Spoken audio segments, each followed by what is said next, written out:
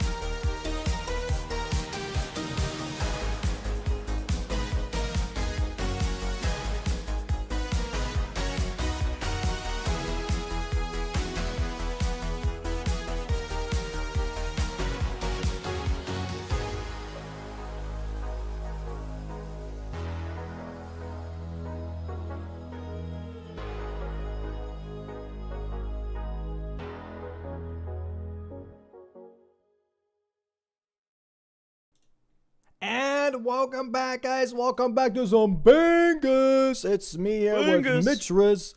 How's it going, Mitch? How you doing, man? Oh, it's going great. I'm so happy to get to commentate even more Bingus. So excited to be here. So excited to see this rematch, our first rematch of the preseason of Chris versus CBD. Something that, you know, went Chris's way the first time, but I don't know, CBD's been looking scary in his games since then. Has been looking like he really has maybe stepped it up a bit, and Chris maybe having some flubs. So we'll see if it maybe goes the other way this time, or if Chris can repeat. Yeah, do we get the repeat or do we get an absolute devastation? We'll see today. Chris versus CBD, moving into it in just a moment here. I do have an announcement, which no one's really aware of until this morning. It's kind of a weird announcement. All right, I'll make it clear. I'll make it quick before the match starts. So, two things. One thing, I had a poll about a week ago asking about a live event. All right, so there's that. Then on top of that, I have a team change. So here are two different things. Because I'm in the works of actually making a live event for the finale. There are going to be tickets for this most likely, and it's going to be in the US. That is going to happen. That's something I'm working on actively, and it's all in the works. Production team and everything's happening for that, so get ready for that. End of season finale is going to be a live person event. All right? On top of that, however, this comes with an asterisk, which is really unfortunate, and it honestly breaks my heart, is the fact that I will have to replace Team Russia because of that. Team Russia is not available to travel out. They can't really travel anywhere. So I have a backup team instead, which is going to be Team Serbia, which is Team Parky and Gray, bumping up into Team 6. Team Serbia is going to be replacing Team Russia on the Season 6 bracket. So, definitely bittersweet here. We have a nice, cool team bumping up in, but definitely a bummer that we have to say goodbye for Team Russia for now. I would love to have them back. It's just travel situations are just really, really tough. I really try to make it work, but it's an absolute hurdle fest that we don't have the time nor possible money to really deal with that. So there's that. But yeah, those are the two announcements that I had to get clear first real quick to announce the new team so that when you do see them practice, you know, like, hey, why are they practicing? It's kind of weird, you know, so you guys know that. And yeah. So yeah, that's the big news. Anyways, let's get into some Bingus. Let's get into some Bingus, Mitch. Are you ready? I am ready, and that is an exciting announcement. That is really, really cool. I'm glad that we get that announcement, because that's gonna be incredible. I'm so excited to see live Bingus. You know, it's been done a couple times before, like a GDQ, like a Fast 52 type thing, but to have the actual like finals and not just a show match, that's gonna be so exciting. So I'm super, super excited for that. Yeah, it's definitely and excited for this Bingus coming up. It's definitely a dream come true for me a little bit, for sure. I've been wanting to, I mean, anyone's been following for at least the last 2-3 years that I've been doing this. I've been wanting to make this into an esport, and this is like the first step into actually making it an esport, right? And so having the finale as a live event, I think is going to be absolutely bananas. It's going to be absolutely insane. I'm very, very excited for that. And having the players come out and having an audience for it, live audience and everything, it's going to be great. And for the people at home, if you are not able to make it out, by the way, I will make 100% sure that the stream will be just as great even for the live event. So what you see here, right, and that you enjoy here, I will be able to replicate that at the live place as well. So even if you're like, hey, I can't make it out, hopefully I don't miss out on cool POVs and stuff, I got you. I'll take care of everything. Don't even worry about it, okay? So, yeah. With that being said, let's get into some Bingus, chat. Let's get into some Bingus, shall we? Looks like the players let's get into it. are ready. Let's go and move over. Chris versus CBD here. Okay, so Chris's screen's a little weird. Let me refresh Chris's screen here. CBD is all good to go, but Chris here, I don't know what's going on. He's starting up the game still, I think. Is he live? Chris is not. Oh, there we go. Okay, there he is. He's live, yeah. Okay, Google. Yeah, for my screen, it was just like the come back when he's live screen. Oh yeah, I had to refresh real quick. He started up quite late. He was skirting the line there. Almost got DQ'd. Well, probably not, but. Easy DQ. Call it a day. Easy DQ. All right, that's a good one. Have a good one, guys. Have a good day. Have a nice Wednesday. All right. Bye-bye. Let's see here. So it looks like that the starting class Vagabond here does have backhand blades, by the way. Ooh. That's already a bit of a doozy. And flamberge. So that's 2 really good weapons on the starting class. Stat line is not bad either.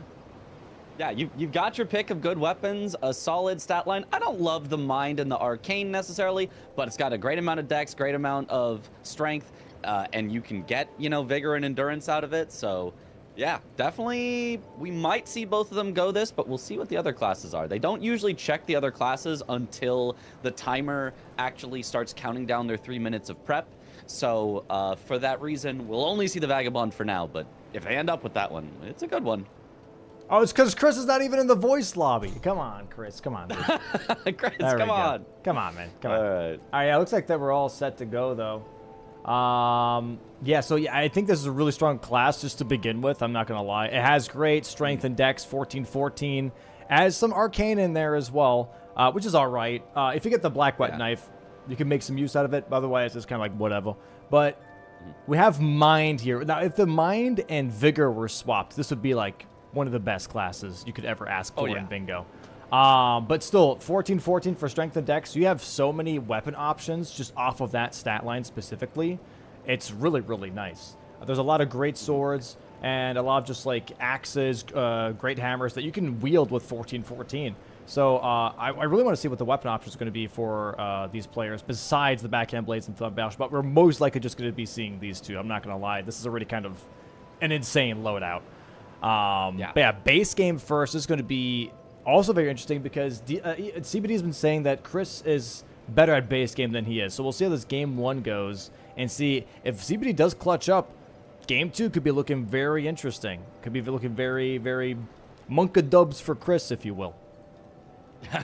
It certainly could. Yeah, Chris, I think, definitely wants to get off to an early lead in the base game.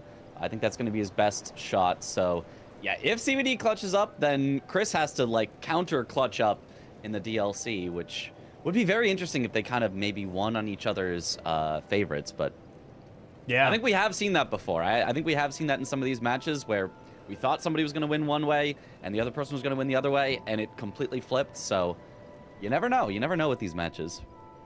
All right, let me go ahead and let Glance know. Glance currently our head ref today. Not Nike, but Glance.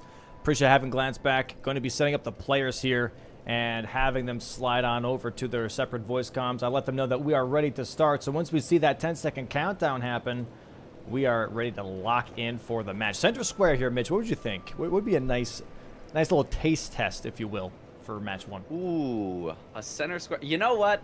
What if we just got a Melania center square? What if we just got a... Yeah. Just set up around it. You know, everyone's making lines that go through it, and then somebody has to commit to it at some point. That would be a fun sort of no, you go Melania, no, you go Melania type thing. But whoever would get a big advantage. I would agree. I also, yeah, definitely because there's also Grace right outside Melania. It's like you can't really tell when that's going to happen. It's going to be really hard to figure out when they're going to go for. But Shibriri Grapes for the center square on the first match here. That is very interesting. We have Kill Margit with a +0 weapon. That's going to be something that's going to be done very early here. What else for Rush do we have? Kill a Remembrance boss with daggers, claws, or fists only. Magma Worm boss. We also have Tunnel or Precipice to go along with that Magma Worm boss. Oh yeah, right next to it. Yeah, you're right. You're right. Also Grafted Scion here, so we might have our first Grafted Scion race at the beginning of this match. That would be very interesting. Yeah, both are very much just like, yeah, this is like a no-brainer, which makes complete sense here. And we'll see how this goes. Yeah, and I'm pretty sure they should have wieldable weapons, probably both of them wieldable off the bat for this class, so both of them could go for Grafted Scion. There was a previous match where Chris was like, I wanted to go for Grafted Scion, but none of the starting weapons were usable. Yeah. So the fact that he gets a great starting class with great weapons that are wieldable from the start, I think Chris, at the very least, is going for Grafted Scion, and I think we might have a race to start out the game here. A double Grafted Scion race. That'd be really, really nice to see, for sure. Because, yeah, we haven't seen one of those for, like, I don't know, a while. It's been a like a season or two maybe since I've seen a grafted Scion race. So it would be nice to see. It would be nice to see for sure. We have a minute and a half still on the timer. They're allowed to like, so there's a 3-minute prep timer to see, you know, obviously the board and to think about what their plan is. And that's how we have it for base game and for DLC for anyone wondering why they're just currently sitting there. There's a 3-minute prep timer to figure out what build they want to go for, what synergies they see on the board, what they want to go for first, and just like figure out an overall game plan going into this match. Ooh, I do have a question actually, Domo. So Yes. we had a clarification question asked about daggers and backhand blades. Since backhand blades are randomized with daggers, could you kill a remembrance boss with backhand blades and have that count as daggers, claws, or fists only? Yeah, I mean, if it's going to be in the dagger pool, it's going to be a dagger weapon, and that's going to count towards that square, 100%. It'd be very weird for me to be like, yeah, it's in the dagger pool, but no, it's not. It doesn't count. That'd be very silly. So yeah, if it's in the dagger pool, it should definitely count towards kill remembrance boss with daggers, claws, or fists only. So having backhand blades here, it's going to be very, very interesting for sure because you already have that pre-prepped, if you will.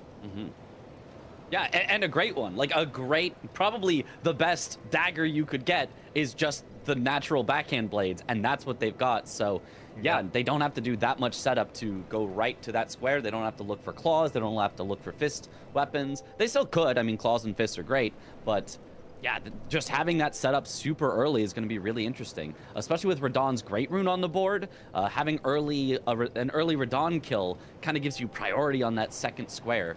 Gets you access to Fia's later, gets you access to Crucible Knight and Misbegotten Warrior duo. So I do expect somebody's going to go Radahn pretty early with these backhand blades.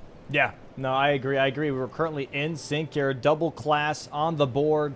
And we'll see if they're going to go for this grafted Scion or if they're going to go straight for something else. And Chris is going for the grafted Scion. CBD decides not to go for it, but Chris is. Sadly, no race.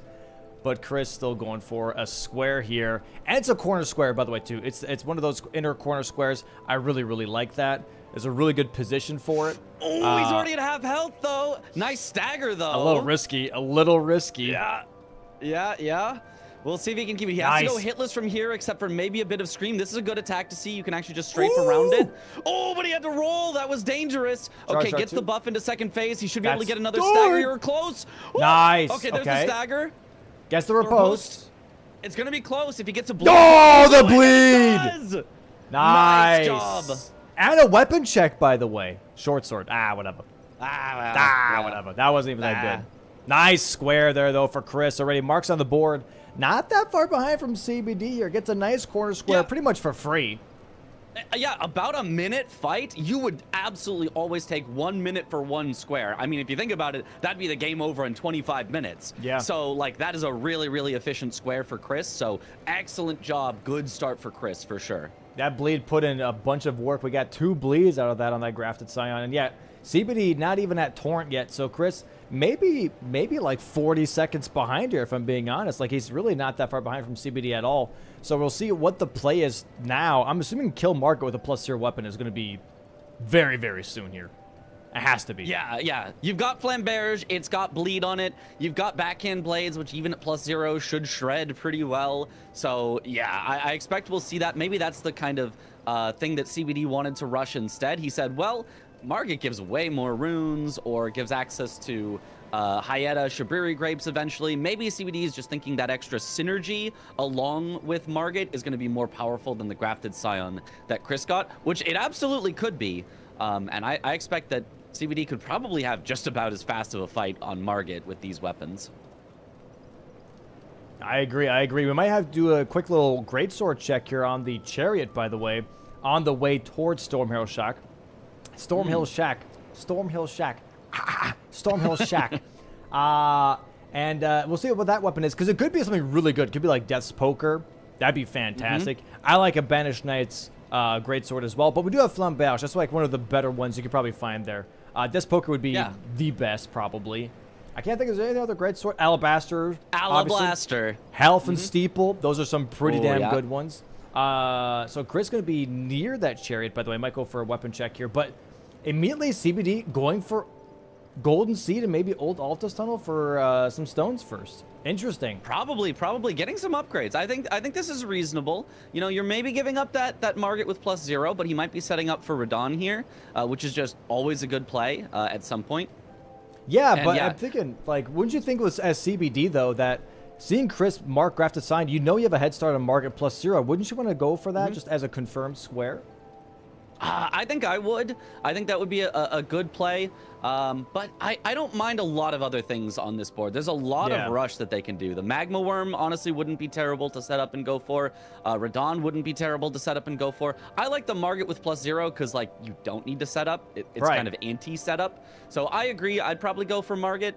Oh, which it looks like Chris might be. He's at least heading in that general direction. But I don't think it is a bad idea to go for other plays. Maybe CBD has a line in mind that we haven't spotted just yet that he might want to go for.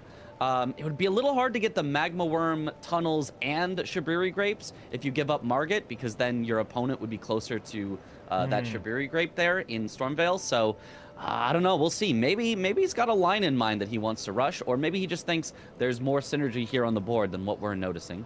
Yeah, I don't know. I feel like this is actually a bit of a early misplay, if I'm being fair, because if you're looking at Margit +0, right, what does that give you? It gives you Stormveil, which does give you access to a Shibiri Grape right after Godric, right? There's one right after Godric down the ladder here, but also Kill Remembrance Boss with Dagger Claws or Fists only. That's on that diagonal here. Yeah, so you could just do that and take away the chance for your opponent to do it with Radon. That's a great point. You could go Margit straight into Godric, absolutely. And look at the diagonal then. You only have Morgott and Margit Moog Shackle, which is both capital access here after the Grapes. Right? That's a very dangerous diagonal to play with here. I think this top left, bottom right is kind of scary looking, actually.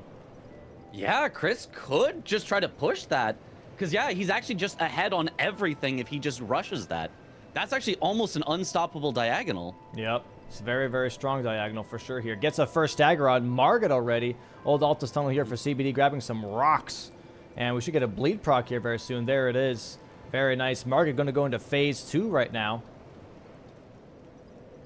Yeah. And nice dodges. Still hitless so far. It's fun to see a +0 Margit. Because normally they just blast through this fight like it's nobody's business. Even at +0, Chris is still doing some solid damage here. Gets another stagger. Very nice. CBD with the nice Stone Digger Troll. Easy kill. Rotten Great Axe. That's pretty good. That's pretty good. I like that. I like that. It's a colossal weapon. It has rot damage on it. I like that a lot, especially for Radon. There it is. Yeah. Margit +0, though. Chris going to mark that in just a moment here. And bang. There we go. 2-0 now. CBD going to see that. I'm assuming not going to be surprised. CBD focusing on tunnels here. Okay, it looks like that CBD's looking at column 1, actually. He's looking at complete 3 tunnels and also kill 4 Altus bosses. He already has a 1-in-1 on there on that column 1. Yeah, that might have just been incidental with his setup. It might not have been like a specific thing, but no, he's headed into another tunnel here, the Limgrave tunnel. So he is going for that tunnel for sure. I expect him to do the third one as the Magma Worm boss. I would be a little shocked if it was not Magma Worm as the final one, which would not get him another Altus Plateau or Mount Gelmir, but I mean, would finish off that square quite nicely with a double. Okay, Chris here, maybe looking at Moon of Noxtella. Leveling some health. And also doing his flasks real quick. Yeah, going for Moon of Noxtella here. Okay, so Chris going to be grabbing some money. Going to be looking at maybe column 2 here. So Chris also not looking at the diagonal necessarily. Not really considering the diagonal. Interesting. Okay. Yeah, it is very early in the game to commit to a diagonal, so I totally understand, you know, not wanting to be like, I'm going to put all my thought into just this one thing. Yeah. Especially he hasn't seen what CBD is up to just yet. Right. It could be very powerful, but he just doesn't know whether to commit to it yet, I think.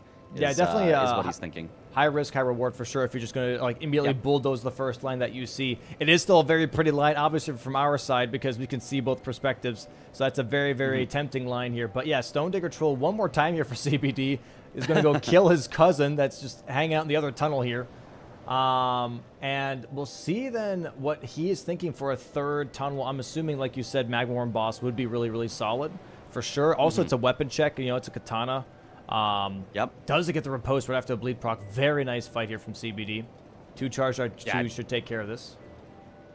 Honestly, just 2 tap R2s does it. There we go. Very nice. Nice. Yep. No, right, he's rushing tunnels. He's going for Scaly Misbegotten here. Very interesting. I don't know that you need to do that with how Chris has shown. He was a minute behind on Grafted Scion. Yeah. He took, more than a minute on Margit. I think CBD should know he has more than enough time to do the Magma Worm synergy, but not choosing to go for it. I wonder if he's going to do Magma Worm later, or if he's actually just thinking, nope, that's not important. I just want, column 1, for example, as a rush. But very interesting to forego that potential synergy. I agree. I think, Chris here, by the way, I do see this just now. It took me a little bit to realize, but we have Moon of Noxtella, but also acquire Graven Ghost Glover Bell Bearing 2, which is also where he is right now in Nokron. So, yeah. Great synergy there. Where is the other one of those? One is in Noxtella, and the other is... Mountaintops, in the catacomb with the Ulstrated Tree Spirit. Yeah. That's a bit of a rough one. That's a bit of a trek. Yeah, he can get there eventually, though, and CBD will know that he has priority on it. So I don't mind claiming your priorities early and not necessarily finishing them off. So I think this is still a solid play from Chris.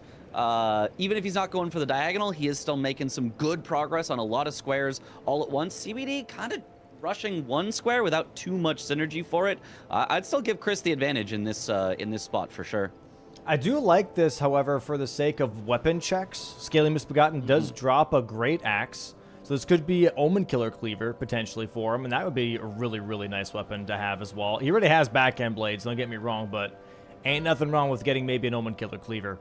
It's Butchering Knife. Okay, so there are 3 tunnels. Chris, definitely also surprised by that. I'd be like, what, 3 tunnels rushed? It's only been 10 minutes. Like, what are we... Yeah. What is that? It's been 10 minutes. Why are we rushing tunnels here? But also...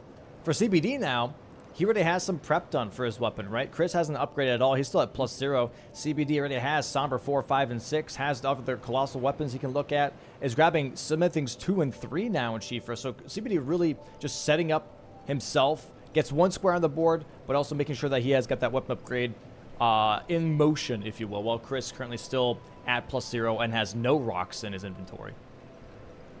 Yeah, Chris definitely just trying to take what are all the things I can get before I have to upgrade. I think that's the way that Chris definitely likes to play, is to try to steal away all of these early things that you could do. Whereas a lot of other players will get set up a little bit more often early to get themselves options. Because if you're set up, well, now I'm not forced into, well, the only thing I can do is Moon of Noxtella because it doesn't require killing. They've got choices and choices. So I don't mind either way of playing in general, but I think this board has favored Chris and his style of play early because there was Grafted Scion, which you have to kill without upgrading, Margit, which upgrading doesn't matter, and, this Moon of Noxtella here, having synergy is also a solid early play as well, so it has favored Chris's style of play so far, and he has a solid 3-1 square lead. And we'll see if CBD can come back from that. He's got the better upgrades, so he should get at least 1 square, hopefully earlier than Chris, but still a little Chris favored. Yeah, very interesting. Looks like CBD is going to be going for that Tree Sentinel Duo Grace, because there is Tree Sentinel Duo on the board here. Road 2, column 3 has that Tree Sentinel Duo, but also activating a Grace and Altus to get that Radon Festival started, so that way he can go for maybe Restore Radon's Great Rune on that column 1. Could be what he's looking at here with the claws, daggers, or fists only. Ooh, yeah, that could be nice. Also, to mention with the Tree Sentinel Duo, there is kill 5 bosses that ride a horse, so that would be a nice synergy there that CBD could think about as well. You'd want to probably have more of an upgraded weapon than what he's currently got. I wouldn't fight it with, the equivalent of like a +2 or 3 Somber. But yeah, definitely something he could set up for later and getting the access to Radon. It looks like Chris is heading straight to Godric with these backhand blades. I don't think he's even upgrading his weapon whatsoever. He just wants to scoop up that square. This is going to be a bit of a longer fight, but honestly not that bad. Not too long, because backhand blades just are a good weapon, and he should get to this way before CBD has a chance at Radon, because the festival and riding there takes a really, really, really long time. So I like this play from Chris. I mean, I kind of wish he would get at least a few more upgrades, but honestly, not bad. Just scoop up all the really early good squares as fast as possible. Yep, he's getting upgrades right now. However, and this is not just for Chris, but for anybody that's going to be doing this rush, in Nefeli Lu's room are smithing ones. 3 of them. He could have saved time here traveling to Stormhill Shack and grabbing these smithing 3s because there are smithing ones times 3 also in Nefeli Lu's room. So he would have saved himself some time just running into that room, grabbing that, and running back out, and then just going to Shifa right afterwards. That would have been a way more effective play here, but looks like Chris is going to be going for... instead of going to Round Table, he's going for Kale Anvil instead. Interesting. Oh, is this fast? Oh, there's also a smithing 1 at the anvil. So I think he's maybe just thinking he needs those for just the last bit of upgrades that he has. He's he's also weapon buying checking from Kale. Yeah. Crafting kit. Okay. Crafting kit. Okay. What do we need the crafting kit for? Just to have it, I guess? Mm-hmm. I guess so. It's always a good thing to have. And he did use the smithing stone ones that were right in front of Kale, so he's got a reasonably upgraded weapon here that he can go for Godric. Yeah, plus and 3. He's going to rush right in. This should beat CBD's kill of Radon as long as Chris has a nice clean fight. No incidents. He should be able to get this first. And leveling some vigor, so kind of fixing the only problem that we mentioned with the starting class was that it had low vigor. Chris already has solid stats, a reasonably upgraded weapon. CBD much more upgraded, but Chris able to just go right into this fight and has yellow damage. That's good enough. That's all you need. Not the greatest, but it does work. It does work. Let's go ahead and check out this fight here from Chris as we're getting into it. CBD currently still upgrading. Chris going to be going for the good old Godric fight. Has to be careful, gets smacked a little bit in the head here. By the way, I found a really interesting... I'm not sure if this is like an AI manipulation of some sorts, but I was doing bow only yesterday. And I was doing it for Godric. And the thing that happened was that every single time Godric did the 3 times twirl air attack thing and then jumped into the air, if I did a mighty shot in the middle of him doing that, he would do it again, and he would just do it over and over and over again, the twirl, twirl, twirl jump. Really? It was very That's weird. Really nice. He did it like 6 times in a row. It was insane. Okay, tech for possible bow-only Godric then. Yeah. Because that is basically the single best attack that you can see from him, I think. Yeah. It just gives you a free punish. Oh, Chris doing a nice job. Already under half health with the Godric. He's still got plenty of heals left. He did take a few hits early, but since then has been basically hitless up until this point when I jinxed him. Nice hit on the twirl and up into the air. Chris does a good job of making sure to get an extra punish as he's twirling around. Also does a great job of dodging these slams. Very nice. Godric, 20% health left, maybe less, 15. Almost there, just has to hold in a little bit longer. Ooh, goes for a greedy blind spot and gets hit for it. Gets that one, though, nicely. Nice stagger. Another stagger, that'll do it. That'll for sure do it. Just take the riposte or even just take a charge dart, too. Nice job, Chris. Just has to wait out all this dialogue. Do not quit out. Do not warp away early, and this square is his. Do not pass go. Do not collect $200 here, but CBD making his way towards Radon now. And he's going to say this is and unfortunately for CBD, he's going to miss out on that synergy. He wanted Daggers, Claws, Fists only. He might see that, and he might know that that's Godric. Hopefully he does. He knows that Chris had Margit. Wow, he immediately ports. Okay. Yeah. If that's what he was looking for, if that's the synergy he wanted, that being taken away makes Radon no longer nearly as good of a starting square. So is he going for Tree Sentinel duo then as a response? This could be interesting. Very, very interesting. Yeah. His damage, not bad here, He just want to make sure that he doesn't engage both Tree Sentinels at the same time. I really like dragging one Tree Sentinel back behind these doors here and fighting him back here. It's a lot safer. So I love the way that CBD is doing this. And he does have some nice yellow damage here. Unfortunately, it's kind of like, it's almost half the damage that it looks like because you have to kill 2 of them. So twice the effective health pool. But the damage isn't bad on these backhand blades for sure. Not at all. I do see the question a lot now. Is backhand blades daggers or backhand blades daggers? And that's yes. For Bingo specifically. So in the actual game, backhand blades are their own weapon class. But sadly, there are only 3 backhand blades in the actual game. And so in order to make weapon randomization make more sense, we added backhand blades into the dagger pool itself. That way it just makes it a bit more clear and gives the players more options. Yeah, so it's more like instead of what actually does it say on, you know, daggers, claws, or fists, it's what pool of weapons are there. There's a dagger pool, there's a claw pool, and there's a fist pool, which also includes the beast claws would also count for daggers, claws, and fists because they are in those pools. So, yeah, the players know that. Both of them were aware that they could use backhand blades, which is why you saw both of them go for it. So it is, yeah, it's... I know maybe as an audience, you're like, well, that sounds weird. But as players, they know what they're doing. They know that it counts. And so, yeah, it's an interesting synergy that they could do here. That also made for a very, very cool early fight. And yeah, so there are other weapons, by the way, as well from the DLC. So the Great Katana is in the overall Katana pool. They're not in their own pool. Great Katanas are in the Katana pool. And I believe that those are the only two weapon groups that were kind of awkward. Light great swords put into great swords. That one, of course, makes perfect sense. But yeah, that is the other one where there's only three light great swords in the DLC, I think. Yeah, something like that. Yeah, and then also dueling Rolana's... shields are also in the shield group. Dueling shields, I believe. Yes. Yeah. So there's that too. That one makes sense. Shields, great shields, they're all the same. And it's a little bit more clear. Where backhand blades is like a very unique weapon. I know some people would be like, those are curved swords. Those aren't daggers. And honestly, that's something that we're kind of looking into for the official season, anyways, is to change them from daggers to curved swords. But we don't make changes in the middle of tournaments, so that's just how it went going into this tournament, so we're keeping it for daggers. There it is, Tree Sentinel Duo, by the way, for CBD. Really, really nice fight.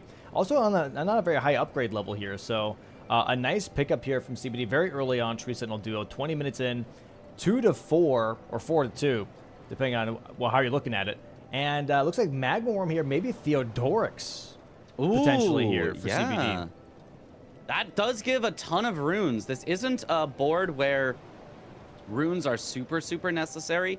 So, you know, still has lost out on some of the potential synergy that he could have gotten with Tunnel or Precipice. But honestly, given that he already lost that synergy, I think going for Theo makes perfect sense.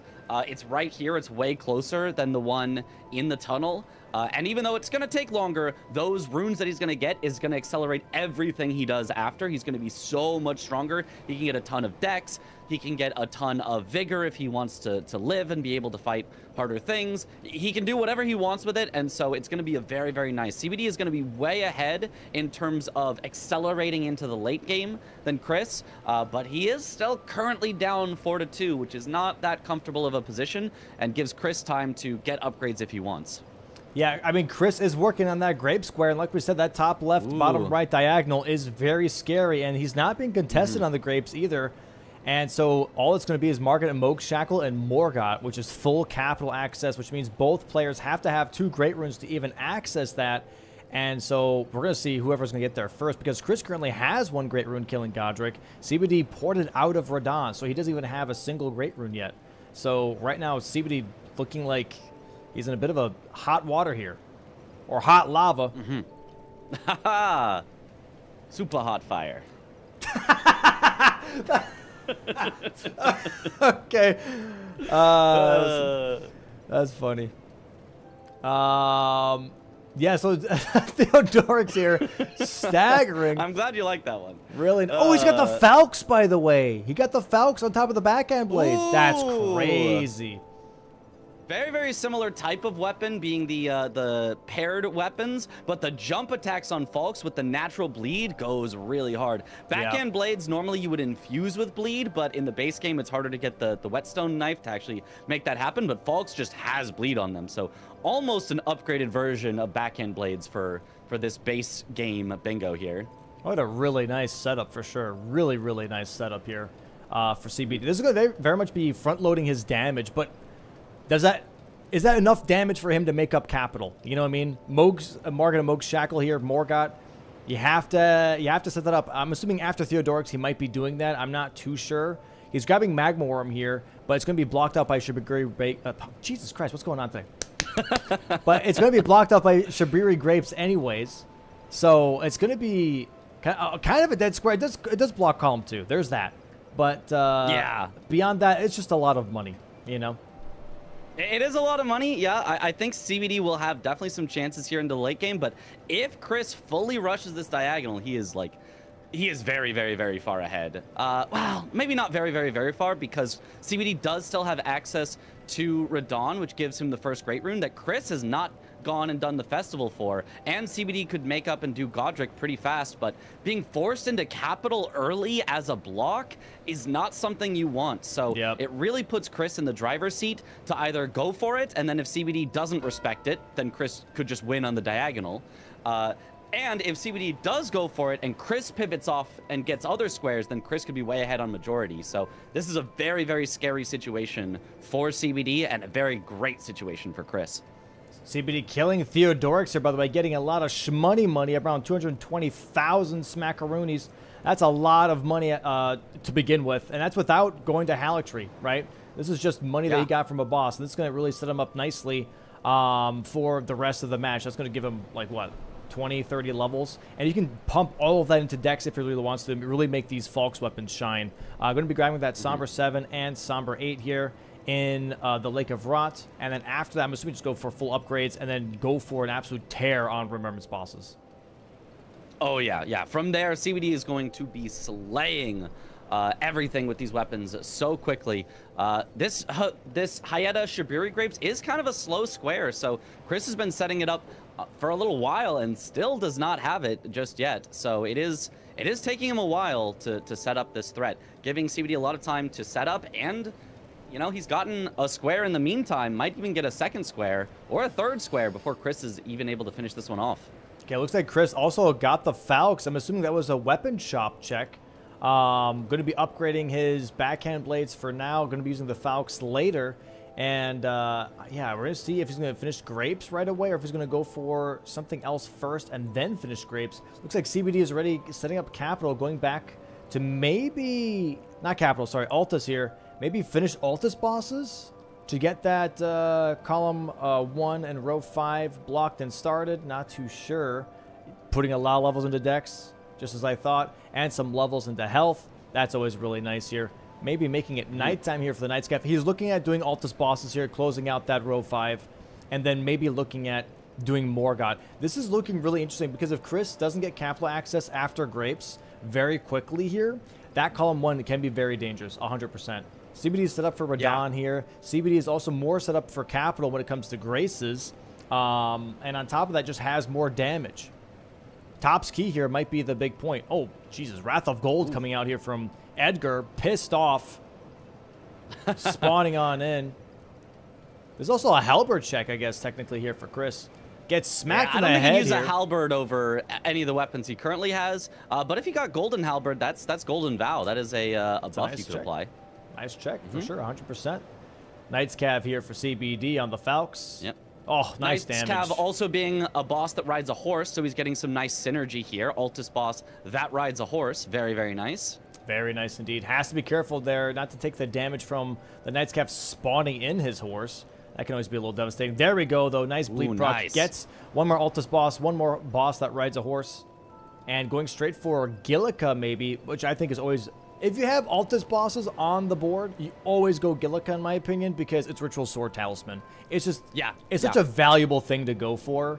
So even if it takes a little bit to get to that boss, just getting that talisman is so nice for the rest of the game.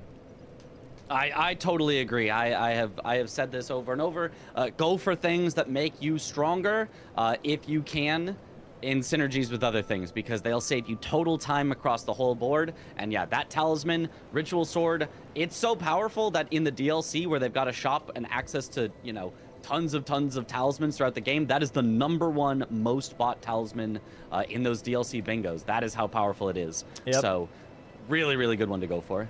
Looks like Chris is going for Altus Tunnel here, old Altus Tunnel, while CBD is going for the good old Demi-Human Queen Gillica. Going to go for that quick kill. This should be very, very fast. I believe she's weak to slash and also just has a very small health pool. Going to go for a possible bleed proc. There it is. Oh, she didn't get to do anything. Oh, just stood up and died. 4 Altus bosses. Chris saying, okay, okay. Shiburi Grapes looking really good right now. Blocks that road 3, blocks that diagonal, and progresses his own diagonal. But he's holding off on it right now just to get some more upgrades so he can possibly bulldoze his own Great Rune boss, Radon, right afterwards himself here. But we see Redmane Castle now from CBD. He's like, okay, I got that column 1. Let me get ready for capital. I'm not going to block grapes. I'm not going to block any of that. I'm going to go for Morgott. I mean, it could be interesting if this just turns into a Morgott race and whoever gets Morgott first just wins the game. Would be really interesting if both of them have set up their own line that ends on Morgott. It could just come down to that. Yeah, a full-on Morgott race, 28 minutes into the match pretty much. That's very, very exciting. And a Wendy's 4 for 4, by the way, on the board here. Very nice from Team Red and Team Blue, a.k.a. Chris and CBD. We'll see how this fight goes. Now, CBD has to wait for the elevator first because he poured it out right when he was on the elevator. And Chris now grabbing some more upgrades here as well, trying to catch up to CBD on the upgrades. Yeah, this is a nice call from Chris. He's got a lot of bosses he still needs to do. He's got to do Radon. He's got to do Draconic Tree Sentinel to get into the capital. He's then got to do Goldfree, then got to do Morgott. All of that to get the square. So I think the upgrades are super, super worth it when you have this many bosses you need to kill in order to get to the square you want. Yep, it's very tough for sure. Chris ports out just in time so that 4 does not stop him from porting. Going to go and upgrade right now. And yeah, let's see how quick this is going to be because CBD definitely still has to go for one more Great Rune after Radon here. So Chris, I would say a little bit still ahead, even though it looks like that CBD is currently a bit more active on that Morgott square. Still has to make up all of Stormveil Castle pretty much, or Raya Lucaria. Most likely going to be Stormveil Castle, but I'm just putting out those 2 options out there. And for Chris now, has to get an Altus Grace first to activate the festival, and then also go for that Radon teleporter. Yeah, honestly, and getting the Altus Grace, not bad at all, because he needs to get to DTS afterwards anyway, so it's kind of just almost like split progressing the progress towards the capital. Really not a thing that's going to take him too much time out of the way either. CBD does have to be careful. He is very low on health here, but might be able to get a 1-cycle Radon if he can stagger. Not quite. Very close indeed. Almost a really nice pickup here. Yeah, getting that 1-cycle with Falks is just hard because it does solid-ish stagger, but just not as much as those like Colossals or other weapons that you often see people fighting Radon with. So it almost does too much damage and phases him too early. Very nice kill though from CBD. Gets the Radon kill here. Lots of money yet again. Dude, CBD right now currently really far ahead on economy here compared to Chris. Killed Theodorix, kills Radon now. He has made around like 400,000, around there, 350 maybe. But still, that's a lot of money, especially for base game. That's a lot of money. Yeah. Yeah, it's also another boss that rides a horse, so more synergy that CBD is getting. He's just kind of getting stuff that is all slowly progressing. Oh, and he might... No, he is definitely going for Godric here. He's going straight into the capital, so he recognizes the threat of this diagonal for sure, and is going to go to get that. And I think he's going to be ahead of Chris if he does, in fact, commit to rushing it here. Yeah, I think Chris just has too much to do to set up Radon. Chris not porting to Inner Ionia to get to Radon here, but instead staying in Limgrave right now. I'm not too sure what exactly he's looking at that is in Limgrave. Maybe going for the Shackle here first. Maybe grabbing Patch's Shackle before he goes to Capital here would be my guess. Oh, but I think that seems a little risky here. And again, I think it's going to come down to Tops' key here. I genuinely, because if CBD right now, as it's looking, starts to pull ahead, Tops' key is going to be Chris's only block. Yeah. Because, well, Chris will also have Radon's Great Rune not activated, but he will have it as part of getting to the capital. So I don't expect CBD to actually pivot out and do that super early. So theoretically, Chris could actually block with that instead. So there are some options, but if CBD is ahead in the capital, that is definitely not a great spot for Chris to be in. And Chris there finishing the 3 grapes dialogue here with Arena. Bang. There it is. Showing his hand, really tipping his hand early. Hey, I'm going for this diagonal. You better go to the capital to stop me. But CBD was already thinking that. So information given, but CBD, I think, already kind of assumed that. Yeah, so now Chris rushing towards Radon here. This is a very close race, though, I will say, because CBD is currently on Margit still. Has to go through all the way to Stormvale Castle, but absolutely bleeds Margit to death. Nice. Yeah, honestly, actually, I think CBD's ahead right now, if I'm being completely fair. Yeah. This is going to come down to the DTS fight, I think, completely. Mm-hmm. It is definitely going to come down to just who gets the fights faster. I think if you were, you put a task in both of their situations, I think CBD is maybe around a minute ahead at this point, just because I think Godric is a nice, quick fight. And I don't think Stormvale is that long. But honestly, Chris isn't that far from Radon either. I don't know. Maybe it's closer than I think. Maybe it's like a 20-second CBD lead. It's pretty close here. It's pretty damn close. The problem is going to be for CBD specifically is that if he does get Morgat, but Chris gets Topski, he's in a little bit of a bad position overall because everything is going to be blocked that he has. It's going to be a bit more of on the defensive here. But for Chris here, getting this Morgat block is going to be insane for him as well, because then the whole diagonal is out the window, and also that row 1 and column 1 looks at him. You know what I mean? And that's just overall really, really tough thing. And rushing tops is key. I'm assuming then for CBD, it's kind of a coin flip because Chris has to go to capital too, right? So which means both CBD and Radon, sorry, oh, Jesus Christ, both CBD and Chris have to go for the Radon Great Rune. And so it's like, okay, do I do tops key or do I do Radon Great Rune? Because they both have the same access, right? Like, it's literally just a coin flip on the block. Yeah, it really, really is. I feel like it's going to be... It would take, not a miracle, but it would be very fortunate for CBD to be able to fully close out that column 1, just because you have to win the Morgott race, which is already somewhere 50-50-ish. Then you have to guess right on sniping Chris on either Topski or Restore Radon's Great Rune.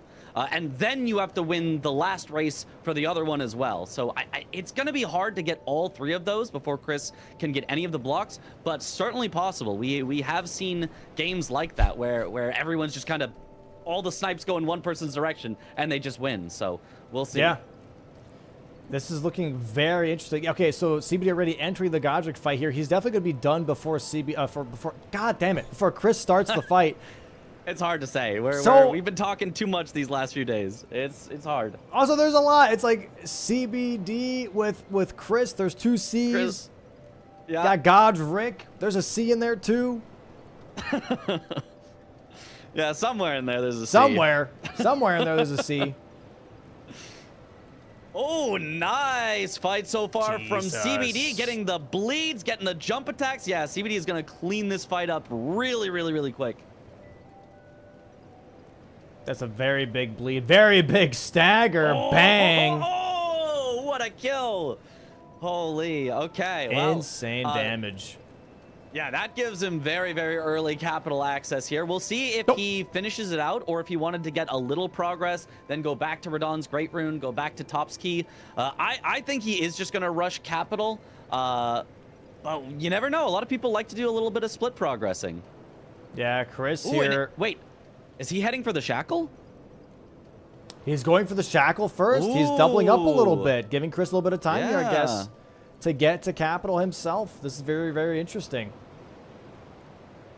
I guess he's like, in case I use the Morgott race, you know, in case I lose that, I have the shackles instead. Yeah, I'm not a huge fan of this personally, as, you know, I'd rather set up for both of the possible. Like, for example, imagine Chris went for shackles first. This would be, no, he's actually doing bosses that ride a horse. He's actually just kind of, wait, that's going to put Chris ahead on capital if Chris wants to go there. Yep. Ooh. Chris killing Radon right now. There it is. One more boss. Oh, no, because CBD, DTS. DTS rides a horse. He's going to get capital access with that. So we can get the final one, yeah. Okay, I like that. I like that. I like that. Okay. Yeah, he's still kind of ahead right now. Not by much. It is actually, he's ahead by like 5-10 seconds. Just the time that it takes Chris to warp. If Chris can make the read here, if he sees horse bosses being marked, if he can make the read that is CBD killing DTS, he can tell if it's a race or not. Do tops or Radon's Great Rune? That could be a big brain play here if he sees like, oh, DTS just got killed by CBD because of 5 horse bosses. Okay, I'm being raced on Morgott. I don't want to do this. And then just go for something else completely.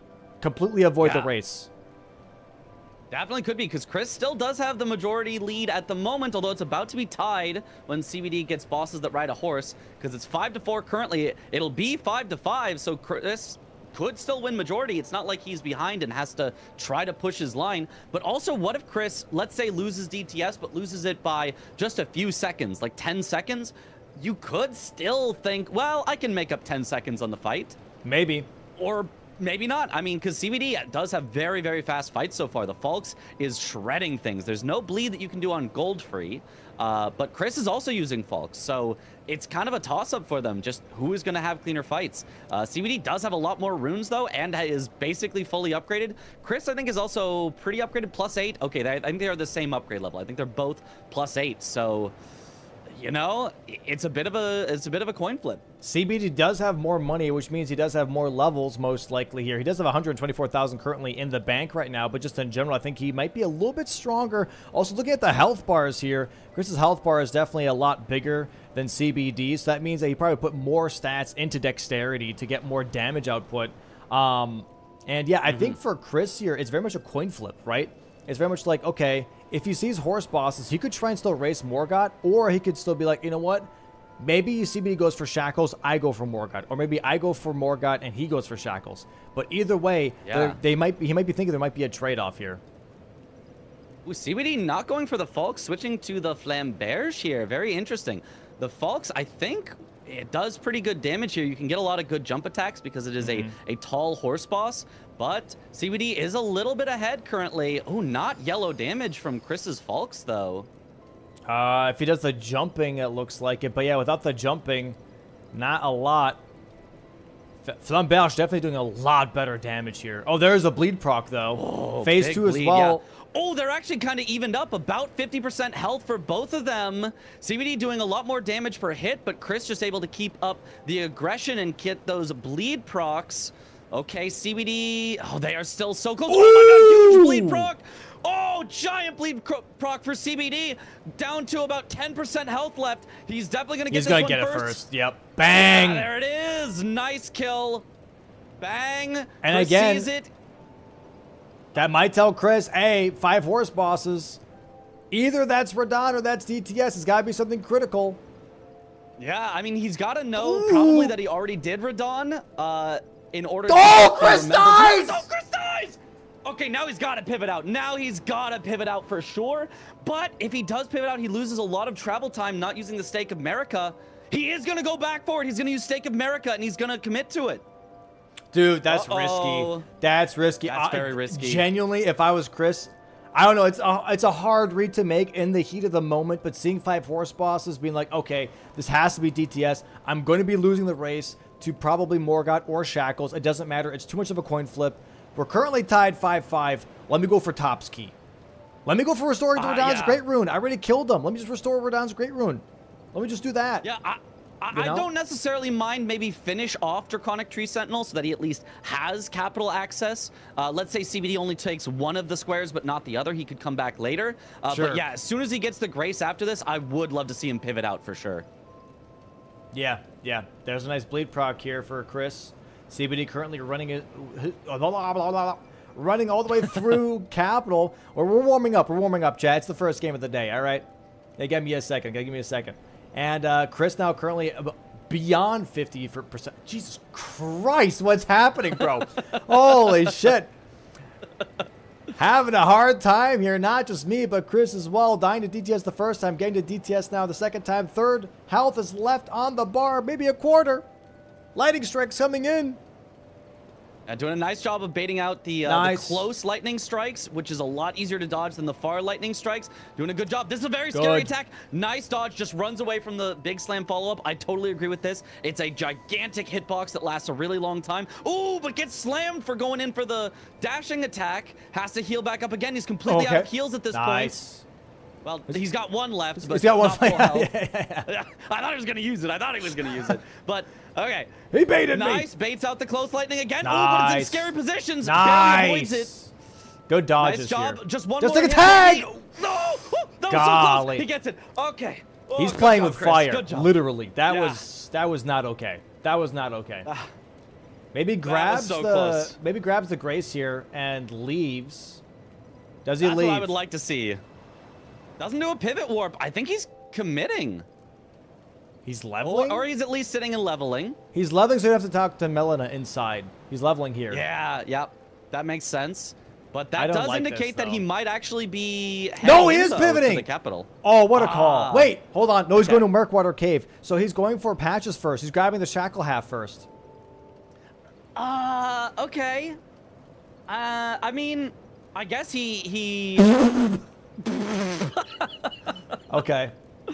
Okay. But the thing is, the shackle doesn't block the line that CBD has. Doesn't block column 1. So if he loses Morgott, he's gonna have to suddenly go. Uh-oh, now I need to go get Topski. Okay, all right. What is he doing? What is he doing?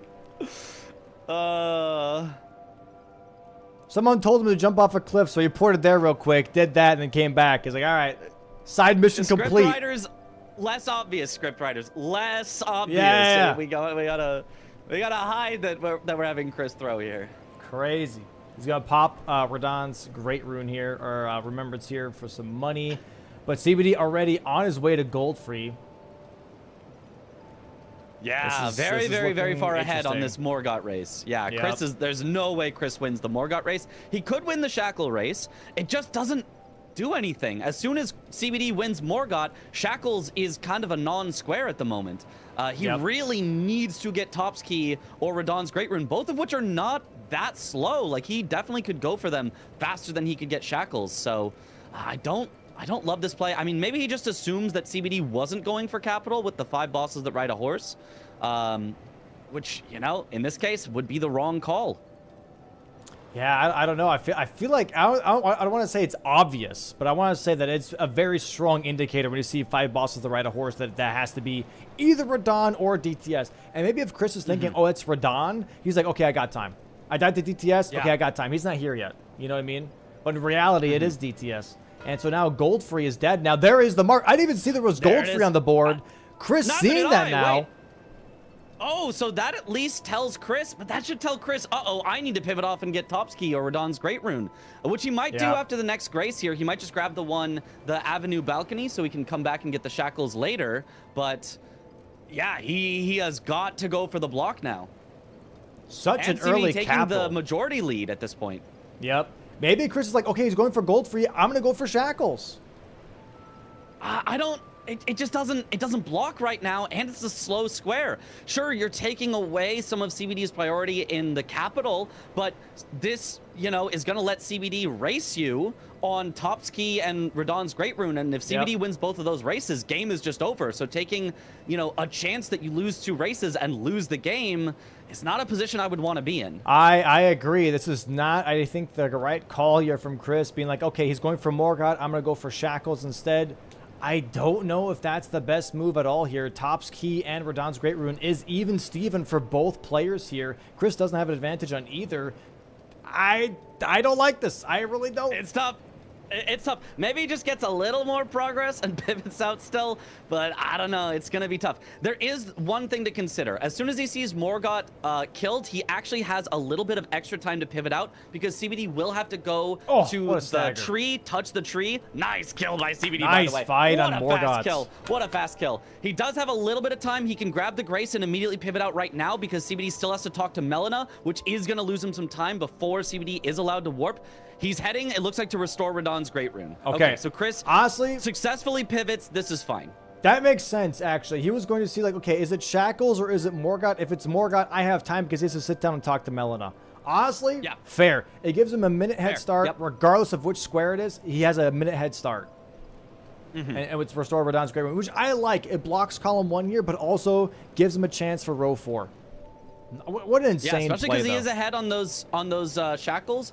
And the rest of them, if he goes Radon's Great Rune, and then, let's say, takes away Shackles, and then wins a race on Crucible Knight and Misbegotten Warrior Duo, the other 2 in that line, Fias and Fire Giant, are not ones that you want to do. So Chris could swing the line advantage back into his favor by all of a sudden snapping up 3 squares in a single line. CBD not heading for either of the squares for his line. He's heading for Tree Spirits, which is top right here. I think he's just thinking. He's going for majority. He wants majority. He wants to try and get rid of every single bingo line that Chris is available. It's only column 5 and row 4 that are left here for CBD to block. I think he's just looking at blocking everything. And he also doesn't know if Chris is capital or not. So he's like, hey, I got more God. I don't want to race on Shackles. I don't want to lose out on possibly losing the race to Shackles here. Let me go for something else for a moment. I like this play from CBD. It's a nice, I would say, what you call it, respecting the turn, right? You're respecting the turn of the other player here. And so he's going for the Tree Spirit here instead, trying to buy some time, be like, okay, is Chris grabbing this or not? Once he sees Restore Radon's Great Rune, he's like, okay, I can go for Shackles probably. That blocks out the last bingo line that Chris has, and I'm good to go. Yeah. Honestly, I might like to see him also, while he's here, go for the Hero's Grave. He does not. That would have also blocked the column 5 that Chris could have potentially set up. Yeah. So that also could have been an interesting thing. He's now heading up towards Volcano Manor now, maybe heading to Godskin Noble, kind of just splitting progress at this point. Very interesting. Interesting. I think Chris climbing a tree branch. I don't think I've seen this way up the tower. Yeah, you skip some of the ladders here for Restore Radon's Great Rune. Definitely just save. That's nice. Yeah. We genuinely had a match. I don't know when this was. I think this was like season 3 or something, where the skip mattered. And one person did the skip and the other one didn't. And it actually mattered. It was insane. It was so cool. Apparently Chris is a hype train. That's popping up on screen right now. Yo, Paul, Chris, let's go. Yo, let's go. Let's go. Here we go. We're currently in Volcano Manor now. Oh, and Chris's stream is lagging from the train. Okay. Yeah, stop. People, stop subbing to Chris. You're lagging him. Yeah, you're stressing him out and you're stressing me out. We're up, going up a ladder now. What a thrill. Oh, boy. Oh, boy. Oh, boy. Oh, boy. He's splicing. All right, Chris is about to mark 7 squares at once. Oh, boy. Oh, boy. It's not me, right? No, it is not you. It is on my end as well. Oh, boy. Starro, Chris is offline. Well.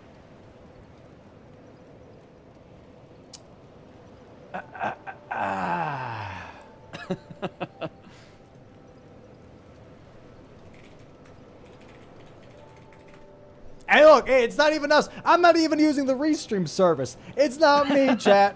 That's just Chris. This is just all on Chris. I'm gonna try and refresh again, see if he's back. Nope, he's completely gone. All right, looks like the refs are telling them to pause here, potentially. Okay. Even though technically they shouldn't pause because it's not CBD's fault that Chris's stream died, but I guess we'll see. You know, just enough to get everything back on track. It looks like Chris's stream might be back up now. Has he been told to pause? Oh yeah, he's pausing now. Okay. Okay. Looks like we are good.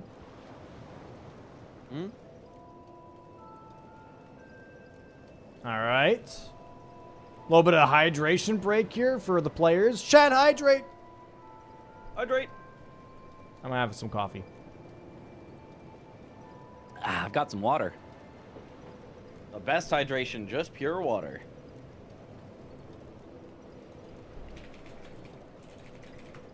All right. And while we're waiting, by the way, chat, please go ahead and give the stream a follow. Give the players a follow.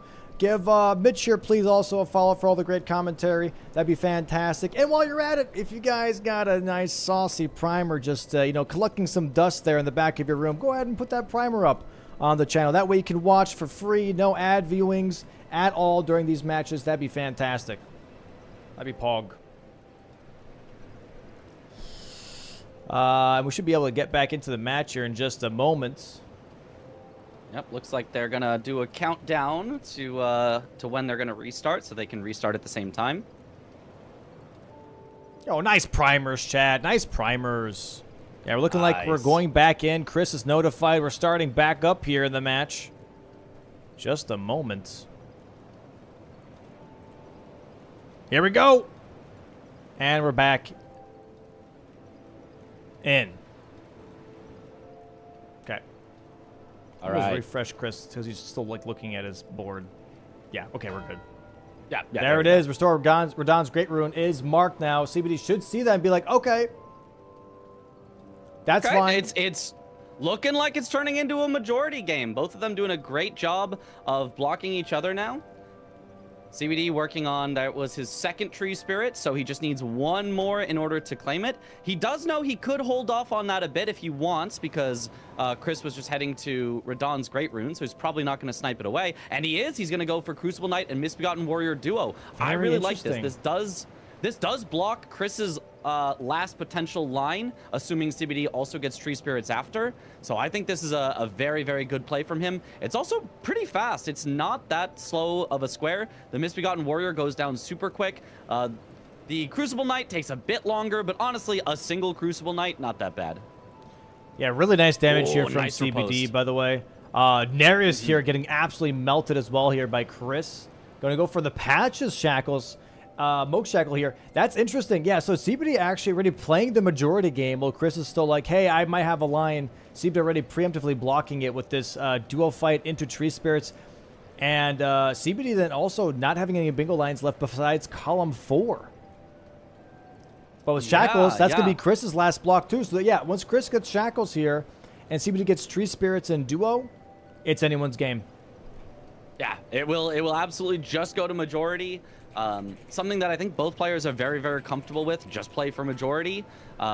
You see it very, very often where unless there's a super strong line threat, both players are just playing to block each other. Chris did actually aggressively try for the line that he had, did try to get into the capital to try to claim that. Did not work out for him in this particular case. And yeah, so it's just heading into that majority game. Here we go. Twirl. Nice jump attack here from CBD. Punishes the Crucible Knight. Goes for some tap R2s and bang. There we go. That's another row 4 block. Yeah, row 4 block and puts CBD ahead 8-6. So a 2-square lead at this point in the game is very much overcomeable, but you know, it's a solid lead. You would definitely rather have 8. In this situation, especially because CBD is heading right for his last tree spirit. He should get his 9th before Chris is able to get his 7th at this point. Yep, and we will see tree spirit here being marked in just a moment. And then we have a majority set up here for CBD specifically. Chris currently in mountaintops. And here's the interesting thing, by the way, is they both have downstairs axes. Fingerslayer Blade and Fios Champs is on the board here. I'm trying to look at potential like leads for the players. Chris currently still has a Grave and Ghost Gloveward Bell Bearings head start. He's going for a Fire Giant right now from looks of it, which is really, really interesting. And that is interesting. It's a slow boss, but it is at least a single boss. You can just go there, kill Fire Giant, claim the square. So I don't know. I feel like there are faster, and especially at this point, are we in a 100% majority game? Not quite. Chris does need to finish off something in column 4. Yeah. Yeah, CBD has a majority set up right now. Going for Sleeping Golem here from the looks of it. Going into Weeping and jumping across the bridge. And Chris going for Fire Giant, which is really, really interesting. And yeah, so Chris has an advantage on Grave and Ghost Gloveward. Grave and Ghost Gloveward Bell Bearing 2. Dude, that's hard to say. That's hard to say. That was not fair. It is. That's a hard one. Then also on top of that, I don't believe anyone has really any priority on Garunk. No one really has priority on Fingerslayer Blade or Fios Champs. CBD has priority on Godskin Noble, though. He already is in Volcano Manor. And right now Sleeping Golem. So, I don't know. These squares that CBD has priority on are a lot quicker, and he could possibly really push this to 13. Chris kind of in hot fire. Find the skip down. He does not know it. He does not know it. It's in the corner. You go like all the way to the corner and you like fall and you get kind of pushed off. He does not know it. He's going the way he knows, which is a little bit more straightforward. You just drop down onto a pipe that's low enough you can drop down to the ground.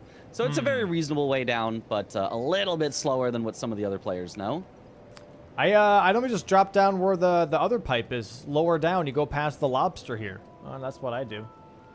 Oh, there's one. Okay. Yeah. I know of one that apparently the hitless runners taught me, where you like walk off an edge and then you like barely clip and then you don't take fall damage. But there's Margaret and Moog. So now we are just in a majority game. Full majority. It is 7-9. Yep. So Crazy. it just comes down to who can get more. And CBD, 2 squares ahead, and Chris does not have a lot of priority to show for it. So CBD definitely in the driver's seat here. Chris is going to need to hope for some snipes or to just go for better, faster runes than what squares than what CBD has. Very, very interesting. Yeah, 2 square lead for CBD. Does that mean a lot? Possibly, because it's about to be 3. It's about to be 3. 3 square lead is hard to come back from at this point. It basically means Chris will need to get twice as many squares as CBD does in order to win. So that is a really, really tough spot to be in. Definitely not impossible. We have seen players get, 4 or 5 squares in a row, just sniping their opponent over and over. So it is definitely possible, but looking very CBD favored at this point. There we go. Sleeping Golem 10-7 right now for CBD. Very much holding his lead right now and just has to get 3 more squares. Chris has to get 6 more. Not a lot of options left on the board here. He can miss 2 of them if he needs to. Grabbing the Physic Flask here and also has access to Garronk now. CBD going to be going for Godskin Noble. Yeah, he just is taking what he can get. He's okay with racing on squares later and just wants to scoop up everything that's kind of fast for him right now. Godskin Noble, not the absolute fastest. You still got to go all the way through Volcano Manor, but shouldn't be that bad, especially because he's got a good weapon in Backhand Blades that does not do status effects. Sometimes the hardest thing about this square is just finding a weapon that doesn't do status effects and is pretty good, but Backhand Blades fulfills that absolutely. I think it's going to be really interesting here for CBD. I believe downstairs is the solution after this. Finger Slayer Blade and Fia's Champs both downstairs. Obviously, you have to go kill Blue Retta for that, but it's a double up. It's a double up in that regard, you know? So, I don't know. This is going to be interesting to see. This is going to be his 11th square for Godskin Noble whenever he gets that. Garronk here for Chris right now, currently doing the fight. Bro, I remember when this square was first introduced, I had an absolute hell of a time trying to learn this fight in this small-ass room with Garronk. I was like, bro, ain't no way. It's kind of surprising. Yeah, Malekith doesn't feel that hard, even the, like, Beast Clergyman part. But, like, Garronk, you get to him so early, potentially, that it feels like it's a whole different beast of a fight. But not for Chris, already under half health with a big riposte and a big bleed proc. So very, very nice damage. The Falx is absolutely putting in work and getting staggers. He's having no problems with it so far. Nice counterattacks for sure. CBD going up the elevator here for Godskin Noble. We're about to see that on our screens as well. That fight happening. Yeah, really nice fight here from Chris. Yeah, once you actually know the attack pattern of Garronk, it's honestly really not that bad. Really not that bad. Yeah. It's just like learning it because it's very punishing. Yeah, very punishing, but it's kind of just like knowing that you can roll in even on ones that it looks like you shouldn't. Nice kill by Chris. There will be the Garronk square. Yeah, keeping up that pressure is really, really helpful on Garronk. Getting staggers can make the fight so much better. So CBD currently still having a 2-square lead here, putting Magic Grease on his Backhand Blade. Should be pretty decent damage here. Oh, that's some nice really yellow damage. Very, very nice. I believe they are weak to slash as well, right? Yep. Yeah, so yeah, just gigantic damage here. Very, very solid damage. Has to be a little careful here. Goes into phase 2 right now. Godskin Noble going to pop up like a balloon. Slam back down. Goomba Stomp. Oh, nice stagger. That's just going to get the kill. Wow. Wow. Very, very nice. Yeah, you cannot hope for a better, faster kill than that one. Bang. 11-8 in CBD's favor. Now it's starting to look real bad for Chris. Fire Giant is just such a slow square to go for at this point. And CBD does not have any progress there, so Chris is not going to be sniping him on it. If Chris commits to Fire Giant, I mean, I think that's just going to be too slow, and CBD is going to be too far ahead, and it's basically going to be curtains. I think Chris, you know, he has to somehow find a way to pivot and snipe CBD at exactly where he's going to, which this is not it. CBD heading towards that Hero's Grave. Altus Plateau or Mount Gelmore Hero's Grave, yeah. Yep, going to be going towards that here. Chris kind of shuffling the seat, kind of realizing that he might be on the brink of doom. Game 1 might not be his, but we do still have a game 2. in case it does turn out to be like that. Chris currently sitting at the grays for Fire Giant. It's going to be the 12th square for CBD. And then after that, still a very big guessing game for Chris then. Is it Topsky? Is it Fia's? Is it Finger Slayer Blade? You know, that's going to be a really, really tough thing for Chris to do. Not impossible, but very tough. Oh, and we're looking to see it. Maybe Topsky here. Chris going for Smaragd Academy Key. Not finishing Fire Giant. Okay, I like this. I definitely think Fire Giant is one that you can kind of see that CBD hasn't done something for a while and maybe get an idea that he might be doing Fire Giant. And so, yeah, committing to that I think would have been a mistake. So I like seeing him pivot out here. Topsky, honestly, it's not a bad square to go for. He is unfortunately in this case wrong about where CBD is heading. Won't be able to snipe him, but you know, it's another quick key to, or quick square to get. And oh wait, is he pivoting again? No, he's going back to Fire Giant. Never mind. Well, never mind. Never mind. The classic. Oh, he's doing this. No, he's not. All right, what's he doing now? Oh, he's doing this. No, he's not. We don't know what's happening.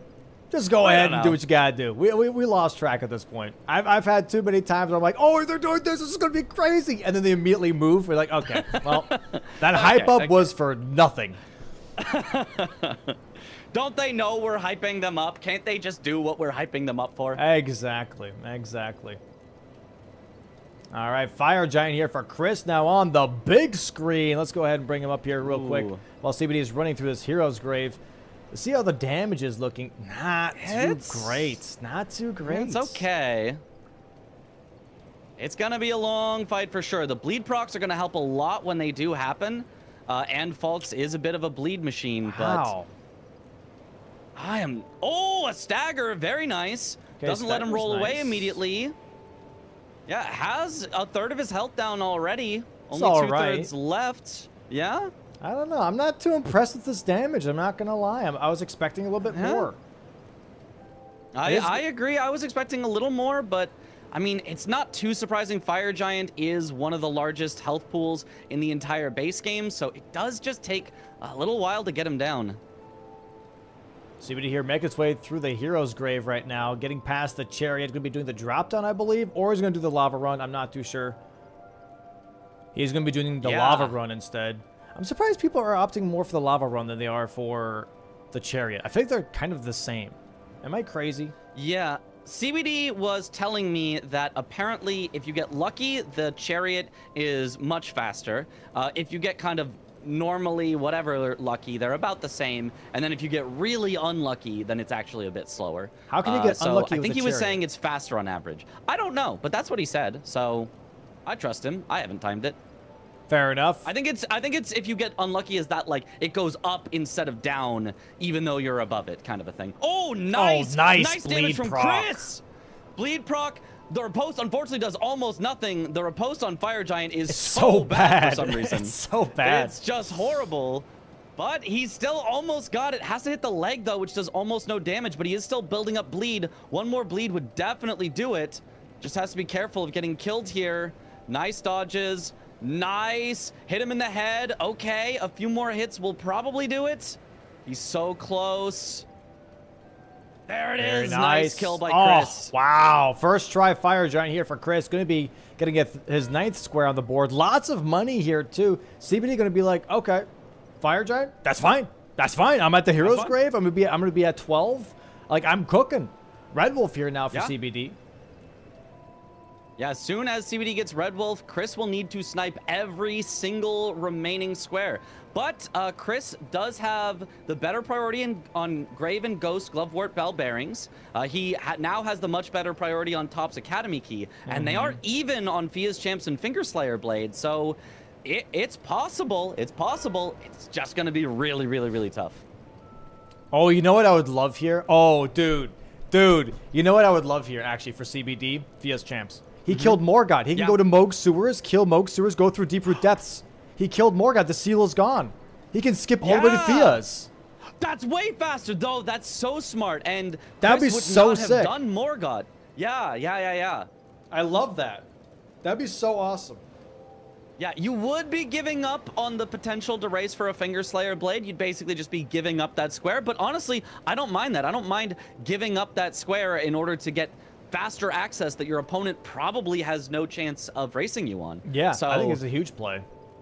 I think it could be. It doesn't look like that's what he is going for right now. It looks like Sag. Yeah. Yeah. Is Would this be awesome. Topps Academy key that he's heading for? I think so. He's grabbing some graces Looks here like right it. now. Going to go towards Lascar Ruins. Going to be grabbing the teleporter and everything. He doesn't have Southgate yet, so he's grabbing that, and he's going to grab Academy key and pretty much chase Chris on this Topps Academy key situation. Yeah, which is great for Chris. If you're Chris, you know, you can't know what CBD's doing anymore. The next time that you have any information about CBD would be if CBD wins the game. So you just have to guess. But unbeknownst to Chris, this is excellent for him. CBD is effectively wasting his time on a square that Chris is way ahead on. Deadass, I didn't realize we've been listening to Majula for an hour. So I'm changing it. I'm sorry, chat. That's a nice theme, you know. It's pretty good. It is a nice theme, but for an hour, it's a little tough. Not gonna lie. Yeah, that's a bit much. Yeah, dude, this is interesting. Yeah, CBD pretty much just setting himself up to get sniped. I wonder if CBD will realize, being like, hey, if I just go Moog Sewers, like I can actually just skip to Fia's. Yeah, I mean, he might be thinking he can go for the stuff that is not Fia's first, and then even if he gets sniped, he has Fia's as like a kind of guaranteed backup. Isn't a bad thing to do. Just say, hey, if Chris is going for Fia's, then I'll win going for other things, and if Chris isn't going for Fia's, then I'll win the eventual Fia's race. Yeah, yeah. Oh, not too great of a start to the fight here from Chris. Oh, gets tagged again as he's trying to heal.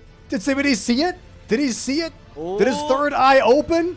I think he's going for it. Oh, I think he did. I think he did. Uh-oh. Oh, I like this. I like this so much. This could be split progress. Yeah, I like this. It could be split progress. This is probably split progress. But as soon as he sees Topps Academy key marked from Chris, he might know, oh, go mode. Let me do that immediately. Chris has done the sewers a bit because he got the shackles, but without doing Morgott, yeah, Chris still doesn't have access this way. Yeah, this is crazy. I'm so excited to see that the play is actually going to be working out here because it's just such a unique interaction that I don't think we've ever had necessarily where someone's like, oh, I can do Fia's champs because I have killed Morgott. I don't think anyone's really ever gone for Fia's champs through deep root depths with after Moog. I don't think it's ever really been the case because there's never been time to do that. I've definitely seen it at least in practice matches, but yeah, I don't remember that having happened. Yeah, practice? I'm talking about practice. Practice? That's pretty good. That's really, really cool. This is really, really cool. Mm-hmm. Yeah, this is definitely a great interaction. It appears that maybe there's some trouble with Chris on the board here. I think he might be calling for a pause. The board is not connected for him. Oh, there we go. Okay. A little technical. Okay, he's refreshed it. It seems he's okay now. Very weird. Okay. I don't think those couple of seconds are going to make the difference here, assuming CBD does hard commit here on the Fias. Yeah. I guess because Chris' stream disconnected, he might have disconnected from the board as well, something like that. I don't know. Could be. It was a little delayed. Oh! Ian dies! That's going to lose him so much time. Oh, no. Dude, no shot. Oh. Okay. That is Chris, you're already behind. You don't. The script writers have said you're good. You can get the. Oh, now he's pivoting out. Okay, I mean that's reasonable. That's reasonable. You die, you pivot out. He'll come back to that later. He's still got priority on it. That's so tough. That is so tough, dude. He even did the flask thing. So like for people that don't know, if you drink your flask, your movement is like really, really slow for that moment. So you can try and like slide off a ledge and do the most minimal drop down possible, but that was still not enough to land on the chandelier apparently.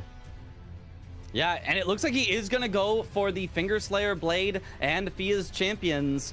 He does have great priority on Topps, great priority on Grave, and it is hard to say. It's hard! And Ghost Glove Wart Bell Bearings too. But he's going to be too slow on this. CBD just gets to go Moog Sewers and then gets to go immediately to Fia's. Doesn't have to do Gargs, doesn't have to do Mimic Tier. So this is going to be a great advantage for CBD if he just continues through. CBD he's now got so many levels. He's got a ton of health. He's got a ton of damage. He's got a ton of dex. Like, CBD is going to shred through these. The only thing that Chris can hope for is a big Fia's incident by CBD, which I don't think we're going to see. We have seen it before. Fia's is mega incident prone, but CBD has been practicing so much lately. I expect he's going to have no trouble with them, but we'll see. Yeah, not bad damage. It is yellow. Yeah, yellow per hit even. Yeah, well, keep in mind, he does have Ritual Sword Talisman. Now it's not yellow anymore. As soon as that max health was gone, yep. That Ritual Sword Talisman definitely putting in a lot of weight for that extra damage. There it is. The yellow is back. Really not bad damage here from CBD.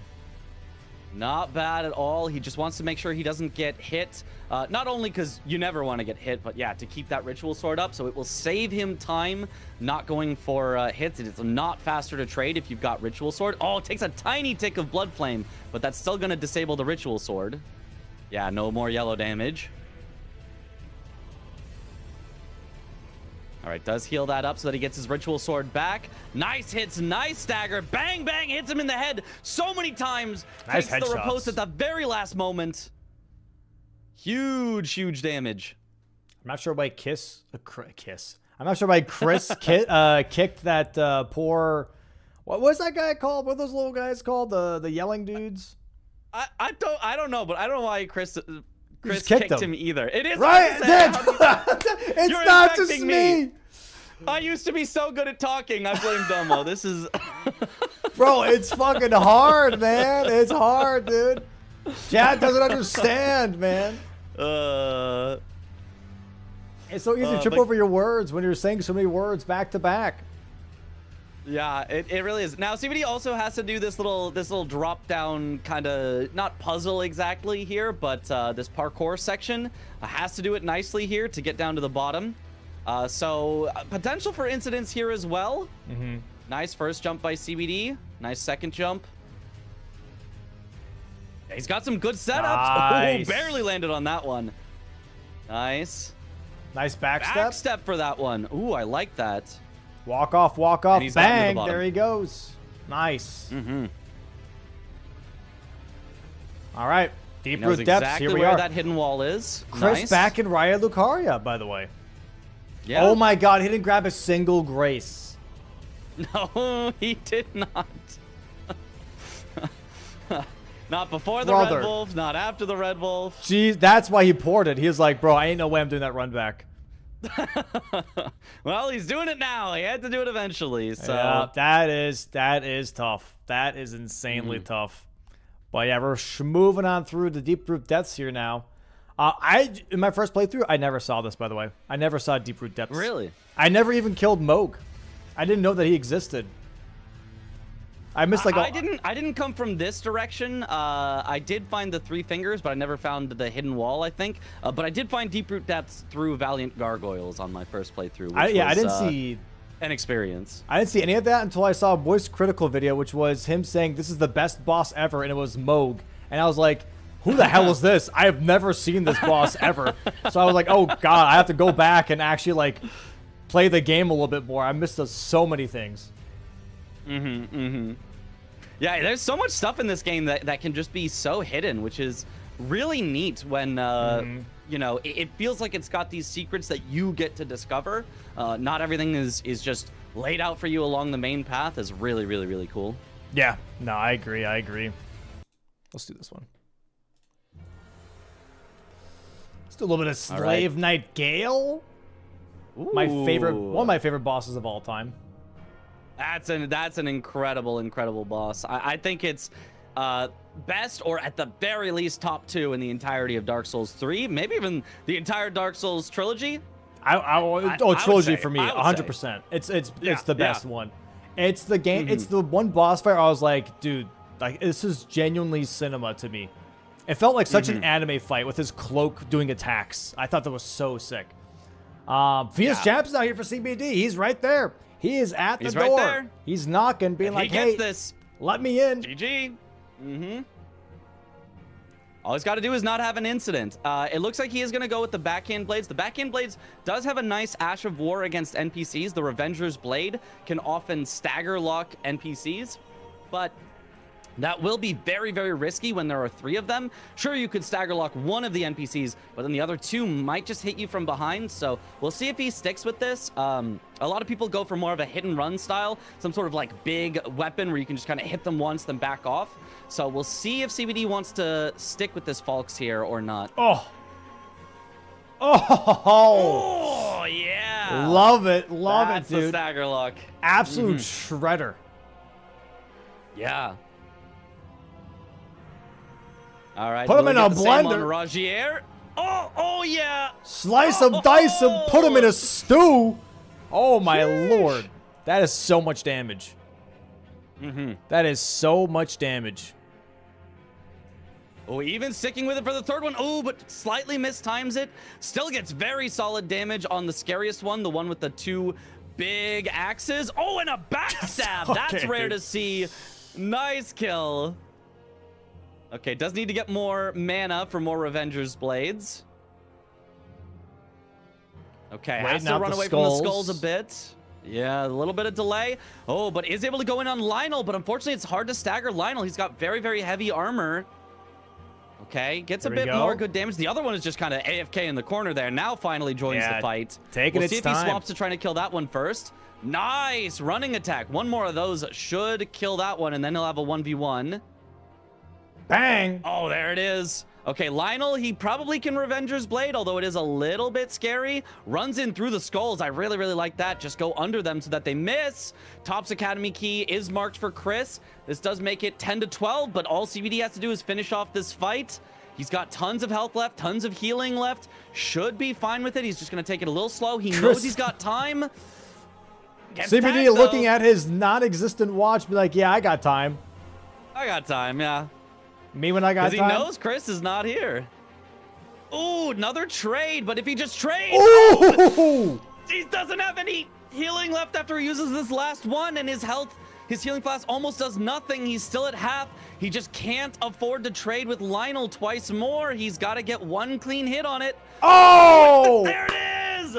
Biggest champs, and there it is. CBD wins game 1, 13 to 10. Wow. Nice job by CBD. Wow, dude, what an insane first match, man. That really played out, honestly, the way I expected it for the most part. I was hoping for a Vios champ race, but still, hey, look at the board. Almost filled up completely. What an insane game 1. What an insane game 1. And, like, all of that because of the column 1 and then trying to dance around the whole capital access was interesting.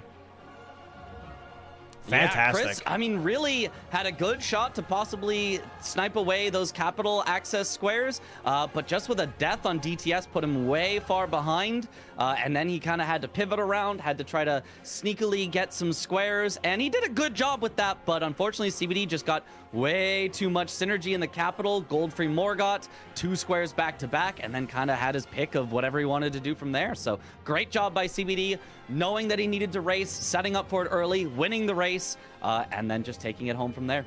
All right, we're going to go ahead and get the next match ready here, Chad. We're going to give them about, let's say, 10 minutes here for the players to get set up. All right. Let's go ahead and get this next screen up. We'll see you guys in 10 minutes. We'll take a break for the players and for us, too.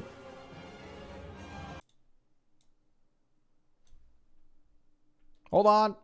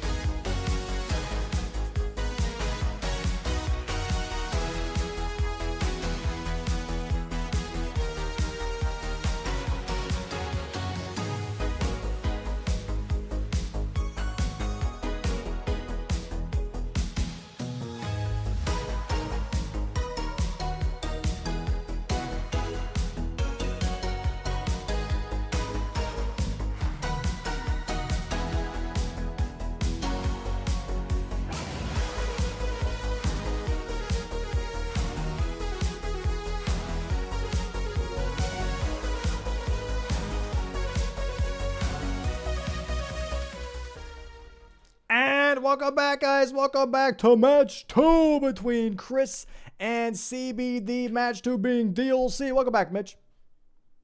Oh, welcome back. What a first match that was. Exciting one.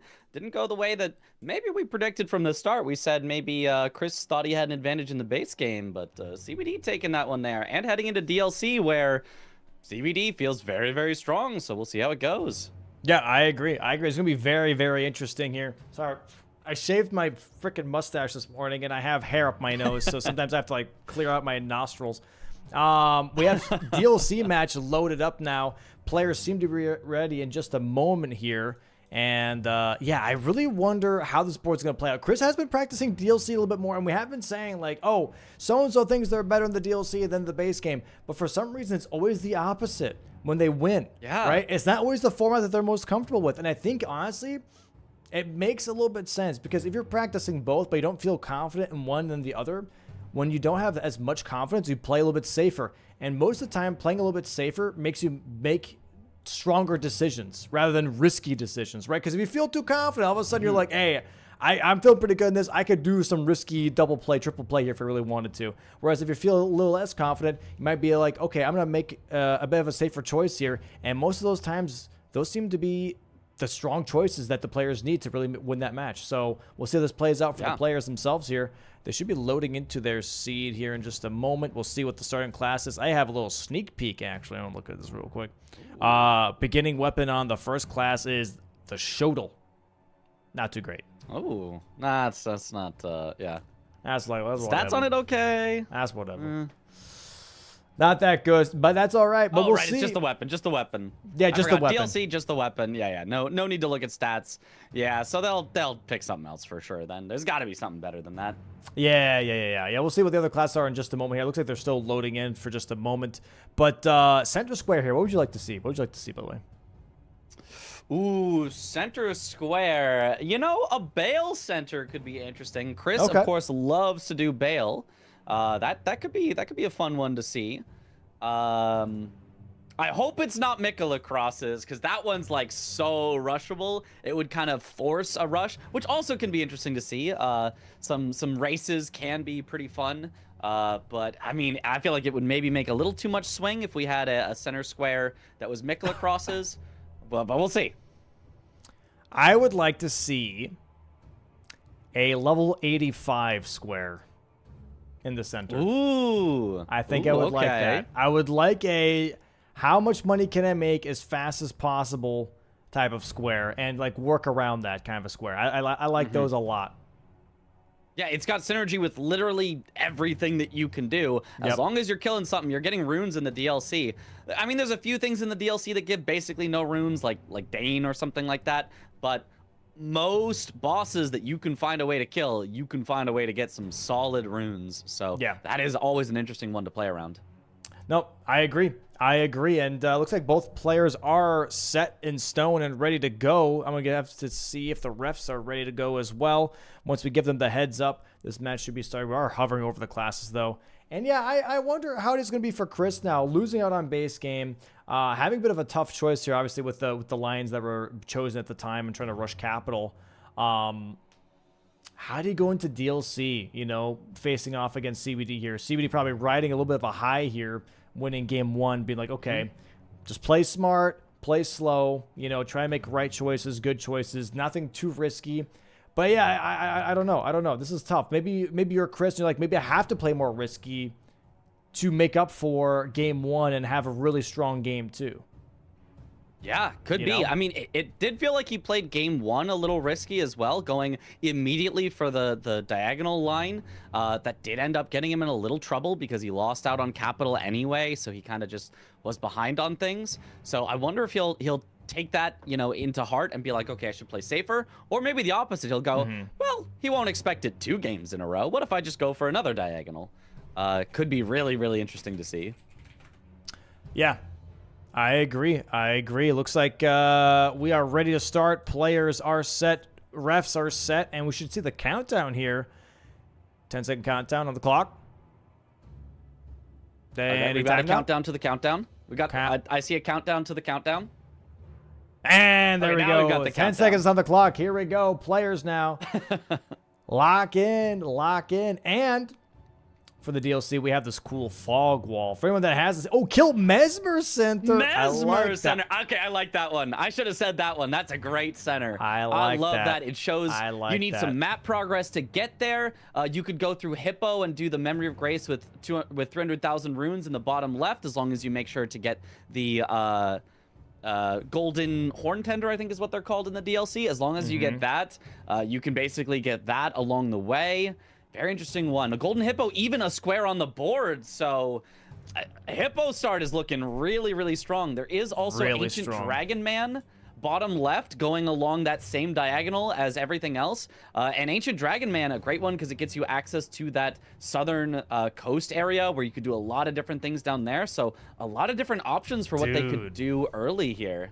Dude, if you're looking at this, Golden Hippo into Hitless from a Mesmer is looking so meaty right now, because then you have the diagonal. You got column 5 and you got row 3 off of 3 squares. This is such an powerful start if you're able to execute this, right?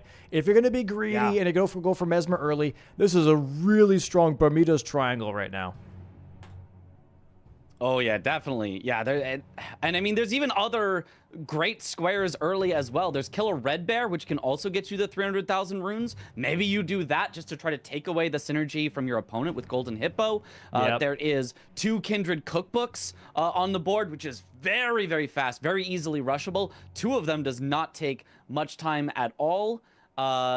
There is, 2 Hanging Pot Bell Bearings. That's a very small number of bell bearings. That's rushable. You could do that along with Kindred Cookbooks, because there's 2 over on that left area over by the Prospect Town.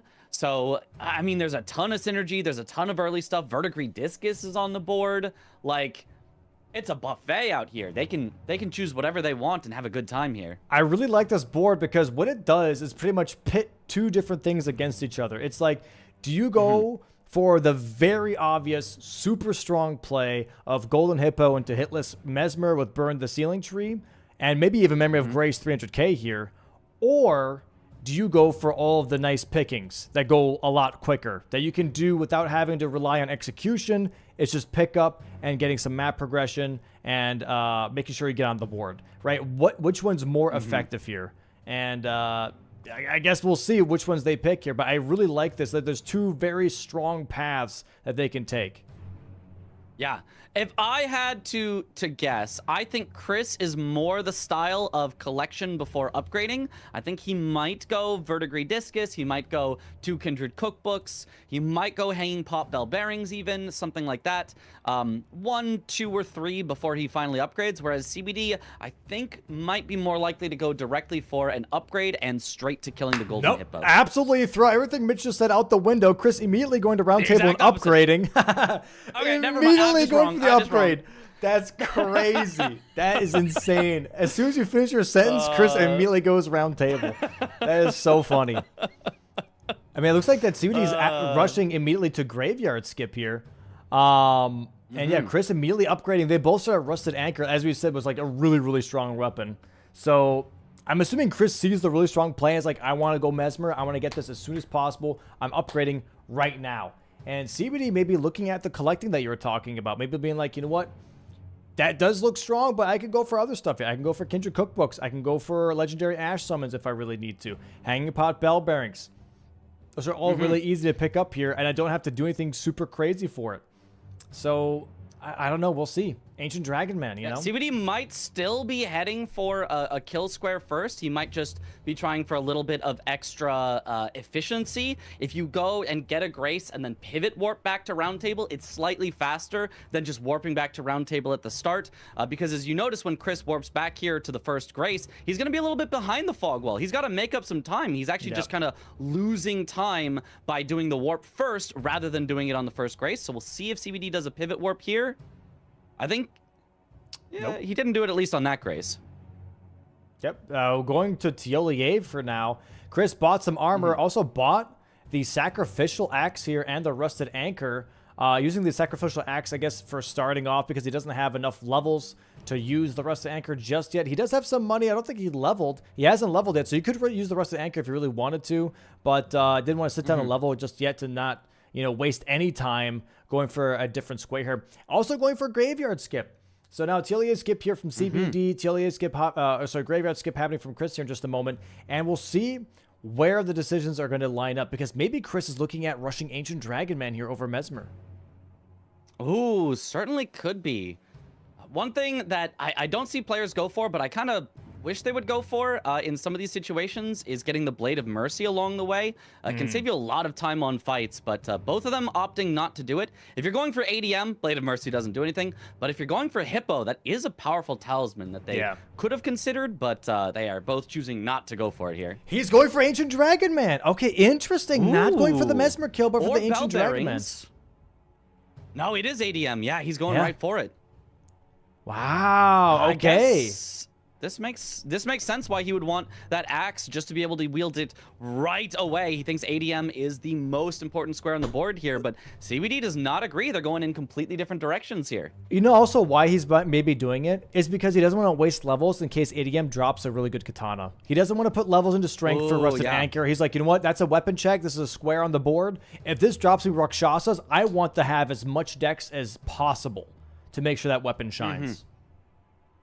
Yeah, certainly could be. There was also, I believe, a second Great Axe in Roundtable Hold, so he could have dual wielded. I'm kind of surprised we haven't seen that evolve as like the meta here for the DLC, because I feel like that it can be a very, very strong play. There's a lot of jump attack punishes that you can get on enemies, and having, two weapons to hit with both of them could be really good.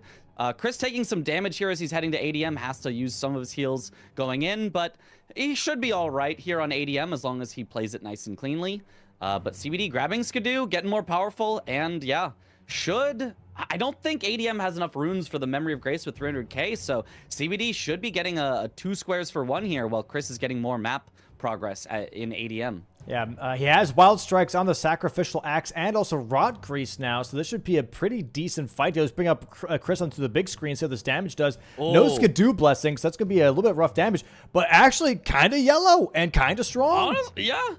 Kind of yellow. He's got the Rot on ADM already. The Wild Strike's doing great, especially if he can get ADM into a corner. Oh, nice. Starts it up again. ADM just in a loop. ADM does not know what to do. He's in the Brain Destroyer. Oh, very nice. Insane Brain Destroyer. And he hasn't even healed yet. Chris going to go ahead and put Frost Grease onto his weapon now. Go also tap up on that blue juice. Going to go for... Oh, has to be careful. Oh! Okay, good thing he has armor. He definitely would have died without armor. Yep. Barely lives with it. I think he also got the Ritual Shield just barely to live. Oh my goodness, he's got to heal up again. He really wants to be at full health. Okay, nice. Avoid the Dragon Maw. Nice, and gets the Wild Strikes as ADM is trying to heal. Frost proc. Frost proc. Yeah. This should kill. This should possibly kill if he does the finisher. I think so. If he just holds the button down, he wins. Hey, wow. Chris. Very, very nice from Chris. There's the mark as well. Ancient Dragon Man on the board. CBD should see that and be like, okay, cool. I got dibs on Hippo. I got dibs on Mesmer and maybe even Memory of Grace 300k. Yeah, definitely. I mean, and he's got 90,000 left over, so as long as he either has Gold Scarab or the Golden Horn Tender as he goes into Hippo, he will have more than enough runes here, because Hippo gives 200k. If not, I mean, even if not, he could just go, like, grab a rune and pop it. So CBD should have no trouble getting Memory of Grace with 300k after Hippo here. Chris grabbing some talismans real quick just from extra damage. And apparently Serpent Bone Blade dropped for him, which is probably the worst katana you can ask for. Yeah, that's not great. That's pretty tough. That's pretty damn tough here. But now we're going to be going towards 3-Path Cross, maybe going for another katana check. Not too sure here. But CBD now also going to be going for the upgrades. Already has the Grace for Hippo. He hadn't upgraded yet. Okay, yeah. So, yeah, he's gonna be knowing that he has an insane time advantage on this Hippo kill here. Yeah, he can do whatever he wants. He can even grab some more Skidoo before fighting Hippo if he really wanted to, kind of try to bait Chris in a little, because there's no way Chris can win on this Hippo race unless CBD just absolutely leaves it. Yeah. But we'll see. I think he is just gonna, push right into it, not give Chris any chance to maybe snipe away the 300k. And this is going to work out great for CBD at this point. Chris does have one boss down, has a boss kill for NPC bosses here. Yep. Maybe looking at armor sets. This could be a thing that he's looking at. Or looking at Kindred cookbooks. I really wouldn't mind the Kindred cookbooks play here because it does give him column 2, but also blocks the other diagonal, which makes Mesmer way, way less powerful. 2 cookbooks here would be really nice. I think that is a good play. Yeah. Yeah. And yeah, along the way with that, if he also goes for the Hanging Pot Bell Bearing in Prospect Town, that could be very solid as well. Doesn't look like he's committing to that just yet. I think he maybe just wanted the Skidoo for the moment and then ports out. I wonder, he's back in the Dragon's Pit. Is he going? Oh, he's going Bell Bearings, I think. Yeah. Yeah, Which is also, that blocks the other diagonal. Either Kindred cookbooks or Bell Bearings, I think, are great. Because it really just takes away a lot of power here. Oh, also, I like this. I like this because Hanging Pot Bell Bearings and also Verdigris Discus, right? But it looks like CBD is going for Verdigris here. Going to grab this first over Hippo because he knows, like, hey, Chris rushed Ancient Dragon, man. I got some time. Let me go ahead and grab this Verdigris Discus first. Nope, never mind. I lied. He's going for Moonrathil. Interesting. That is not what I was expecting. Yeah, I think CBD really likes Moonrathil, does not think it takes very long. I think he's very comfortable in fighting it. And honestly, it works out very well for him. Does get him usually a nice, early, relatively quick square. Not the one I would have thought of, but it works out great for CBD. So we'll see if it works out great this time. Does quit out to have the dog not chasing him. That was a little scary. Really interesting. Okay. We'll see how this plays out. I'm really intrigued. I really don't know. Yeah. I think this could be solid. It's pretty fast. I think he'll get it, you know, before Chris gets his second Hanging Pot Bell Bearing. So, you know, that's not bad. Just take a square, you know, before your opponent has the square, hold the lead. Or I guess, sorry, not hold the lead because Chris has the first square. But, you know, start to get back into that potential majority while still holding priority on the Hippo and Memory of Grace with 300k. I think this is a solid play. Chris actually heading for the DLC full armor sets as well, killing Egon here for his armor set. Okay. So yeah, he's looking at armor sets and maybe Hanging Pot Bell Bearings just to block out all diagonals. And also looking at armor sets and Hanging Pot Bell Bearings being on the same column. That could be pretty nice. That could be pretty nice. Yep. There is the first full set for Chris. Very nice. The first square for CBD, Moonrathil, as soon as it says enemy felled. Or he gets runes. There we go. There's the weapon. Chris, very surprised by Moonrathil. We were too, to be fair. Being like, okay, why Moonrathil of anything here? Maybe he's thinking like, hey, did I snipe him on Ancient Dragon Man and that's why Moonrathil was picked up? Or maybe something else. Yeah, but now CBD headed back to Hippo. I think CBD just did a good job of like knowing how much extra time he has to kill Hippo first. Yeah. And making the most of it. So I think this is a very, very smart play from CBD. Technically a little risky because if he dies to Hippo, all of a sudden Chris could have a chance to snipe it away. But, you know, I think he's very comfortable on Hippo. And he's showing it here. Already gets a big stagger, big riposte. He's got the rot ticking already on the Hippo. Nice. Yeah. Oh, another stagger to cancel the needles. One needle tick is all that was. Very, very nice here. Barely took any damage. Was able to heal it right away. This is really, really solid. Yeah. He's got a really good start. Ooh, the needles. Gets hit by several needles, though. He's going to have to find a time to heal. Okay, he does just heal instead of taking his punish opportunity. I really like that. Roll in on the slam. He couldn't jump it because Hippo got too close to him. Very nice. He should get another stagger here very soon. Does not greed for it, though. Make sure to dodge the attack first. Very nice. Ooh, does not quite have the stagger yet. I think he could have gotten it here. He gets hit by 1,000 needles in the corner. Ooh, might even lose the stagger on the Hippo. I think he might have recovered some. That was a lot of damage. Yeah, he's not getting the stagger when he should have, but there it is. Big stagger. Ooh. Very nice. Oh, gets the riposte even. His head was fully in the wall. He teleports into the wall to get it. Very, very nice positioning from CBD. Has him down to 5%. Just needs a few more hits to finish him off. Bang. 2 more hits probably will do it. 1 more hit will do it. Nice dodge. Nice hit. Nice kill.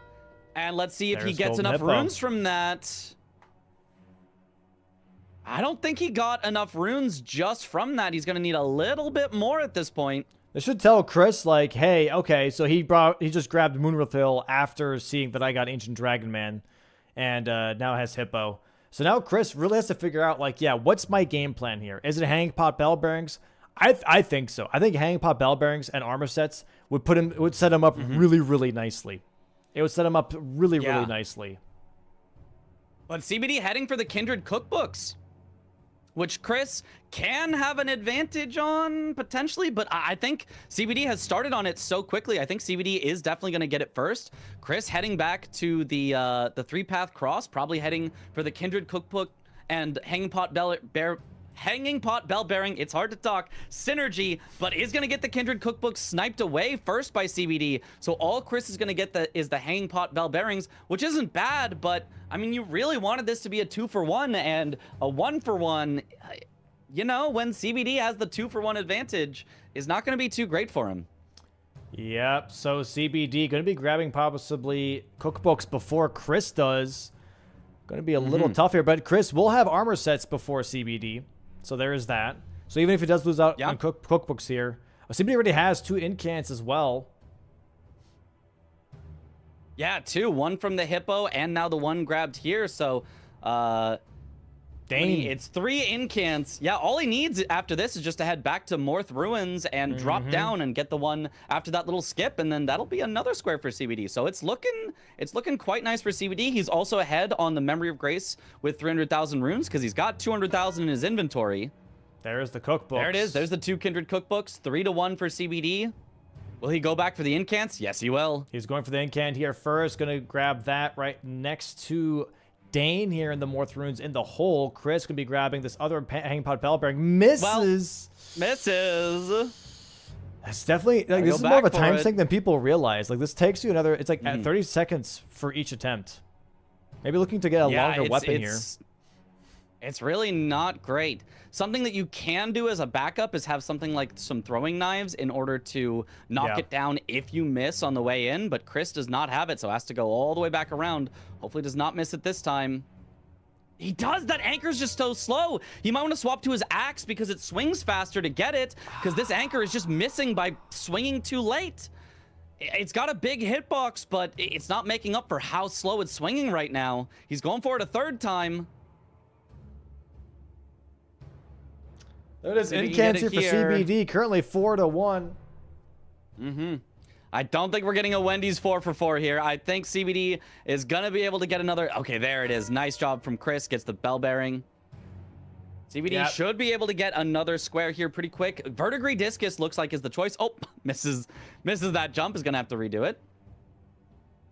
Verdigris Discus here definitely sets him up nicely to block out that row 4 that Chris is slowly building towards. But Chris will be grabbing armor sets here. We're going to have a little bit of a Mesmer race pretty much on our hands. Could be. I mean, if so, CBD is well ahead on the Mesmer there because he's already killed Hippo, which gets him access to Shadowkeep, whereas Chris has not yet. So if it comes down to it, if it comes down to that Mesmer, if somebody's able to get Mesmer hitless especially, CBD is in a very nice spot to do that.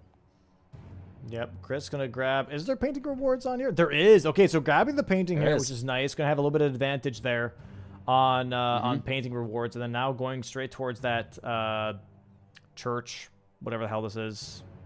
Yeah, for the armor set. He could get his 3rd armor set on the way to Red Bear and then immediately do Red Bear. That could be a nice one. If CBD does not claim the Memory of Grace with 300,000 runes, Chris could steal that away with a little armor set, Red Bear, Memory of Grace play. That could be 3 squares really, really, really quickly for Chris if he goes for it. I believe that was Cestus, if not Spiked Cestus, by the way, for that fist weapon. So nothing too fantastic. Rusted Anchor here still would be better.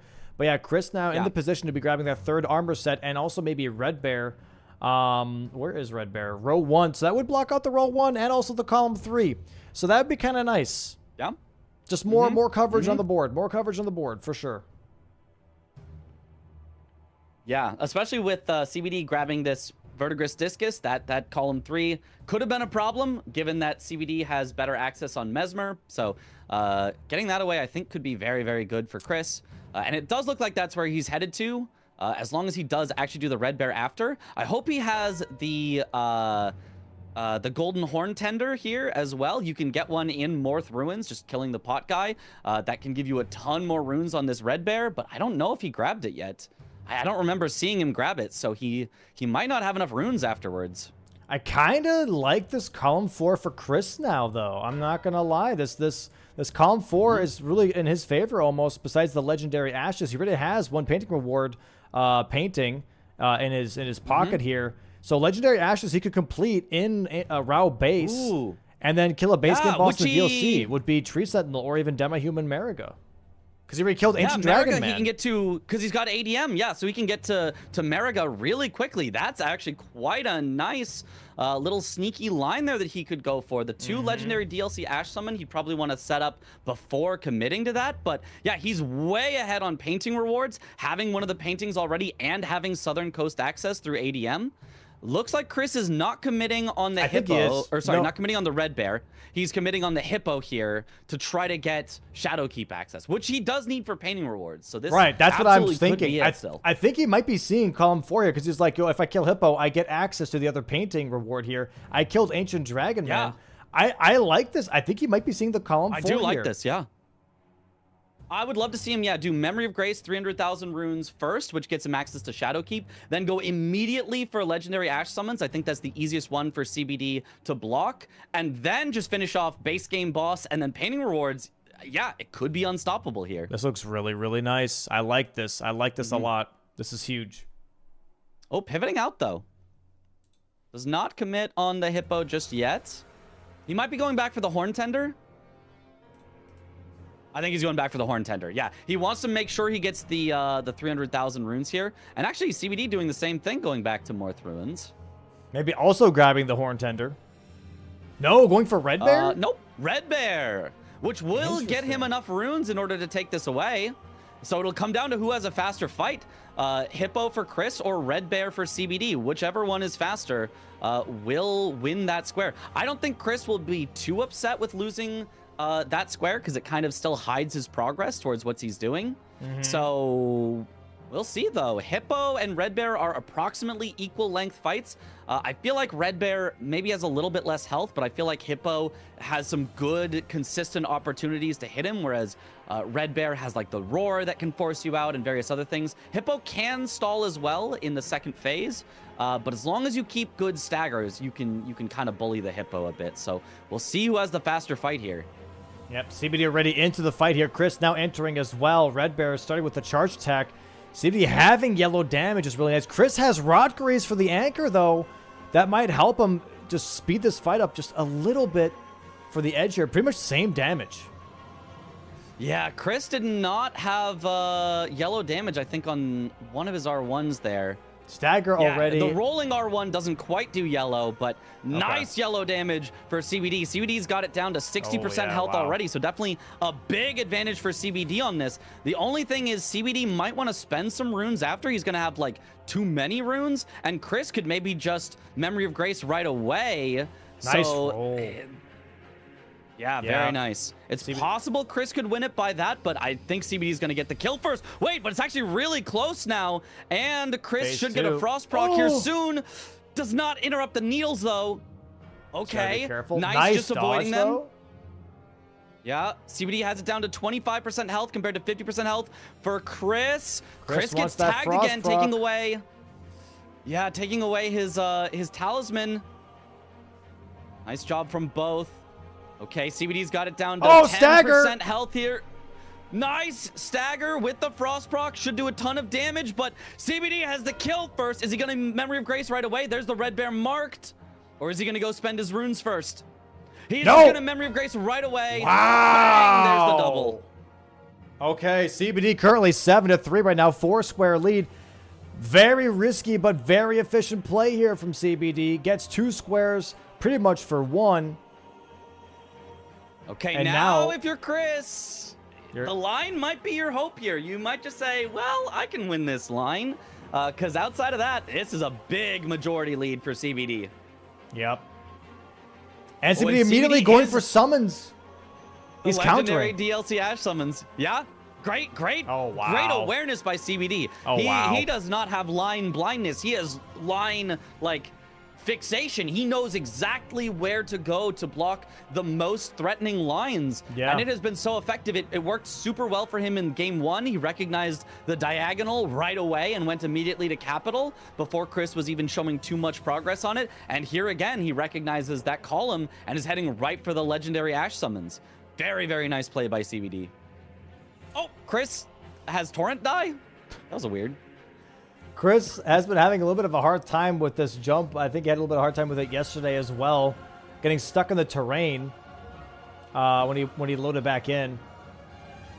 Which is really unfortunate because it really slows down his momentum here. Gets it this time. Does get the skip this time. And does not look like Chris is committing for that line, which is totally fine at this point. But yeah, I mean, that was certainly a way he could have done it, but CBD is going to snipe it away, and Chris not even committing for it. Going backside instead. Backside does have a lot of good stuff there. It's got fast access to Mesmer, potentially. It's got the Tree Sentinel duo, which is also a base game boss in the DLC. It's got the Giant Hand in the Finger Ruins. It's got the Golden Braid back there, so there's a lot of backside stuff. Chris could actually catch up on majority quite a bit by heading backside early, so I do not mind this whatsoever. Chris still has priority on dragon bosses because he's got access to the southern coast, still has priority on transformation and painting rewards because he's got access to the southern coast. So Chris, honestly, not in that bad a spot. Down by 4 squares, but has priority on like 6 squares. So if he can get them all, he's not too bad. The thing though for CBD is if he gets legendary Ash summons here, he's blocked every single bingo already. We're already almost in a majority game for CBD. Oh my goodness. Off of 25 minutes. That column 4 is the only thing that Chris has. Yeah, and it will be taken away. We happen to know that unless CBD just doesn't commit to this, it will be taken away very, very shortly. Yeah, we do have that Golden Braid. We do have that boss game of the DLC. That's already 2. That do be very strong. Gaius for hitless is a potential thing here. Or we do Mesmer hitless. I would love to see a Mesmer hitless. It's hard to do, but it'd be nice to see. I would love to at least see an attempt at Mesmer hitless, and then if you get hit, just finish off the fight, get the square, totally fine, and then you can do Gaius hitless after. Unless you're really, really confident. You're like, no, I will get Mesmer hitless on the second try. But for the most part, I think just taking away that square and the synergy from your opponent is really, really strong. Yep. Does the Memory of Grace, however, affect CBD's momentum for the better part of the late game? 300,000 is not nothing to sneeze at. That's a lot of money. It's not nothing, but this isn't the base game. You got a ton of runes already from a lot of pickups and stuff, so I think CBD will be just fine without it. You know, he already has all the vigor you could want because of this this start that we give them. Yeah. And so, you know, I think CBD will not be hurting too much for that money. I think both of them really wanted it. And is Chris's stream frozen for you? Nope. Chris is just fine for me. Never mind. It's good. It's good. Okay. It just froze for me for a second. All right. No, I got you. We're back.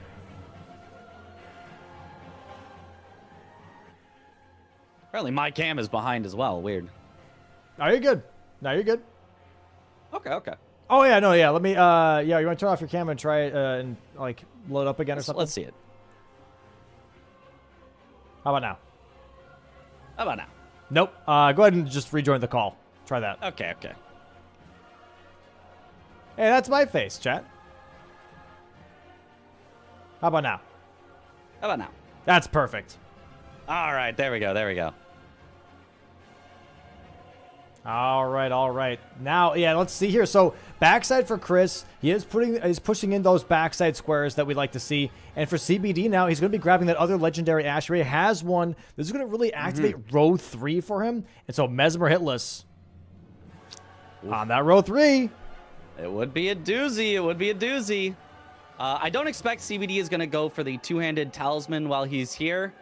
It would be very powerful, but I think the meta has not become grab powerful talismans. I think the meta very much is skip everything, you know, fight at Skidoo 3 or Skidoo 4. So I don't expect that he's actually going to go for that.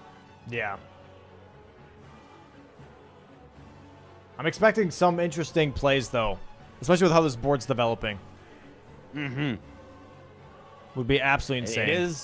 It is developing very interesting where Chris just going for map, going for priority, going for things, and CBD just going for squares right now. Big blocks. There's the final block. He's forced it into a majority. Now CBD just needs any 5 squares on the board, and he wins. And Chris needs 10 squares on the board to win. CBD could also win by some lines, but given that he's already so far ahead on... Oh, he dies walking down. Maybe he wanted the 2-handed talisman, but never mind. Doesn't get it. Yeah, that's unfortunate. Does die there to gravity. Chris seemed kind of annoyed. He was like, damn, okay, I did not think he was going to go for Ash summons that quickly. So now that really kind of ruins his plans. Maybe he was hoping he'd have a little bit more time to set up before CBD would go for that. But honestly, I'll be quite fair here. I think that's a blessing in disguise for Chris. Yeah. I do think it would have been really, really hard for him to try to get that line in particular, especially with him not going for it right away. So giving that up, it took CBD a little while and gave Chris a lot of time to get ahead on the map. So I think this is reasonable. Chris going to be grabbing Savage Lion's Claw here to possibly put Frost on his weapon. CBD grabbing the other Skidoo Blessing here first, the Goldhorn Tender. Maybe looking to also go for backside Shadowkeep now. There is also Revered Ash on the way here. Also one in Bonnieville, so if he grabs this one and the other one down in the village, in the ravine area, might be working slowly towards that. I think it's exactly what he's doing right now. Yeah, it does look like it. I mean, I think he's going to mostly prioritize the backside access because it just has so much back there. We have Hefty Pots on the board, though. There are 2 Hefty Pots here in Bonnieville. So I think he's doing Revered Ash, Hefty Pots pickup. Also, Great Axe check here, by the way. Maybe Omen Killer Cleaver is there. Ooh, could be. Or just have 2 of them to start dual wielding. We'll see if somebody goes for the jump attacks. I've definitely seen people do it in practice matches. Long half dacks. Man, that one's meh. The Death Knight's long half dacks, I should say. The regular long half dacks, excellent axe. The Death Knight's long half dacks, it's all right. Whatever. Right. Yeah, we have Revered Ash here, though. He is picking that up in the ravine here. Chris already in the Specimen Storehouse, though, back with Savage Lion's Claw, Frost on this Rusted Anchor. So he's going for the Mesmer kill here. And if Chris gets this, he's taking out the rest of the column 3 here and also row 3. So all the bingo lines that CBD is kind of working towards pretty much are going to be snuffed out. Yeah, it is looking like both are very okay with this heading into a majority game. I mean, CBD especially okay because he is ahead by 5 squares in majority. But it looks like both of them are prepping for that, are prepping for it to just be, let's go for majority, let's just see who can get more squares. Okay, Chris not going for Mesmer, actually going for Gaius. I think he's probably going for a Tree Sentinel duo. Well, let's say at least one of the Tree Sentinel duo for a base game boss in the DLC. Acquire the Golden Braid. Those 2 are just very, very quick squares. They are not going to take that much time out, and he should still be ahead on Mesmer compared to CBD, who's got to make his way all the way through the backside of Shadowkeep. Which he didn't have to because he killed Golden Hippo. He could have just gone through Shadowkeep and done the Shadowkeep skip, but yeah, now we're here. Now we're here. Which is interesting because the fact is that he doesn't even need Emir, right? Yeah. The only reason you would go backside is you would go Emir. Does he need draining the water for anything? I don't see anything down there. Yeah, no. I think definitely the front to backside skip would have just been faster for him. He did want some stuff in Bonnie. There is that. Maybe now he'll go front side. Maybe. But if so, I wouldn't have expected him to even get that grace heading towards the backside. So we'll see what CBD does. But yeah, Chris with a nice lead here into a lot of these very quick squares. All right, so let's see here. Tree Sentinel going to be dying for Chris here in just a moment for base game boss in the DLC. And then possibly Golden Braid right afterwards, and then Mesmer. And yeah, it looks like, CBD is in Shadowkeep now. I think he's going for the Mesmer. Okay, this is good. I think CBD will get there faster going front side than Chris can kill the Tree Sentinel duo and get Golden Braid. Oh, he's actually going past it. He might be going Golden Braid Mesmer, which would, I think, put him ahead of CBD, or at least very close. Yeah, it's going to be very close indeed. I don't mind this. I think this is very much like a thing of like, hey, pretty much, I'm over here, and then go to Mesmer. You know what I mean? It's like, I got Golden Braid. I got advantage. Hinterland's advantage. That's me. And also, this blocks out row 1 and column 5, by the way, at the same time. Yeah. Very, very nice play, I think, there from Chris. Brings it down to only a 4-square lead for CBD, while Chris still has this priority if he goes right back to it. Looks like Chris might be nobody going is for going for the that Tree Sentinel. Yeah. Okay, so this might be a Mesmer board or Mesmer square here for CBD, which I don't necessarily like for Chris in this situation. Mesmer's too valuable here. I think the Golden Braid play was fine. Now going for the Tree Sentinel duo right afterwards, I don't know if I like that. I really don't. I think going for Mesmer here would be just way, way better. It takes a lot of pressure off of you. You know what I mean? Yeah, I do know what you mean. I do like going for the Mesmer fairly early, but he has no information right now about where CBD is currently. So I think it's a reasonable play to say I'll hold on to this Mesmer progress and I'll get it after. It just turns out that CBD is rushing for Mesmer, so he probably does not get it first. But honestly, he's got a great fight on the Tree Sentinel. He actually might still be able to race CBD on it. And if he does race CBD on it, and if he does win Mesmer still after this Tree Sentinel, then he's in a great spot. So it's risky, but it's kind of a risk you have to take by being behind. Oh, he's going for the full Tree Sentinel duo, though. Ooh, this is going to put him behind for sure, then. Yeah, we'll see how these fights go. CBD doesn't have an Ash of War yet on the Rusted Anchor, which means he doesn't have Frost. Does he have Greases? I don't know if he bought any Greases. If he doesn't have any Greases either, his damage is going to be a little rough for Mesmer. It's going to be a little rough. I mean, I do wonder also if they're going to go for hitless. That might be a saving grace for Chris, is if CBD gets hit on Mesmer, then CBD either has to make a call to redo the fight, in which case Chris can catch up, or to just, you know, say, oh, I'll just get Mesmer, but then at least CBD only gets the 1 square and not the double up. So if CBD gets it hitless, CBD is in a great commanding spot. If CBD gets hit, there's definitely some great chances for Chris here. Okay, Chris, almost done with the Tree Sentinel duel already. Has the Grace for Mesmer, right? No, he doesn't. He's pretty close to the Grace, though. He's pretty close. He's got the Loft, so he has to do the little skip from Loft down to Mesmer. Yep. Oh, nice stagger. Big jump attack. Huge there. And Lion's Claw, but doesn't have enough stamina for the follow-up, which would have killed. There it is. There it nice is. Bang. But CBD heading right into Mesmer here, so... Chris heading there too, heads to the Loft. It's going to be a race. Chris is catching up, though. Yeah. Yeah, he's catching up so much on squares. Oh, he does have Frost Grease. CBD does for Mesmer here. Let's see what the damage is like. Oh, it ain't great. That is a doozy. That is... you don't like seeing that. That's rough damage. This might be an advantage here for Chris. That is some atrocious damage. Yeah, not even close to yellow. It's pierce damage. Oh, CBD gets hit and does quit out. Wait, Chris is no, doesn't quit out. He actually decides to just finish it.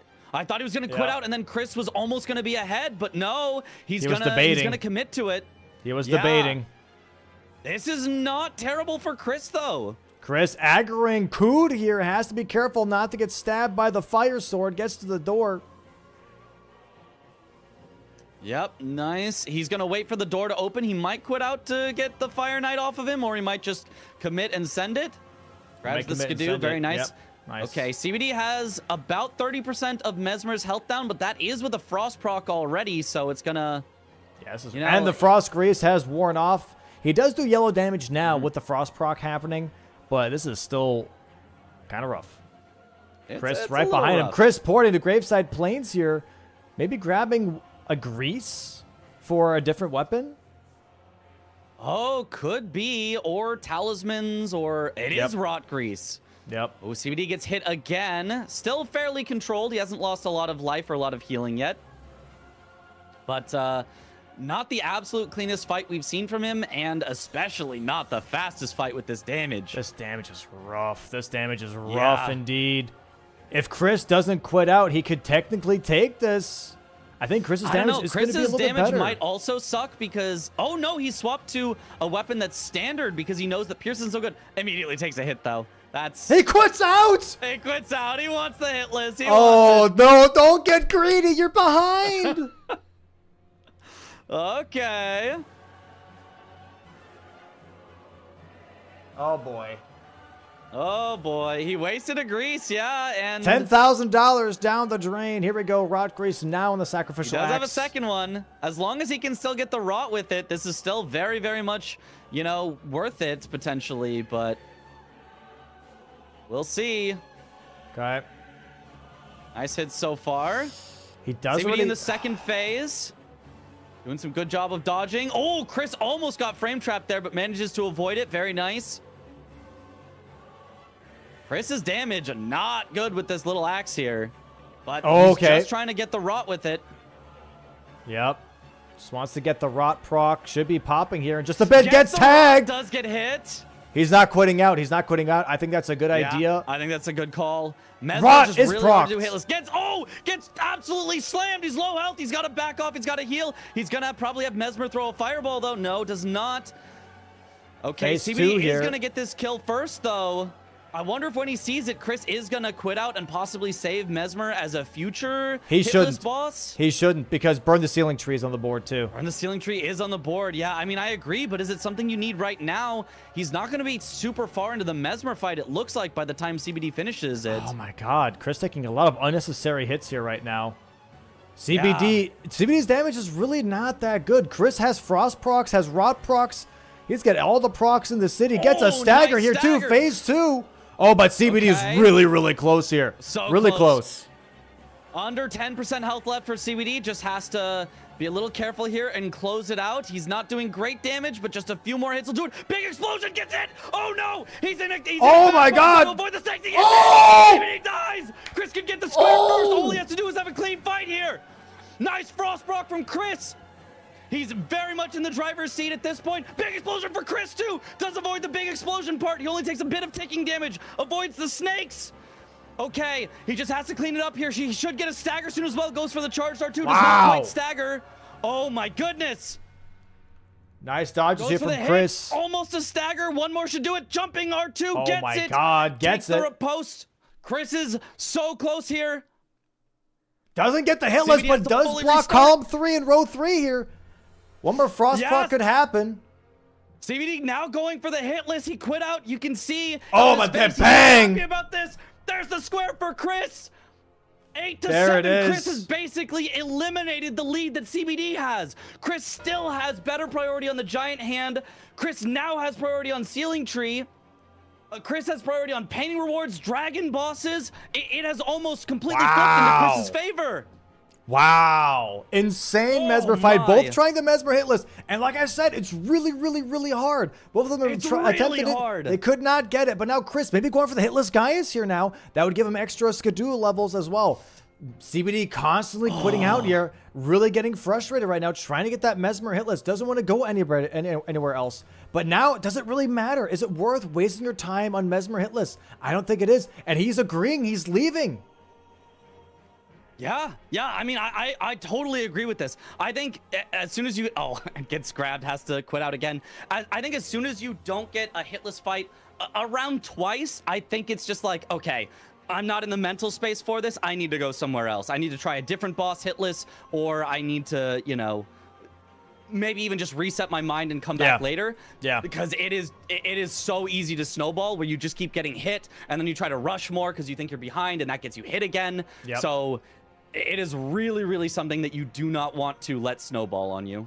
Chris, going now for the painting rewards. You're going to be grabbing that. Maybe also the grace downstairs just to be safe here. And I'm expecting maybe from Chris here, he can go for whatever he wants. Painting rewards is a double up on transformations, both on row 5. Yeah, excellent play there. He also does have an NPC boss that currently CBD does not have, so he could block that with anything. He could even go for all 3 if he really wants. Yeah, looks like Chris is going to be going for that transformation right away. Goes the Dragon's Pit here. Going to be going up Jagged Peak Drake with his Torrent. While CBD trying to go for Shadow Keep Skip here is failing it and having a little bit of a hard time trying to get to backside. Yeah. This is... there we go. Okay, there he gets it this time. Nice job. So I think he wants to steal away the giant hand. Yeah. Because he knows Chris has so much priority on this. And maybe also Hitless Gaius. This is a bad call. He could do Hitless Gaius as well. But I mean, in the meantime, Chris is maybe going to get more squares than him out of this. Chris going for the double up on painting rewards and transformation is going to be great.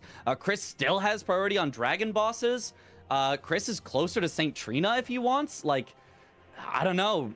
This I think there's more squares that look to go Chris's way than squares that look to go CBD's way at this point. That square was absolutely massive for Chris. That put the whole board into an, what's that called when everything's even? An equilibrium? Close enough, yeah. Does that work? Equilibrium is... Does that work? You know, as a science teacher, not quite, but like, we'll call it close enough. We'll call it close enough. Okay, close enough, close enough. Yo, no word for the day, chat. Equilibrium. Close enough. We'll take it. We'll take it. Yeah. And yeah, we're going to see that painting here very soon for Chris. Also, this sets him up for Dragon Bosses so nicely. It sets him up for Dragon Bosses so nicely here. Yeah, I mean, I wouldn't expect him to do dueling Drakes out of this, but definitely the Drake at the bottom right after ADM is great. You can go for Ghost Flame Dragons is great ways to do it. ADM, despite having dragon in the name, not a dragon boss, so he does not have one already, but plenty of choices that he can do. And with the Rusted Anchor doing pierce damage on some of these dragons can be really good. Although he would much prefer Strike for the Ghost Flame Dragons if those are the ones that he ends up going for. Yeah, very true. He is going to skip them for now, but maybe come back later. And that's going to be a really nice pickup here from Chris. This is going to be the last bingo line that CBD has, is this row 5. So Chris taking this away from him is a really big deal. It's going to be a full majority game after this. And it's going to be 8-8. On top of that, it's going to be an absolute even Steven square count and board situation for both players. Yeah, this is really nice how Chris came back into this game from what seemed like a very, very big deficit. Forced into majority early with all of his lines blocked and down by 5 squares, but now down by 1. He's gotten the last 4 in a row has been Chris all the way. So really, really nice play by him to keep his head in it. You know, it can be hard mentally when you're behind by that much, but he really has just kept to it and did a great job. Very, very strong here. Pierce weapon also not bad versus Gaius. So the damage is really, really good. This could be a possible hit list here for CBD. Just has to play it slow. Not be that greedy with his stamina. Does get the stagger, though. I paused there for a second because his stamina bar was really, really low. I was expecting him to get hit there. Nice stagger, though. Get a charge dart, too, here on the head. Yep, not quite the phase transition just yet, but doing great. Is low on stamina again, but plenty of time. It has to avoid the instant charge. There it is. CBD always gets that instant charge. It's a toughie. It's a toughie. If you roll back far enough, he does do the leg kick instead. If you're able to roll back far enough. Distance. Oh, okay. I did not know that. If you're in the front half, he'll do the charge. If you're in the back half, he'll do the kick. So if you're able to lock off and roll behind him, he'll do the kick instead, and it also saves you a little bit of time here. Yeah, for sure, for sure. Quick question, chat. What do you think is a good name for a battle boar? I'm gonna say Olga. That's a pretty sick battle boar name here. Ooh, seems kind of sick. Nice roll. You know what? I like that. I think we'll go with Olga as the boar. Although, I mean, isn't Gaius already the boar? Obviously, there's just some random dude on top. Obviously, the boar is Gaius. What? Isn't Guy? I thought Gaius was the guy. Nah. No, there it is. Transformations for Chris. Wait, why is it called Commander Gaius if it's the boar? So is the boar commanding the guy on the thing? Yeah, he's commanding. Yeah. That doesn't make any sense. It's probably because he doesn't have any legs. He can't go anywhere, so he's going to be commanded around anyways. Yeah, exactly. He's legless. There it is. Nice. Rumbus Boss hitless, though. Very nice.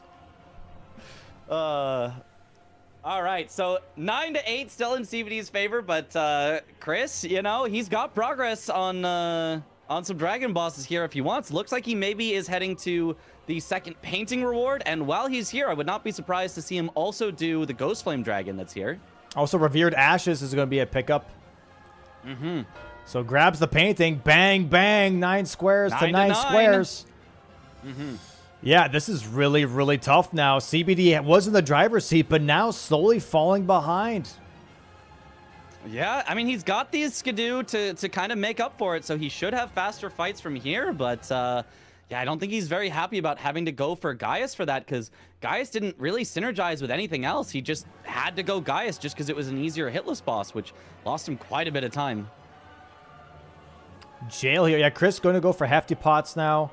Maybe a Ghost Flame Dragon afterwards, like you mentioned. But now CBD's like, dude, I'm behind on all of Jagged Peak Drake, or Jagged Peak Mountain. I have to get to Ancient Dragon Man. I have to do all of this that Chris already did, and that's more time loss and more advantage for Chris now as well, right? So this is really, really tough. Yeah, it is also an NPC boss that CBD is getting. So aside from just the dragon stuff that Chris has already, got some advantage on, it is also getting him an NPC boss. So this isn't a bad, place to go regardless. But yeah, he's gonna need to win a lot of the remaining stuff in order to be able to take this. And Chris just, I think, has the lead here. He's actually probably gonna get to 10 squares first before CBD does, while still probably being a little ahead on a lot of what's left. This is really looking tough for him. Really looking tough indeed. Could still pull it back, but we'll see how this plays out. I'm very interested. We'll see. You've got my attention. Yeah. Chris even has the priority on burning the ceiling tree because he's got Mesmer, whereas CBD did not commit on Mesmer, not even for the kill. He just had to leave and go Gaius first. So, yeah. I mean, what does CBD have priority on right now? Nothing. Maybe Revered Ash, maybe. And other than that, it's all Chris. Chris grabbing another hefty pot here. I think you get 3 hefty pots in this jail, by the way. Yeah, 1 in that chest on the way down, and then 2 in the big maze. You have to know where they are. They can be a little bit tricky to find, but I expect the players will have memorized the exact path to how to get there the fastest. And if you do that, it's not too bad to get them. Afterwards, he will have to Memory of Grace out just because he does not want to be stuck in this jail. But yeah, could go for the Ghost Flame Dragon immediately after. Ancient Dragon Man now for CBD. Ooh, gets tagged by that weapon art from the Dahugaka. Luckily does not kill him. He's got a good amount of health here. Should be fine. And a great fight so far. He's doing massive yellow damage with these hits. Way better than the damage Chris had at the start of the game. Bang, bang, bang. And Great Axe is very, very good for NPCs. You can just kind of keep hitting them, usually around 3 times before having to reset and get your stamina back. You can even greed for it and try to, like, reset your... Does he know? I don't think Chris knows how to... Okay, I think he found it now. Okay, he found it. Has to get this jump. There you go. There's 1 hefty pot. We'll see. Is this his last hefty pot? I don't know that he grabbed the ones in Bonnie Village earlier. No, he has to go do this and then Bonnieville. CBD has 2 hefty pots here. Also killing Ancient Dragon Man now. Chris, a little lost in the sauce right now. I think he's found it. You go around this left side here. He's... Keep going, Chris. There you go. All right. Yeah. Okay, there's the 3rd one. Memory Grace out. Smiling. He's smiling like he just figured out. He's like, points to his head. He's like, I'm so smart. I got this. Yeah. There it is. And CBD focusing on NPC bosses now. Kills Ancient Dragon Man and then goes straight for Dane right afterwards. Yeah, as far as 3rd one, do you think Knight of the Solitary Jail? That's a pretty easy one to get to. But he's got a lot of potential options here. I would probably expect to see that. Chris, okay, is going to finish off the hefty pots next by going straight to Morth Ruins. Very nice here. He actually did not grab the Bonnie Grace on the way through earlier. Probably, a little bit of an efficiency mistake. I don't think he was in that much of a rush earlier when he went backside. He probably could have grabbed them on the way through, but it's not a disaster to have to grab them now. Also, can also get the Revered Ash here. Yup. Very effective. Nice. Very effective. Graveside Plains here for CBD. I don't think he grabbed the one in the ravine either in Bonnie Village, so maybe he'll grab that here on the way through as well. Oh, man. So we're going to see Chris mark hefty pots here in just a moment. And then we're going to maybe see...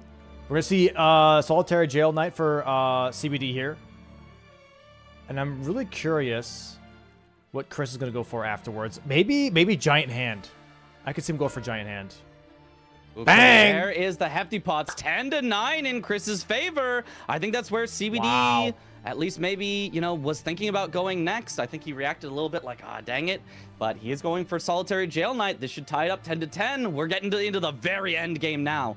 It's now just, what are you going to go for? What are you going to get sniped on? What are you going to snipe your opponent on?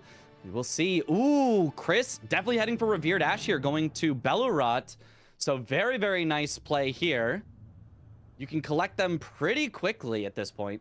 I'm expecting Revered Ash into Dragon bosses here for Chris. Possibly Giant Hand. Those are the three that I think he's going to be looking at. NPC bosses is going to be taken from CBD here anyways. I think the reason why CBD reacted the way he did is because he was really hoping that he was actually racing Chris on NPC bosses and that he was having him waste his time. But instead of realizing Chris has just been doing hefty pots this whole time anyway. So it kind of feels like his time has been wasted a little bit, if you will.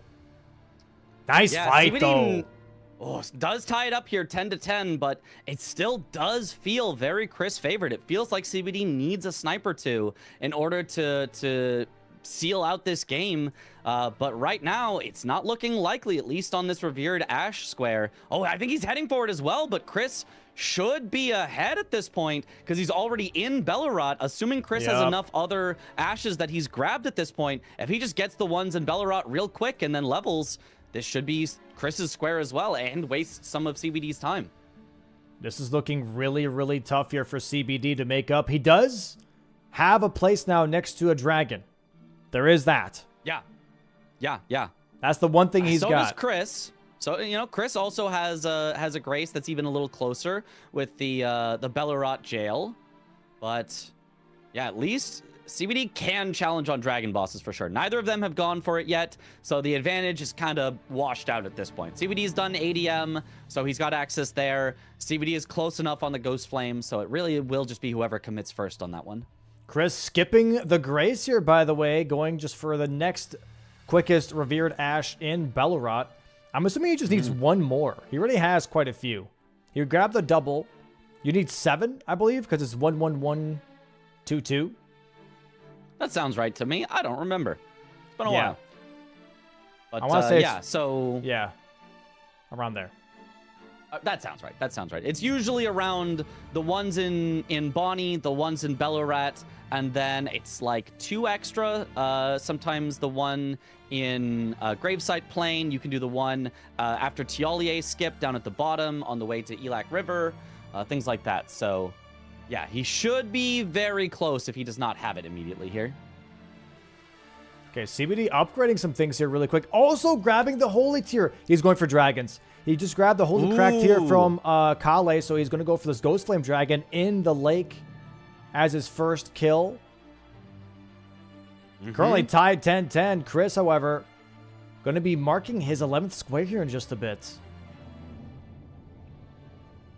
Yeah, now if Chris chases on dragons, which I do think is relatively likely, it looks like a juicy square right now, that could be a nice snipe in CBD's favor and really do a good job of getting him back into the game, right? If Chris just chases on dragons and it ends up 11-11 with CBD just getting dragons first, you know, the priority is a little more washed out at this point. Nobody has a strong advantage on anything left, aside from Chris having Mesmer down for Sealing Tree, which is not a huge advantage at this point. I don't know. I mean, if you go for Mesmer, you can, I feel like, make a pretty strong assumption that the other person did not go for Mesmer. Sealing Tree could be really nice here. It's definitely not the most effective because it is very long distance, going all the way through Ancient Rao. I almost expect that to be the very last one done, because I feel like a lot of the other ones are just a little bit better at this point, because there's nothing like super late game here. Giant Hand doesn't take too long. Okay, Chris does need the last Revered Ash from the Elac River area nice down here. Very nice. I just have to learn the faster version. Nice fight here from CBD, by the way. Does get some really nice damage and really nice yellow damage on this Ghost Flame Dragon. The Holy Grease putting in a lot of work. Nice riposte here again on the head. Charged R2 and R1? Yep. Barely doesn't have time for the R1, but there it is. That's just one dragon. Leg. Yep. Heading down now to the waypoint here so that he can get a second dragon. I wonder what he's going to do for the third. Honestly, the first two are kind of obvious. Everyone goes for the Ghost Flame. Yep. Everyone goes for the Jagged Peak Drake. And then the third one, you usually try to get synergy with. There's not a lot of synergy here. He might go for the one on the way to PK, maybe. But I mean, that one summons the little skeletons, and that one's pretty awful. But Dueling Drakes is awful. So it's a little bit of a pick your poison here. Nothing stands out as a great one. There 11 it is. square for Chris now. Very nice. Going straight for Giant Hand right afterwards. He is currently in the hinterlands. So not going for dragons. Going for Giant Hand. Maybe Giant Hand into Burning Ceiling Tree. And CBD wasting his time currently on dragons.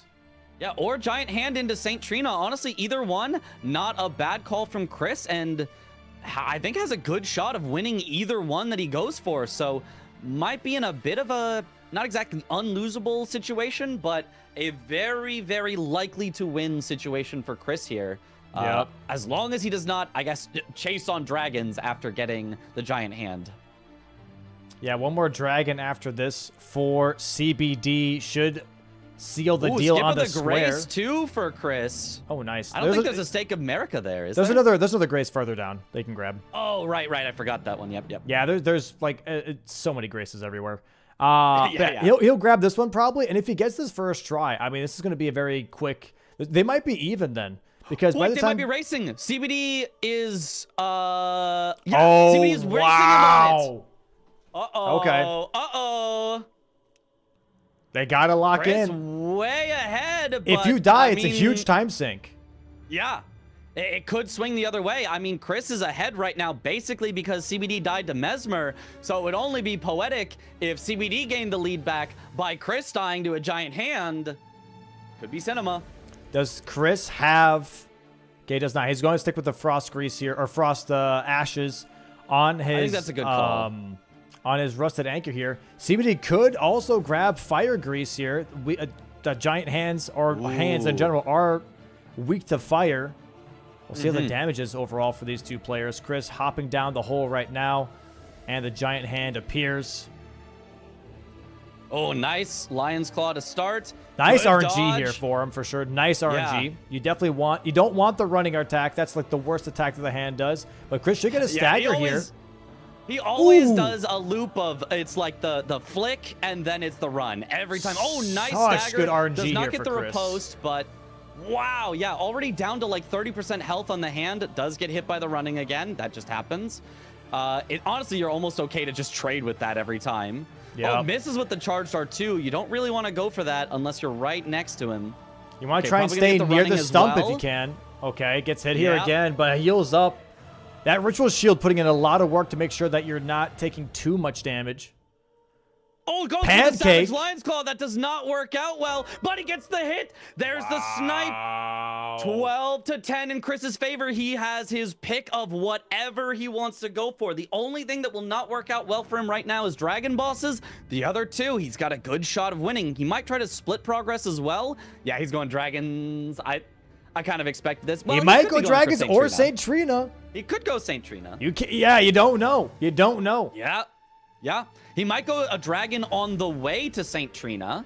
That could be an interesting play. A little bit of split progress and efficiency of killing something on the way. CBD's thinking it might be burn the Ceiling Tree. He's going for the Mesmer fight here instead, going back into the fights of finishing dragons. Chris right now making his way possibly towards the Jagged Peak Drake here as a dragon kill boss, or just going for the full-length St. Trina quest line instead. Yeah.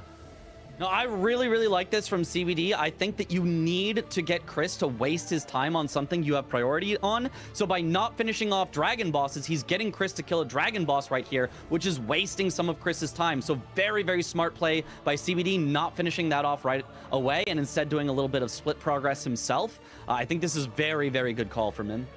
Oh, Chris goes through the head here. A little awkward. And way better damage on CBD's side than last time. We were seeing like not yellow, barely yellow, and now he's doing just incredible damage. Almost has phase 2 already. I really think that Memory of Grace actually made that Mesmer fight so much harder. Like, I genuinely think the Memory of Grace actually screwed up his Mesmer fight. Like, look at his damage now. His damage now is just so much better. A lot of the Skidoo as well from Gaius and stuff helps quite a ton as well. So, true, much better fight. Okay, Chris killing his first Dragonheart boss. If Chris gets one more, I mean, they're tied. He's pivoting. He is going dragons. This is the worst call. That we're the only ones who know it, but this is the worst call Chris could make, because if CBD goes Mesmer, then immediately finishes off dragons, all of a sudden, CBD has caught up in progress to Ceiling Tree. He's not behind on that. He wouldn't be behind on Saint Trina either, and Chris would not get dragon bosses as long as CBD finishes it off after. So we'll see. This is could tight. swing in CBD's favor. CBD has to like really make a really tough call here, right? Which is, first off, keep your composure. And second off, all he sees is that time is being sunk. All 3 squares of the board require a time sink. Burn the Ceiling Tree, Trina Talk, and Dragons, all 3 take a while. So Chris not marking is not helping CBD make a decision here at all. He doesn't know which one. It's literally just gambling. It's a 33% chance of guessing right. Yeah. It really is, and that's always, you know, kind of what it's gonna come down to. When one square ends the game, you just have to gamble, and he's gambling on dragon bosses or Saint Trina. Oh my god. I think he might be going for the dueling fight here that Chris is doing right now. But Chris actually has a great fight so far. Chris maybe could steal away dragon bosses because he's had such a good fight here on this. All he needs is the Ghost Flame Dragon afterwards, because this is already his second one. Yep. This is possibly Chris looking. maybe still gets this square. I don't know. It's a race. No, he's going Saint Trina. No, he's going Graveside Plains. Oh, and CBD's going Saint Trina? CBD is going Saint Trina. There is a Ghost Flame Dragon on the way, though, to Saint Trina. There is. It's the summoning one. You probably go the other way, though. You probably go the little, you know, boat skip directly to Saint Trina rather than going down the Cerulean coast. Oh, I guess so. Like a big boat there that you just jump down on. Yeah, I guess so. Not I even guess really so. A skip. It's like developer. Chris is going for the Ghost Flame Dragon. He is. He could steal this away. Okay, does he have holy? He did swap his anchor to holy damage, it looks like. So, I mean, pierce damage, not that great, but like, if you've got it mixed with holy, that's not bad. This should go down quickly. I don't think CBD has any way of getting his Ghost Flame Dragon first, because it's got more health, it summons. So I think Chris actually just wins it here.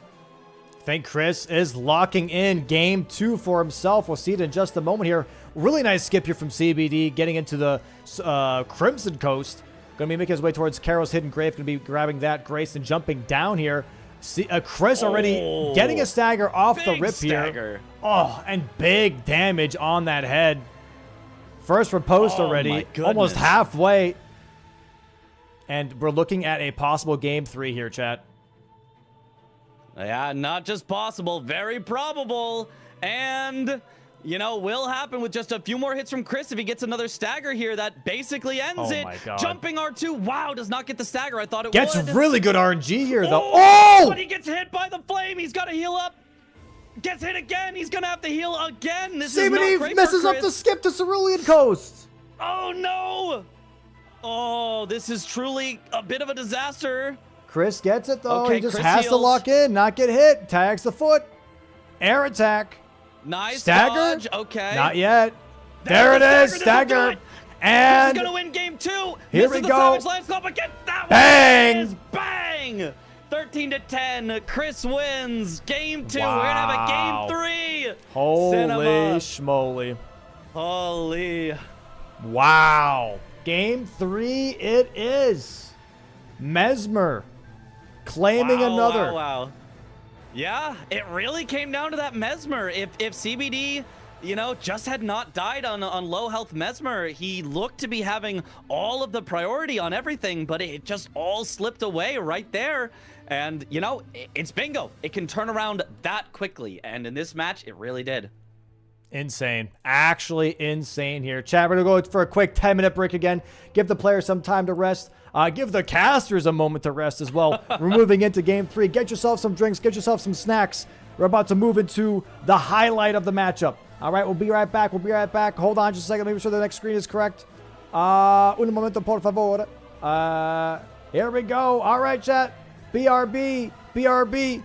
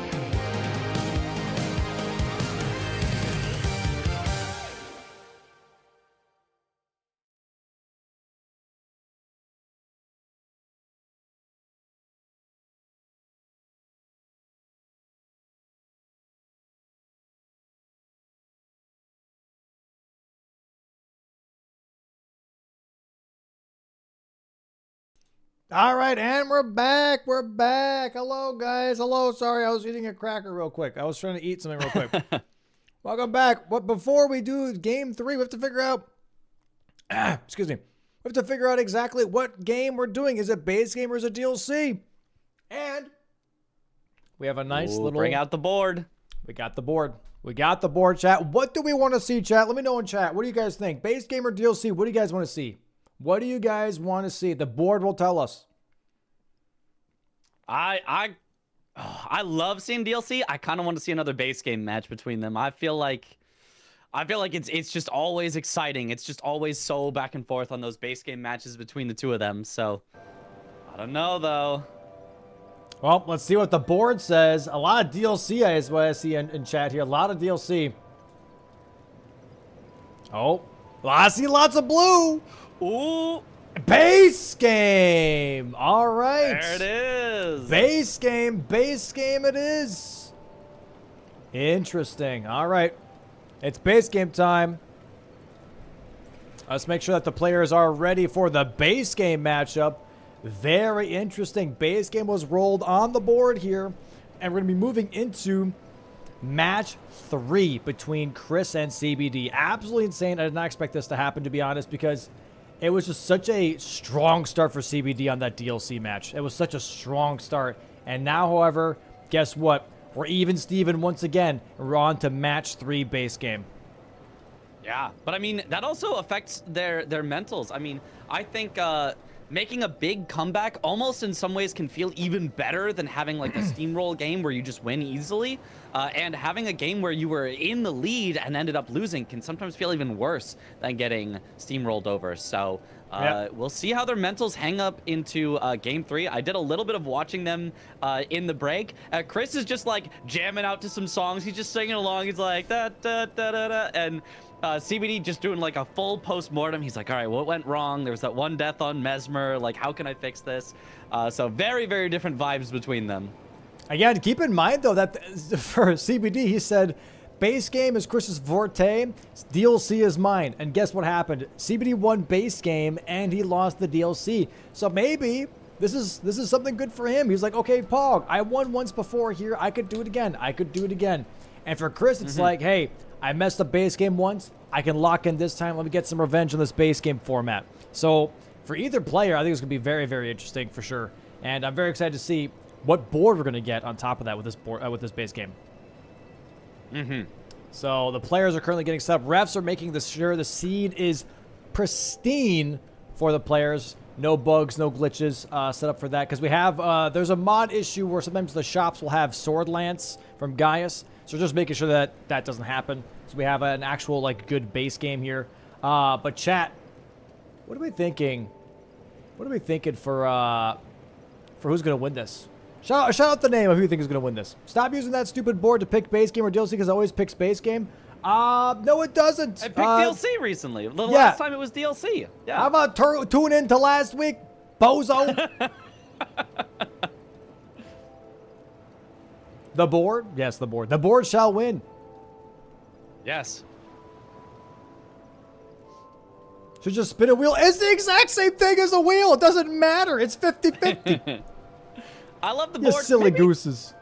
Maybe a little, like, I don't know, labeling like blue equals base game, red equals DLC could help or something. But I like the board. I like it. It's very on theme. It's very on brand. Yeah, I think it's really, really cool. Yeah. I think it's really cool. It's going to be really interesting to see. I don't know who's going to win this one either. I mean, both matches so far have been really, really close, right? Both matches have been almost like a full board every single time. So, yeah, we'll see. It looks like that we have a seed for the players. Starting class. I'm looking. I'm spoiling myself a little bit. Ooh, I'm sneaking a peek. I'm spoiling myself? Oh, I see it. Okay. Interesting. Okay. I like it. I like it. Close out on this board here real quick. Players are loading in. They're almost ready. We're going to move over just a second here. All right. Looks like that players are almost locked and loaded here. Let's go ahead and move over to that match screen, shall we? And now everyone will be filled in on the class here. It's got a rapier and a forked hatchet. Forked hatchet. That should be really interesting to see how this plays out. If they go for it, there might be a better class, but they don't look at anything beyond the Vagabond class. The Vagabond is just to make sure that that they can check, do we have the same seed? Yeah. Yes, we do, because the Vagabond class is the same. They will look at the other classes once we actually get the 3 minutes of prep time. Or once ever Chris's game boots up. Yeah. Still on a black screen currently for him. But let's go ahead and refresh them real quick as well, just to make sure that I'm currently on the most up-to-date with our players here. Yep. All right. And, yeah, so what would you like for a center square this time around, by the way, Mitch? I mean, could we get Melania this time? I mean, I wanted it last time. Melania center square, if so, the game is rigged and everyone will know it, and I'm the one who rigged it if we get Melania center square. Yeah, because I would think like that. Would just be so cinema for the game 3. I would like any big fight in the center that like forces a race, just like the DLC did with Mesmer. I would like to see for sure, 100%. Anything that's just really going to have both players push for it would be fantastic. And that'd be Melania. Could be a Moog race. I'd love that too. That'd be really cool. Could be a Morgott race even. Ooh, yeah, there was that in the last game, but yeah, Morgott race is always good. Last time went in CBD's favor. Yep. But, yeah, seeing that again would be awesome. All right, looks like both players are set up, have the same weapons. Fantastic. They are ready to go. I'm going to give the refs a heads up that we are ready to go. And timer should be starting in just a moment here. All right. All right. And right about now? Right about now? We're going to start right about now? Now? Right about now? Now? Countdown starting now? How about now? Now. Ah, there's the countdown. I got it. First try. Yeah. Now? There it is. All right, here we go. And the board. Dragonkin Soldier. Okay, that's an early rush. That is, yeah. Okay, early, but, okay. I mean, you probably do want a bit of an upgraded weapon there, so could be a very interesting one to see. There's Millicent Invader and Kaled in bottom left diagonal. That's one that people like to go for a lot. There's also a Gale with a +0 weapon on the far left. Memory of Grace with 65,000 runes in that same line are all things that, I mean, I think people could think about going early. Falling Star Beast here as well, bottom right. That's Falling Star Beast, bottom right. 2 caves or grottos as well. Ooh, Wormface also bottom right. There's a lot of stuff you can do pretty darn early here into this board. Not too much late. Oh, Raya's Hand top middle as well is one that people like to rush a lot. Imbued Soldier sword of Godric keys too. Is a cave as well. So we have bottom left Soldier of Godric bare fist only that possibly synergizes with cave or grotto. I wonder if Chris will lock himself out of Soldier of Godric first thing again in this match. We do have also 2 imbued sword keys, by the way, instead of 3. So that's just Kaled and Liurnia if you really wanted to. You know, don't have to go to Raya Lucaria at all for the imbued sword key. Yeah, definitely could. Or is there any synergy with Raya Lucaria? There is a ritual pod in there. There's bosses in Liurnia that you could potentially go for. So there might still be some reasons to do Raya Lucaria, but not necessarily a given. Ooh, also, Soldier of Godric is a boss with the word God in it, so some good synergy there. Somebody could go for that off the rip and have some setup for some things. I don't know. There's a lot of different ways to go. Nothing that is screaming like, this is the rush. I'm probably expecting the Millicent Invader and Kaled to be the first thing, just because you really do not need a weapon whatsoever. You can just baboosh her. We'll see. We'll see what they go for. Okay, I like Chris's class pick here. He's going for the battle axe that has wild strikes on it. Also the really cool Vulga Militia hat or Shadow Militia hat, as they are the DLC enemies. And CBD going for the forked tongue here instead. That has bleed on it. So we're going for a bit of a status weapon over the wild strikes weapon here. 40 seconds until starts. They can still think about it. But it looks like maybe both are thinking going for a Gale +0. This might be a race between wild strikes and bleed proccing. It certainly could be. I don't know what we'll see. It still could be the Millicent Invader. Maybe Millicent Invader into Agheel, or the other way around, Agheel into Millicent. But yeah, definitely, I think we're going to have some sort of early fighting here. Both of them have kind of indicated, I want to kill something early. I've got the stats to use my weapon right away. So we will see. Yeah. Let's see what happens. I mean, Millicent and Caelid is going to be definitely on the board here for either of them. 100%. Yeah. Like, that's just, it's a corner square, which is always fantastic, but also it's really, really easy to pull off early on to the match. And they both have nice armor sets, too, to deal with the rot. Yeah, absolutely. Here we go. Game 3. Here we go. We're off. All right, both of them just going to jump off here. No reason to do the grafted scion here at the start, unlike that first game. And we'll see where they head from there. It's still possible someone could go Soldier of Godric bare fist only to start, but it doesn't look like either of them is probably setting up for that. Yeah, we'll see. We will see. Currently loading in for both players. Pretty much neck and neck currently. Do we already see a Soldier of Godric? No. No. Neither of them is going for it. Neither of them is locking themselves out of bare fist only. Mm-hmm. That's nice. Yep. Definitely, I think, yeah, going for Godric with a weapon here would be probably the only thing that would not be so great to do out of the gate. But yeah, we'll see where they head as soon as they get to the top. Are they going to head to Agheel, or are they just going to head on one of those normal paths to a Grace where they can warp out to Caelid then? I think we're going to see the Caelid. If I had to bet, I think we're seeing the Caelid race. Honestly, probably from both of them. Yeah. I could see the Caelid race 110%. CBD skipping the Tree Sentinel Grace here. Chris not skipping it. Ooh. Giving CBD a little bit of a head start here for the Millicent Invader, potentially. And is this Grace even closer to Agheel? It kind of indicates that maybe Chris wants to come back to Agheel, but maybe. I think the Agheel Lake North for CBD is not that far away either. So I do like CBD's start a little bit more if he's rushing to the Millicent Invader. I'm really not sure. Yeah, I'm really not sure.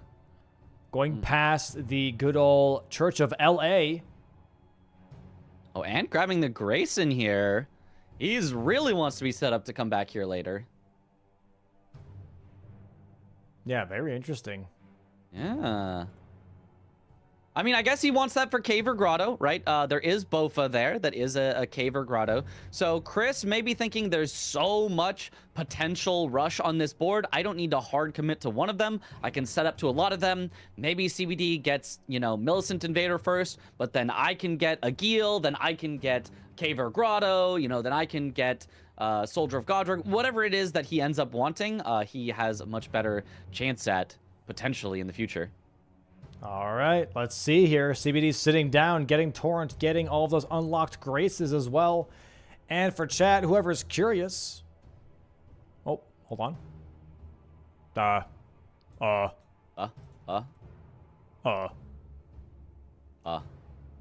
Oh.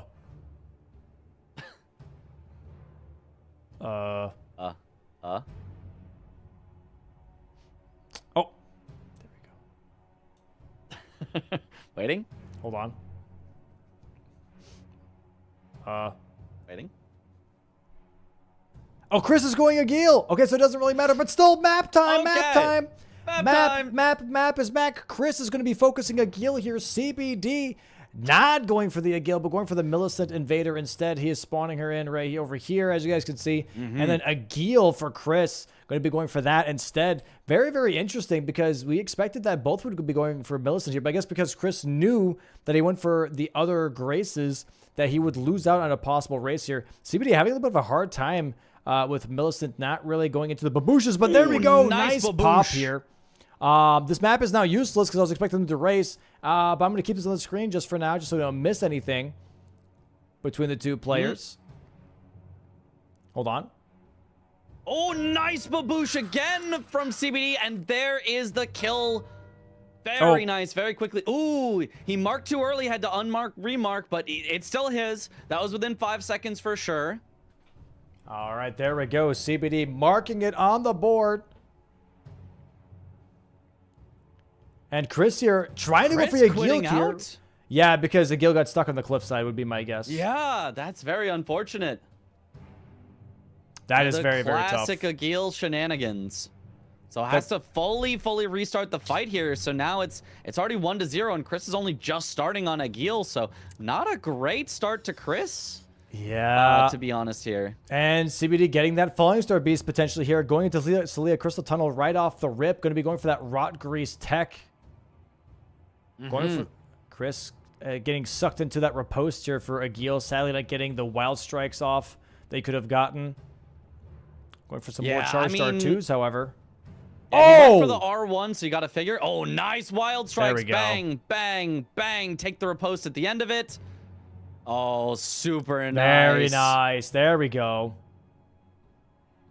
And then Charger 2 almost does it. One more hit. He's just got to be a little careful. Really nice RNG this time around, though. Really nice RNG this time around.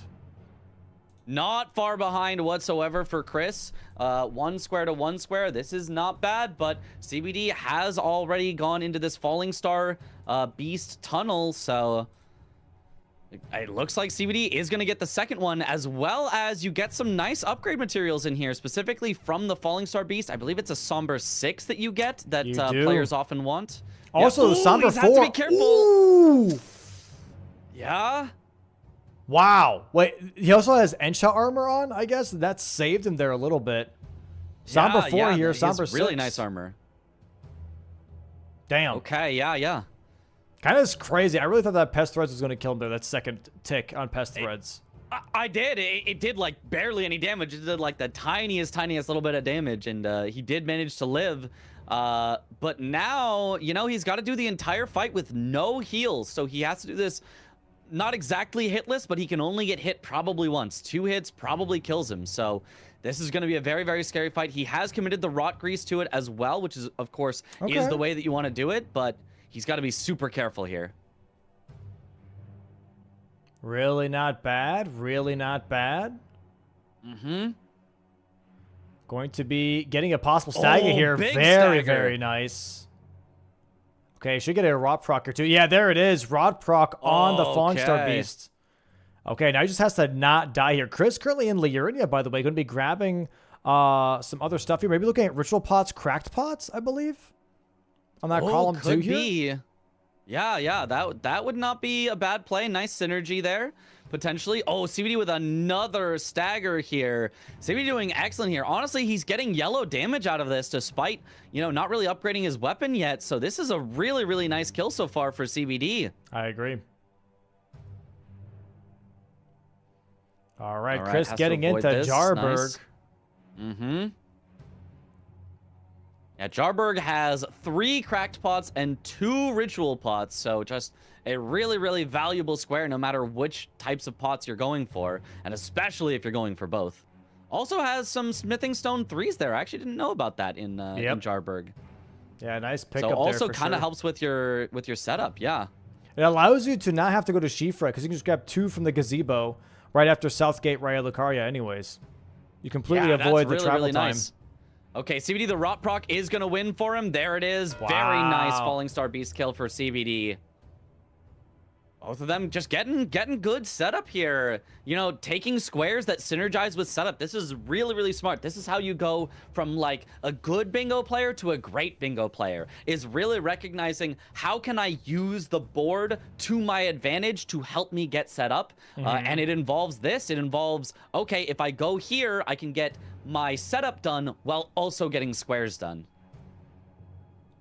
Chris really focusing Crackbots here. Already has 9 according to his board here. There it is. Bang. There's the 10th. That's why he wanted the Grace at Kale. He wanted to come back for this as well. Nice synergy. 2-2. And he gets to go straight for a cave here as well. This is nicely done from both of them. CBD with, I'd say, the more like normal standard path of like, oh, Millicent is great. Falling Star Beast is great. And Chris finding these unique synergies here that he has used to really keep up with CBD doing what most people would probably consider the fastest, most efficient path.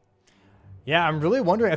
I'm assuming Chris then started with Cracked Pots and not Stone Sword keys, so old Altus Tunnel is not going to be available to him unless he buys the keys now. But yeah, there's 1K for Chris, and he's going to go ahead and now go Not to Soldier of Godric. Okay, interesting.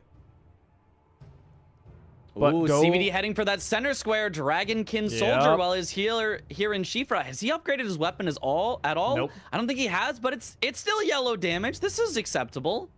For the charged R2s, not for the R1s. That's, not for the R1s. That's pretty rough for the R1s. And he literally is in one-shot range with this health. This Dragonkin has pretty high scaling. Job of, big bleed proc too. That's nice. This is fine. He's just sticking behind the leg. I do like this. It is also a weapon check on top of that. This is a halberd weapon check. He might be able to get like a really nice weapon out of this, potentially. Golden halberd, commander standard, one of those.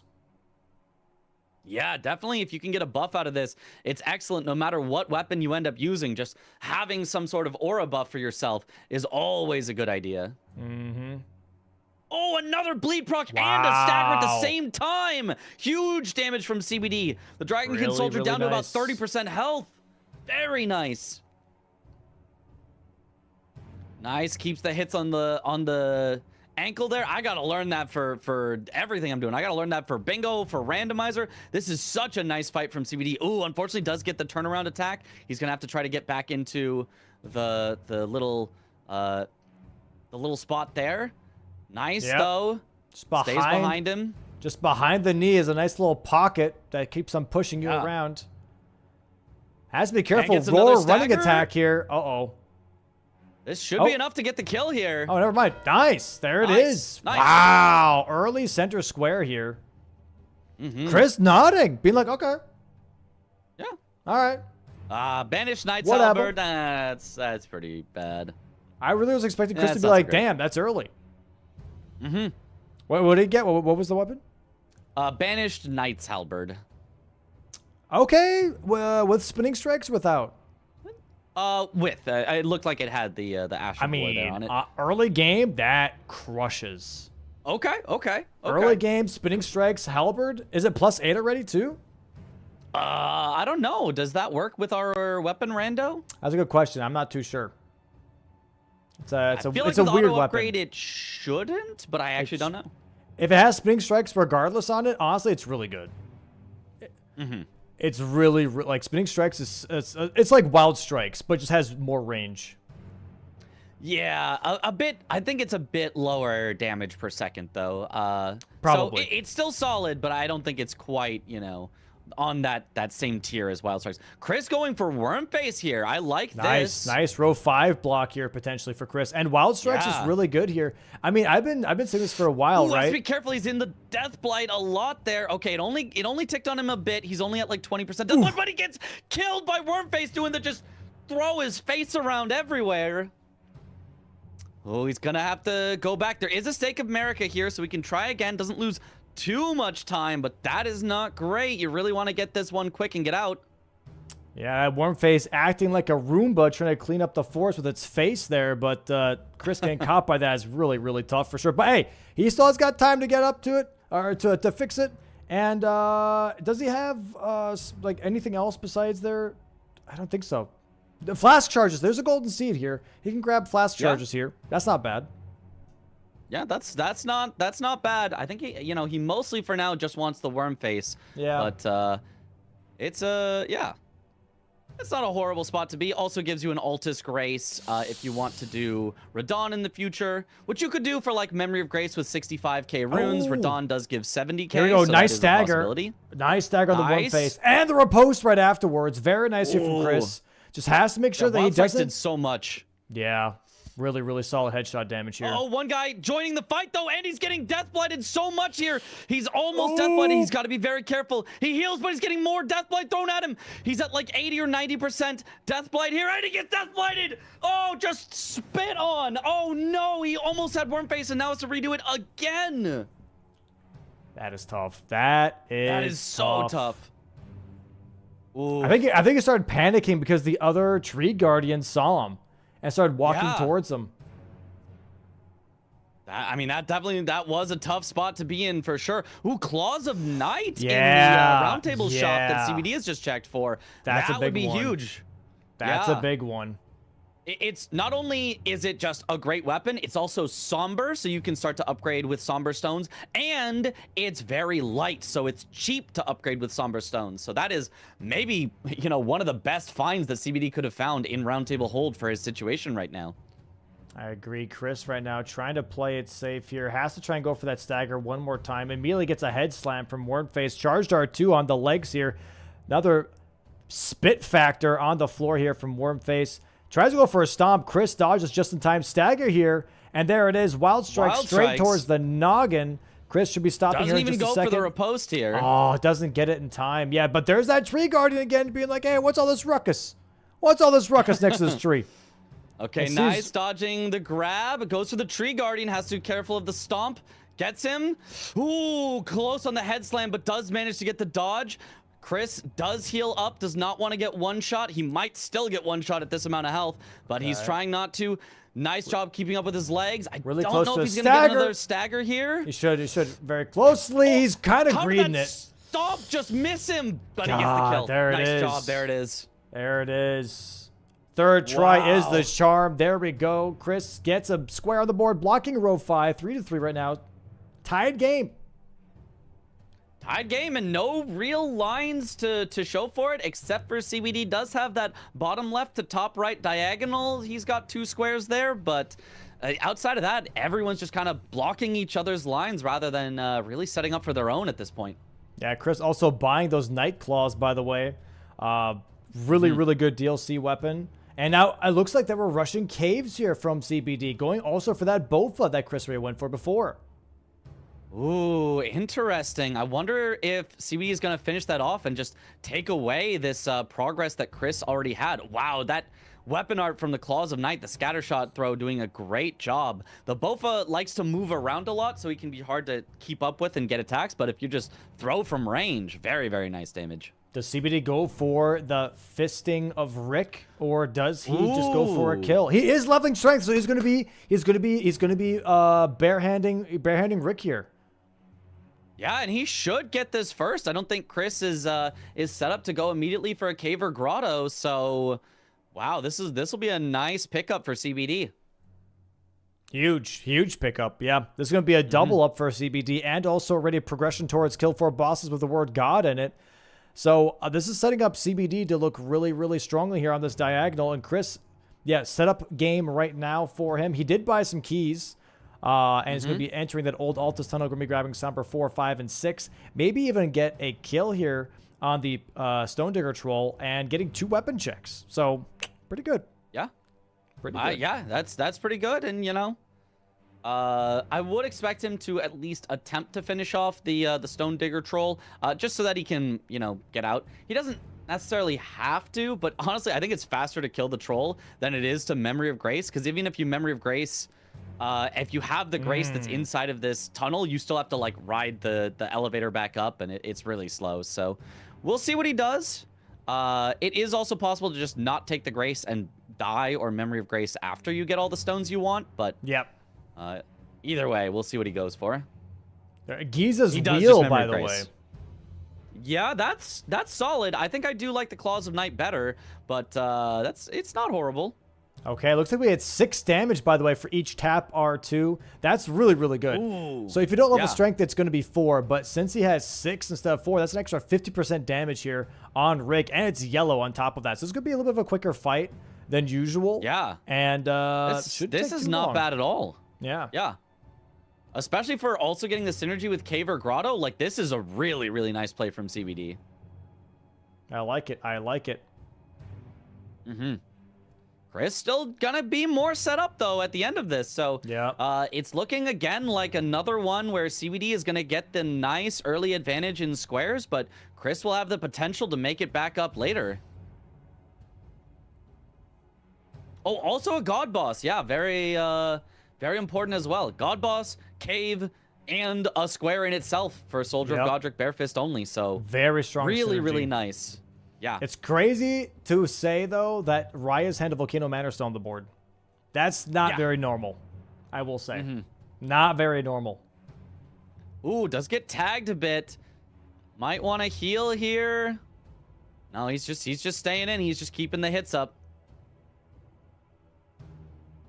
It is also Chris. interesting that Soldier of Godric, another one that you don't take backstabs on, you just go for these regular fist attacks on, because it is actually, we have found it to be slower.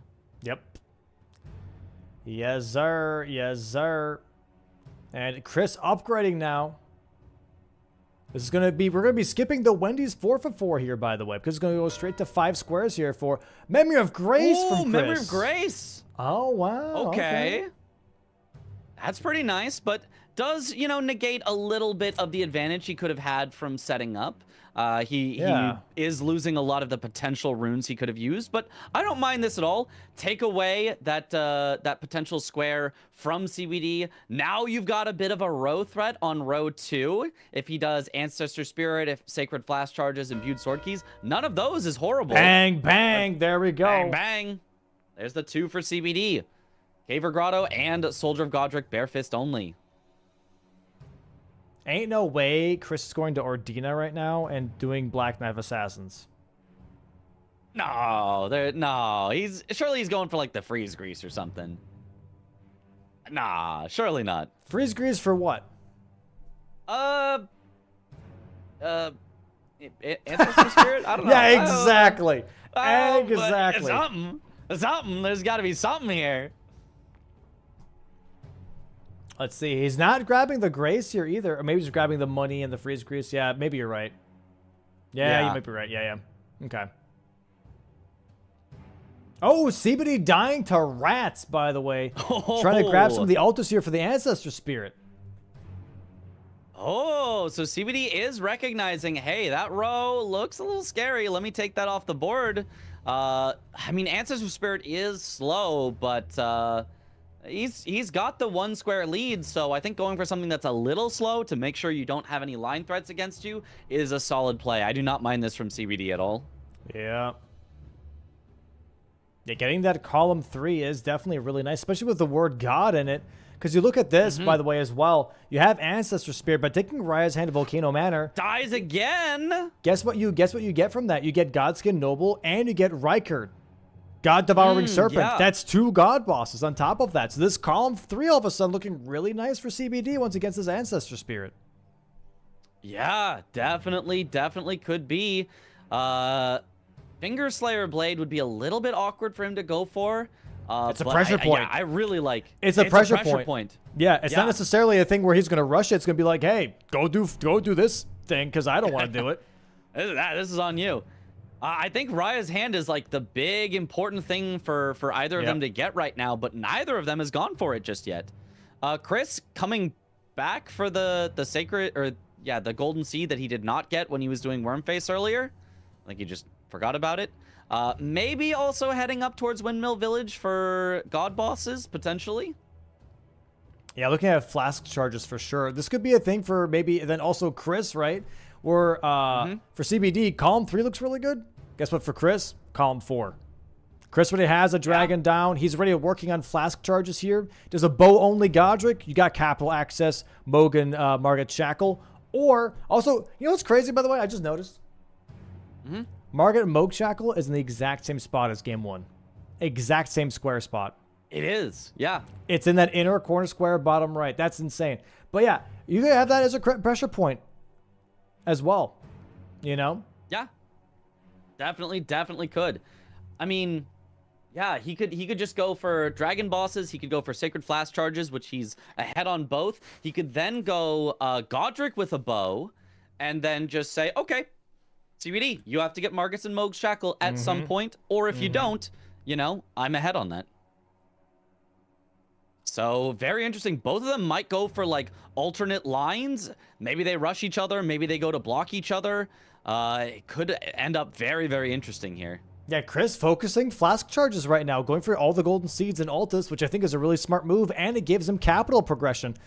So column 4 looking kind of nice here right now, you know? And with if you're going for Night Claws, by the way, Bo also uses Dex, or at least most of them do. You know? Yeah. Good damage. Yeah, that's a good point. I don't think we've seen him pick up a bow yet for us to know whether he would have a good bow or a bad bow, but you know, that might happen. That might happen soon. He might set up for that. pausing and a champing. Okay, he's heading down kind of the reverse way, down towards the Tree Sentinel duo in order to pick up more of the golden seeds. Ancestor If you're Spear gonna here go for flash CBD. charges, you got to do these. Yep. Let's see what the damage is Laws like. of Night, I think, are gonna shred. If he can hit with them, though, is the only thing. Those thin little moose legs. Oh, yeah, it shreds. Oh, yeah. Oh, yeah, it shreds. Yeah, okay, just fire off the projectiles. I really like that. It's a big enough body where you're not having to try to hit the legs. Yeah, that's nice damage. I wonder, the moose does bleed proc, by the way. What is the upgrade, though, on these Night Claws? It's not super high, is it? I don't think it's super high. I'd guess maybe around 4 + 4. Around there, yeah. I don't think he's gone for the full, 5. He does have the Somber 6 in his inventory. I don't think he's gone for the 5 yet, that I can recall. No stagger yet. It's a little crazy, especially with a scatter shot throw from the Night Claws. Normally deal a good amount of poise, I want to say. Mm-hmm. All right, getting a stomp and this is not here. the one that heals, so there it easy is. Kill there. 6-4 in CBD's favor and sets up that column. Ooh, is Chris gonna react to this column and try to take it away? I mean, I feel like Raya's hand just feels almost like a no-brainer at this point, and CBD is going for it. Yep. And Chris not going for it. Chris going to Kale it here. Interesting. Maybe he's looking at ready killing Radon for Finger Slayer Blade? Yeah. Could be. I mean, that is kind of an easy block to make. I mean, it's a slow block to make, but it is one that CBD probably has no way to, like, set up for and, like, sneakily get from you. So it's a very safe play, but I don't know that you want to do a safe play when you're behind by 2 squares on the majority like this. Yeah, I'm really not sure, right? Because, like, what else does Radon get you? It does get you capital access. Yeah? You can kill Radon normally. You have a lot of money, and then you go for Godric with bow only. Next thing you know, dude, I'm telling you, Column 4 doesn't sound bad at all. I think Chris could challenge Column 4 here, with Column 4 here, 100%.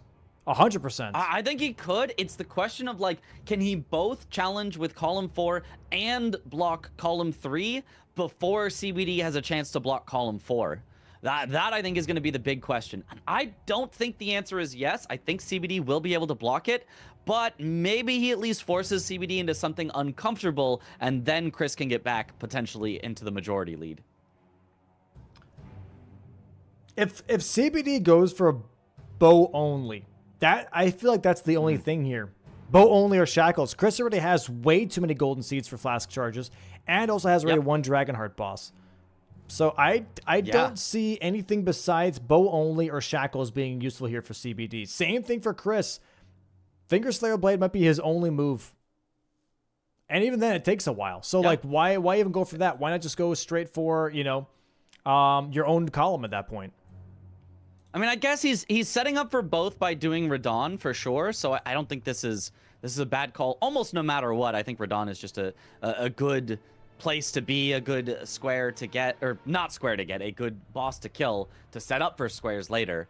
But yeah, I mean, it's in a weird spot. It's something where Chris can pressure, but if Chris has to go out of his way for Finger Slayer Blade to block, and CBD has to go out of his way for Margits and Mohg's Shackle to block, it just gets really, really messy with both of them trying to block. Or they could instead both rush their own lines instead, and then it just comes down to whose is faster. And, like, at that point, I don't know. But CBD is taking Raya's hand. Yep. And CBD still does have at least one boss with the word God in it. So there it is. 7-4 for CBD. 3 squares ahead right now. But I would say for Chris here, right, is, dude, I would love this play. Chris goes to Stormveil Castle right now. Kills Margit, because guess what's inside right before Godric? A golden seed. Never mind, he already finished it. He doesn't even need it. He's already got it. There it is. What do we do? What do we do? I wonder if CBD will think that is him setting up past Margit, him going into Stormveil. Because it certainly could have been. Yeah, he's thinking right now. He's like, what do I do here? I need capital access, I think. And he's immediately making his way towards Stormhill Shack from the looks of it. Yeah, that is what it looks like. So CBD recognizing that potential threat and going for it. And Godric is a boss with the word God in it. So he might be doing that. Trying to check the greatsword check. Does not get the pickup. He's just gonna leave. He's just gonna. What? Say, That's I don't insane. Need that. That's. Just jump back up. Oh, it was the big night. Oh, it was that's the big crazy. night. Yeah, that is a scary one. Okay, Chris has a ton of flash charges, but he's rotted so badly here. He's gonna have to heal like 100 times to get through this. He's got the flasks for it. He does, yep. CBD back in Altus. Ooh, I think this is a grace for Radon, maybe, that he's going for? Could be a grace for Radon. No, he already has a grace. He has Earthtree Gracing Hill for Raya's hand, does he not? Yeah, I think he does. So then he should be fine. So it's God Boss. I think it's God Godskin Boss. Apostle. I think he's heading towards Godskin Apostle. Yeah. Dude. Oh, Chris with the +9 Claws of Night, though. Chris is about to start shredding here. Yep, going to Scenic Isle here. What are we doing in Scenic Isle, Chris? What are we doing here? Yeah, is there a bow check here? Ritual pots? Ritual pots, maybe? What are we doing here? Looks to me like a possible ritual pots. Oh, Dragonheart boss is going for Smaragd. He's going to be grabbing Southgate Grace and going for Smaragd here. Oh, yeah. Oh, that makes sense. Yep. Probably grabs the ritual pot on the way just to have himself set up. But Yep. Grabs this, then turns around. Yep, goes for the teleporter. Nice. Yep. Good call. All right. Yeah, we might have a race off here. Column 3 versus Column 4. And if I'm being honest, man, if I'm looking at the times, I think Chris, Column 4 might be actually faster because God Bosses, he still has to get 3 more. And on top of that, Finger Slayer Blade, you have to do Blue Loretta, start the quest line with Ronnie, and go Radon, and then go all the way down. That's a lot of time. It is a lot of time, but I mean, Margot's and Moog's Shackle is also a good bit of time, but it does synergize with Remembrance Boss Bow only. Chris so already did Golden Seeds, though. He has the Graces in Altus. He's like right next to DTS pretty much with all the Golden Seeds that he picked up. That's true. Yeah, he is very, very close. I think you're right, but I don't know that it is super clear cut. It's a long distance call. I get that. It's a long distance call either way for sure. And if either of them is like, no, I want to split and set up for majority as well, that could absolutely change the outcome here. So if both of them rush, I think I agree. I think Chris is ahead. But if either of them pivots, if either of them goes to block instead, it's going to get real messy real quickly. And I have no idea how this is going to shake out. Yeah. Very nice damage on the Godskin Apostle here from CBD. These Claws of Night are shredding, but he gets hit and dies. Just gets completely one-shot. He was behind Apostle. That's usually the safe spot. He was not behind enough. Tagged. Wasn't behind enough. Slightly to the side. He got stuck on that left ankle, man. That's the dangerous spot, man. Left ankle. Yeah. Also known as the Achilles heel. Oh, the claws just doing ridiculous damage on Chris's side. Just hit him in the face. Bang! Nice second Dragon Boss for Chris. Wow. Fast fight, these +9 claws are absolutely shredding. I think CBDs are still only maybe around like +6-ish. +4? Maybe. Yeah, +4, +6 somewhere. Ooh, gets tagged again. Oh wow. No. This is really not going CBD's way. He's laughing it off here, but behind that laughter, there might be some pain because this is not great for him. That was insane. Yeah. The Apostle was like, dude, that's like that 1-1-2 that is really hard to deal with because it's so fast. Chris grabbing one imbued sword key here, by the way, also in Liurnia. Not immediately committing to that column 4, which I think is crazy. But I get it. I mean, yeah, I get it. It is, it is one of those, everyone wants to play a little safe. Everyone wants to have a little bit of what if? What if this goes to majority? I don't want to give up this super fast square just in case it goes to majority. Right. So I think this does make sense. He's not way far behind in majority either. It's 2 squares down, and if he gets the imbued keys, that's 1 square down. CBD is stressing me out with some of these dodges here. Tries to get to phase 2. Gets the spin of death. Gets out of it just in time. Ooh, gets out. He's going to need to get a good dodge here. Oh, not quite well timed. Rolls through. He's going to have a chance to heal up. No, he goes for some more damage instead. Yep. Bleed proc. Spin, spin. Now heals up. Chris focusing on nice. sword That's a good keys. move to see. Yeah, Chris is going to get these imbued keys here. And Maybe CBD is still going to need 2 more god bosses after this. I wonder if CBD is actually going to hide progress and go Radon next in order to start trying to sneak both god bosses and Finger Slayer Blade. Could be, could be. Chris, yeah, I think trying to throw CBD off the trail, being like, oh, I'm not doing called for. I'm going for these like easy squares. Mm-hmm. Yeah, but this is what I said where, you know, you think, oh, Chris has maybe got the faster line, but if he tries to do these pivoting and keep majority plays, now all of a sudden, I don't know that he's faster on this line. Okay, nice job, CBD. Finishes off the Apostle. Very, very nice kill here. That's his 2nd boss with the word God in it. And where's he headed to? Volcano Manor. Looks like Godskin Noble. I don't think he's going to do Rykard, God Devouring Serpent. I think he'd rather go Godric for that. But he could, maybe. I don't know. I think he just fully commits to the god bosses here. Could be, could be. It would leave Godric open for himself later if he wants to come back and do it bow only. So, yeah, it could work. It could make sense. Dude, dude, look at his health, though. Yeah. Look at his health. Look at his health, man. Yeah. Not sure I like the health here. Just low health on both of them. Chris kind of setting up shackles here, already grabbing the Grace near Patches. Still has to find a bow, though. Could go do the Shifra bow check. Yep. Mm-hmm. I think he's already been through Shifra. I wonder if he grabbed one on the way and we just haven't seen it yet. Where's it going? Where is it? I don't know. Where is he going? Is he going for invaders here? Anastasia? I mean, if so, he passed by one that would be outside of Patches, which also would have set him up for Margit's and Moog's shackles. So, I don't know. What are we doing here? He's grabbing... Oh, not grabbing anything here. The face. Looking. I'm not sure. I really don't know. Is he going for Grail for his 3rd dragon boss? He could, I guess. That's...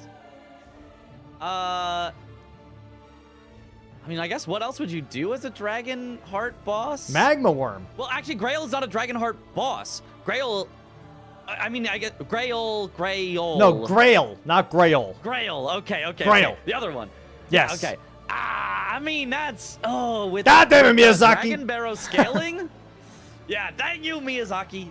That's tough. No, he's plus not going 9 for it. claws. I mean, yeah, he's going for... Yeah? He's going for invaders here. Invaders? I don't get it. Yeah. I don't think he wants the lines, but he's also not setting himself up to block CBD's line. So I think Chris tough. is going CBD... for Chris is going for majority here. That's I think he's dabbing. Not dabbling. He's dabbling into. Dabbling. He's dabbing into every square. Dabbing? Into every square. Yeah, he's dibble dabbling into every square here, just trying to win majority.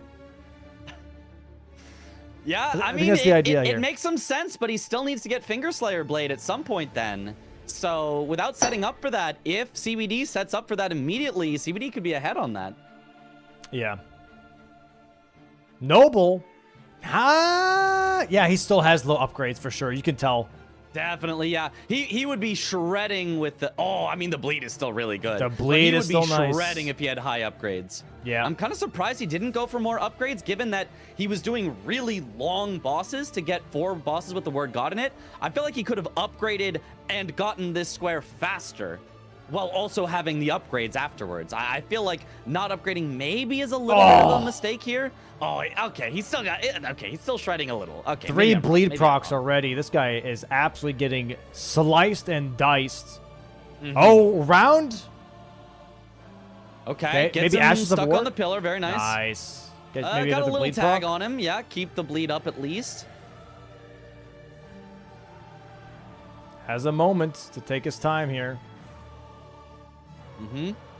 He has to be careful though. Nice. Oi, Oh, oi. there's the bleed. Very nice. Nice job. The great EP. Yeah, he's at somber 4 because the guy has plus 12 or somber 5. No, he's at somber 3 if it's plus 12. What? Somber. No, somber 5 for plus No, that's 12? somber 4. That's somber 4. Somber 4, somber 5. Somber 4, somber 5, something like that. Yeah. 5.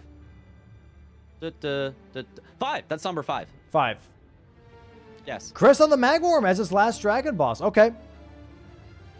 Chris looking to cash in now. Okay. Nice. Nice. Okay, actually, what I like this play. I see why Chris did what he did. He went the way that he did because Anastasia's an invader, but also Magworm Tunnel's right there. Yeah. I get it. Oi! A little bit of synergy. Bro, what a scatter shot uppercut. There's Dragonheart bosses. Oh, sheesh. Do we get a bow only? What do we get? That is the question. I'd love to see it. He's heading back to Stranded Graveyard. Oh, he's going for bosses with the word God in it. He's going for Rick. He is going to be way too late here because CBD is doing Godefroy. Really weird pick here, though, from CBD as well. CBD doesn't have any keys. He has no keys. I like Godefroy as a pick here. I actually think that's pretty good. I mean, I'd like Godric better because it gets you capital access potentially, but I think this is not a bad one to go for. Very fast. You don't have to make your way all the way through Stormvale It's a time waste Castle. regardless, though, because CBD has 3 god bosses already. Yeah. But I mean, let's say that he wanted to rush his line. There's no more god bosses in his line, so I think Godefroy is the fastest god boss that he could possibly get to, because he doesn't have to go for capital access. No, I'm talking about Chris. Oh, sorry, for Chris. Yeah, for Chris, we happen to know it's a waste of time. Chris can't know it. Yeah. No, but he's not using the key. Oh, he's going for the bow. He's going for bow only. He's doing the bow check here in round table. Okay. What is that? What is Arbalest. Arbalest. That's that could okay. work. That's hey, good. it's auto-upgraded. It's auto-upgraded. Yeah. But again, another thing where it's like, I wish he would have upgraded his weapon earlier then, because, you know, now you kind of want your Arbalest to be even more upgraded at this point. Well, there goes Rick. Yep, there's Rick. Bye-bye. Ooh, going for the bolts and the lightning bolts. This is something we figured out in a practice match when everyone ran out of bolts because they had that one that shoots 10 bolts at a time. Yeah. We figured out, oh, wait, you could just buy bolts and lightning bolts from the bridge vendor, and those lightning bolts are very, very powerful, so he might not even need that upgraded of a weapon. All right, Chris going for Radon here. Going to get access to Fingerslayer Blade and also a half access to Capital, but might be losing out on this bow only here as CBD is making his way towards Stormhill Shack and Margit and Stormvale Castle. Yeah, I mean, he might be okay with that. If they block each other's line, it's currently 7-7, so no clear, strong advantage. If they just block each other's lines, we're basically just down to a majority. The only thing is that row 4 has nobody having marked anything just yet, but CBD is about to get the first one, whereas Chris has some ritual pots that he could get his own block in that line as well. So I think this is going to come down to majority. I don't think either of them wanted to commit to their lines that hard, and so I don't think that's what's going to happen. I think it's going to come down to majority, and it could come down to a last square situation here. Or it doesn't. Or? Because CBD is doing Godric bow only. It's his last god boss. It's a double up. So it's 9-7 then. He blocks column 4, progresses column 3. He could try and catch up to Chris on Fingerslayer Blade. And maybe Chris thinks it's a bluff. Because people bluff all the damn time. People bluff, and Chris calls out the bluff. We have definitely seen Chris hold blocking a line until the literal last square that he did before. So we'll see if he goes for that again. Chris trying to get a Frost Grease pop on Radon first before going for Night Claws. There it is. Wild Strikes. Yeah, okay. Nice. Yep. Goes Let for the more melt begin. with the claw. Yeah, unfortunately, I don't think he's going to do enough stagger to stagger Radon. Otherwise, though, this is a really, really lot of damage that he can get. One more bleed proc might do it. Oh! In one cycle. Nice job. Wow. Wow, nice. Wow. Big bleed procs there. Mm-hmm. Very nice. Very nice. Very, very, very nice. Okay. So now Chris, we'll see if he commits, if he's doing this to try to get towards Capital, if he goes to Godric, or if he's trying to do this to get to Fingerslayer Blade. Right, Lucaria gate here for Chris. So this is probably going for Fingerslayer Blade. He's probably going to do the little teleporter to EG. Yeah, he's going to do Blue Retta right now. And you want to know why that's actually not a bad idea? 5 Liurnia bosses. 5 Liurnia, yep, that's true. It's got some good synergy there. Okay, interesting. Chris has a little bit of progression on Ritual Pots. Has a little bit of progression already on Liurnia bosses. And Bow Only and Godric, or God Boss, is going to go to CBD here. Mm-hmm. Oh, this is still, this is tight. This is tight. Ooh, and a Ritual Pot at Pydia. So Yep. another bit of synergy there. Yep. So yeah, very, very nice. Okay, yeah, CBD setting up. Hopefully this Arbalest does some good damage for him. I mean, it's not fully upgraded, but it's partially upgraded, 12? and he's got those lightning bolts that should do. And he's got rot that should bolts. absolutely shred. The rot bolts work too on this, do they? Maybe not. Yeah, they should. If he's got those rot bolts, yeah, that could be really nice as well.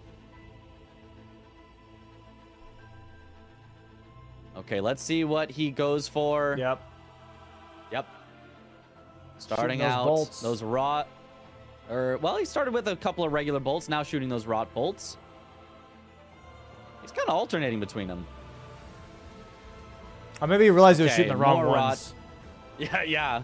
He's like, oh, it's R1. Mm-hmm. I've done that before. Yep. No, nice. Does he get the rot here? Should be after this. Yep, there we go. Rot proc. There we go. Huge. Oh, this is going down really quick. This is not bad in the slightest. Now just keeps the pressure up. Should get the phase transition right Bow here. check Very here nice. for Chris. Erdtree bow was in Shifra. Chris maybe forgetting that there's a bow check in Round Table. He might not have had the Stone Sword keys for it. He had to buy Stone Sword keys just to get to the Old Altus Tunnel because he did not start with them.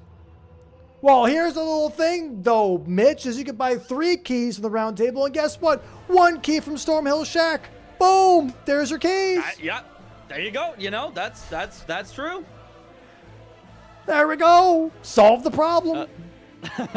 Now, it's not going to matter here because CBD is going to take out Godric first here with this big damn. This bow only. Yep, big damage. Does not get him fully to capital access yet, but Chris is not really going to have a way to know whether he does or not. And waiting for the double bang bang. CBD will be ahead 9-7. Just a moment here. Just a moment. Bang, bang. Bang, bang. There it is. Chris making a face, being like, that was a little bit sooner than I thought.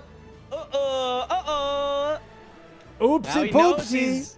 He's got to go for Fingerslay Blade. He was already heading here, so this is not like a disaster for Chris, but Chris's plan of winning by majority, that's a bit harder when CBD gets a 2-for-1. Definitely a little bit of a doozy. Mm-hmm. All right, Chris still just making his way through here as, CBD is going for Radon to give himself capital access for Shackles later, as well as underground access for Fingerslayer Blade. Now, Chris is way ahead on Fingerslayer Blade. If CBD chases on Fingerslayer Blade, this is a great way for Chris to potentially just catch up because CBD will just be behind him and just get sniped. We'll see. Yep. Because CBD may be thinking, Chris is going to leave this. Chris always leaves lines. He never goes to block them first thing. But this is a case where Chris, you know, he kind of shakes up what he does. Some games he leaves it for last. Some games he does it right away. And this game he's doing it right away, which could catch CBD off guard. Watching this, by the way, as well, this is another case from DLC, right? Whoever gets Finger Slayer Blade really sets the tone for the rest of the match. Because if CBD gets this, obviously it's GG's. It's a bingo line. It's GG, But yeah. for Chris, if he gets this, he has so many other progressions on the other squares. This could be another flip. This could be another flip. 100%. It certainly could. Chris has some good progress on other squares. CBD would still maintain the majority lead, but yeah, it's a big question mark. Yep. For sure. All right, nice kill by Chris. I mean, I really love that Chris committed to the full +9 early. I think this is working out really, really, really well for him. Oh, heading to Rotview Balcony. Has 2 Liurnia bosses now. Maybe grabbing... He is going for Invader here, I think. Oh, I think he also wants to block row 1. He says, CVD's kind of setting up on row 1. I need to block that as well, I think is what he's thinking. So he might go NPC Invaders into Finger Slayer Blade. That might give CBD time to catch up. I think Chris can still get both first. Yeah. I don't know. It's tough. This is really close. I don't know how I feel about this. It certainly is close. Here goes Anastasia. Chris. Yeah, I mean, should take her out easily. Yeah, there we go. I mean, yeah. There you go. Wild strikes. We're done here for CBD. Okay, now is heading towards Nereus in front of Patch's Cave. So this is a nice one next as well. He could, after that, do the Millicent Invader in Kaled. That's a nice one. CBD needs to still upgrade at some point. His damage is still... It's all right, but he really could be shredding these bosses if he really could. Need to. Yeah, Chris got a nice 1 cycle. I don't think there's any chance that CBD is getting a 1 cycle here. Nah, it does. Insane bleed procs, though, I will say. Insane bleed procs. Yeah, really, really, really nice. But I will say, if CBD sees NPC Invaders at some point, bro, like... Yeah, I guess even it still doesn't matter because he has to do everything that Chris just did with Loretta, right? And he doesn't know that Loretta has been done. Ooh, this is tough. This is tough. This could be great for Chris because it almost baits CBD into committing for Finger Slayer Blade. And then if Chris is ahead, but CBD is chasing on Finger Slayer Blade, that wastes so much of CBD's time. So this could work out perfectly for Chris. This could get him tied up in majority with his current priority left in Liurnia bosses and ritual pods. Yeah, this is tough. This is tough. Yep. Final NPC Invader looks like he's going for starts with H. Not Henricus, is it? The one over here at the Colosseum. I don't know, whatever this guy. Yeah, Henricus. Okay. Okay. All right. Okay. All right. And it's CBD here now, making his way towards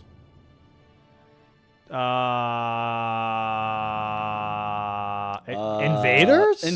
Invaders. He's chasing on Invaders. Shots.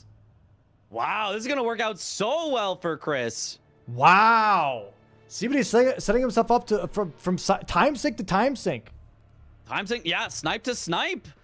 It's all going to go Chris's way here, it looks like. This should be the 4th one. No, that's the 3rd one? Yep, 4th one is round table. Oh, he needs to do Millicent. Yeah. Or he needs to do round table hold. Here it is. Okay. Yep. I miscounted. I just counted him as having Millicent. No. CBD had Millicent. Yeah, he's got it right. This is tough. This is tough for CBD. Going to be losing out on NPCs here in just a moment. Gets his 2nd kill on Nereus, but Albrecht is here with that mad tongue about to talk some mad shit. And yet, he's dead.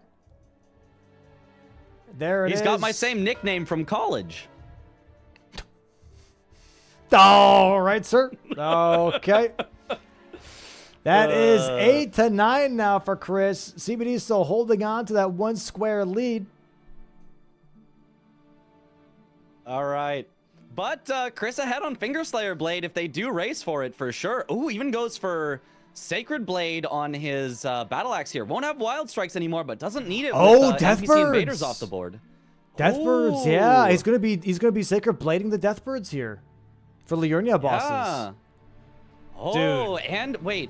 Is CBD chasing on? No, I think CBD is going for Fingerslayer Blade. So Chris can't stall on this for too long. Otherwise, CBD can take away all the progress that Chris has made. Yeah. Chris playing with fire once again here. Oh, my God. Oh, big kill, though. Jesus Christ. Oh, my goodness. That's a third Liurnia boss here for Chris. Yeah, classic Chris not blocking, though. CBD looks to be heading for it. Unless CBD is heading for Ritual Pot. No, he's going for it. He's going for it. Yeah. Yeah. I mean, there is still the Ritual Pot at Pydia, so he could, you know, do Blue Retta and then go Ritual Pots, but yeah, I think he's going for it, and Chris needs to switch back at some point. He's playing with fire. He really, really is. He's not respecting, in my opinion, this Fingerslayer Blade. We're 55 minutes into the match. It's very much making me nervous here. Knight's Cav into Tibia Mariner, I believe is what Chris was thinking, and then immediately going to Fingerslayer Blade afterwards. Those are fast. I think he will still have the advantage on CBD. This still could work out great for him. Big damn. Yeah, I mean, big damage, and it should be very fast on the Tibia Mariner as well. So, yeah, this could work out great for Chris. It's scary, but I think it could work out great.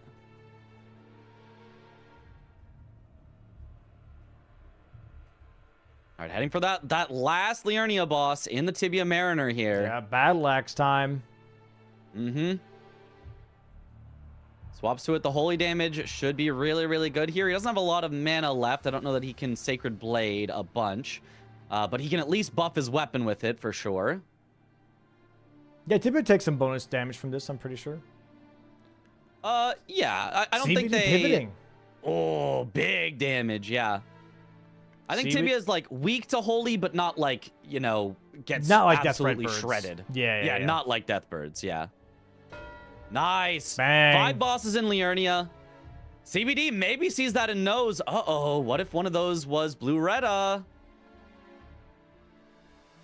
What is CBD trying to do here? Was he looking at Liurnia bosses himself, or...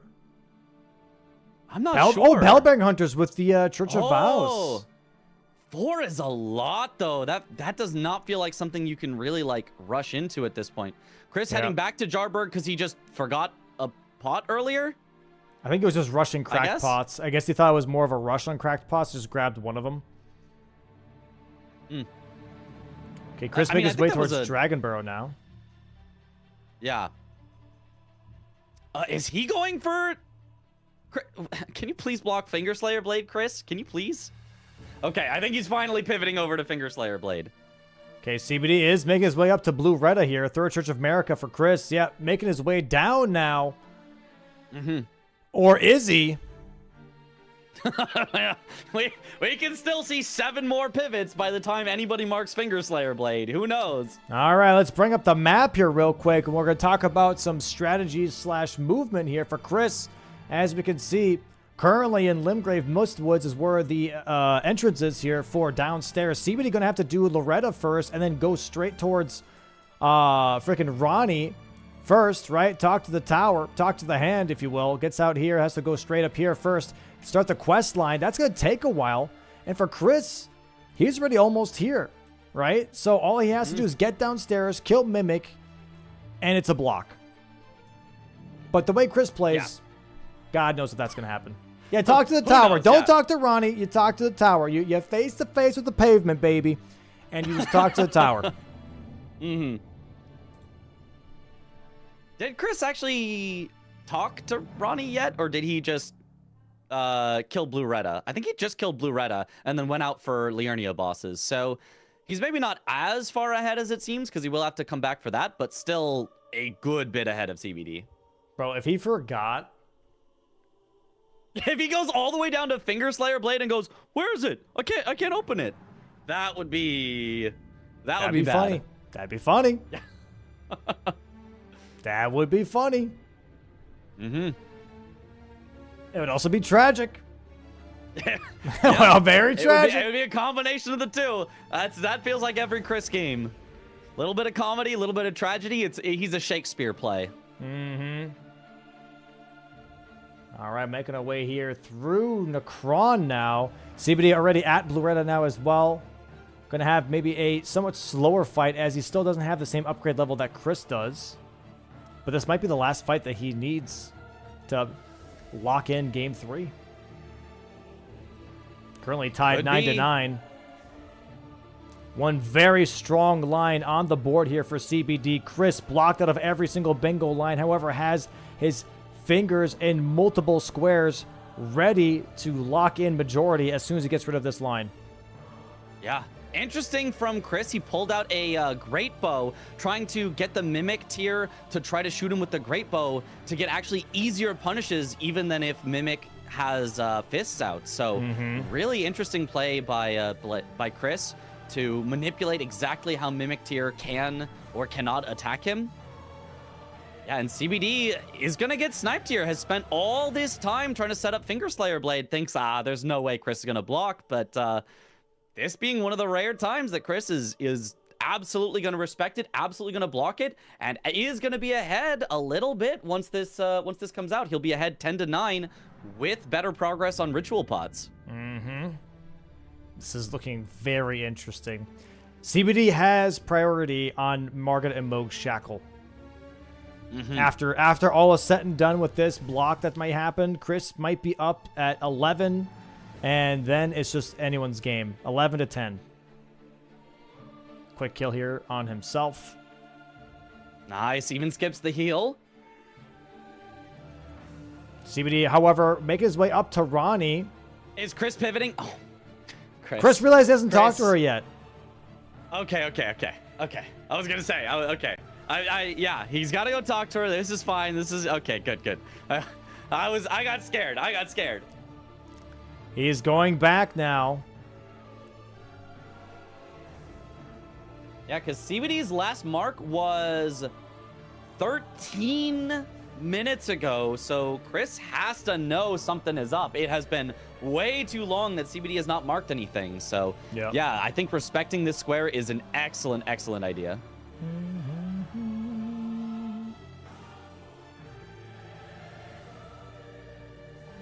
All right, all he's got to do is talk to Ronnie, do the whole, go down, talk to other people, and then he can just go back and get the Finger Slayer Blade. As long as he remembers the way down and does not die on the way down, it should be his square first before CBD can get there.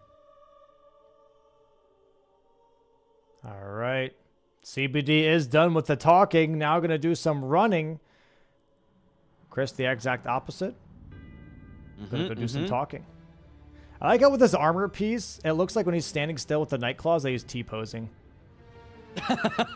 A little bit. He just a little arms out of the side.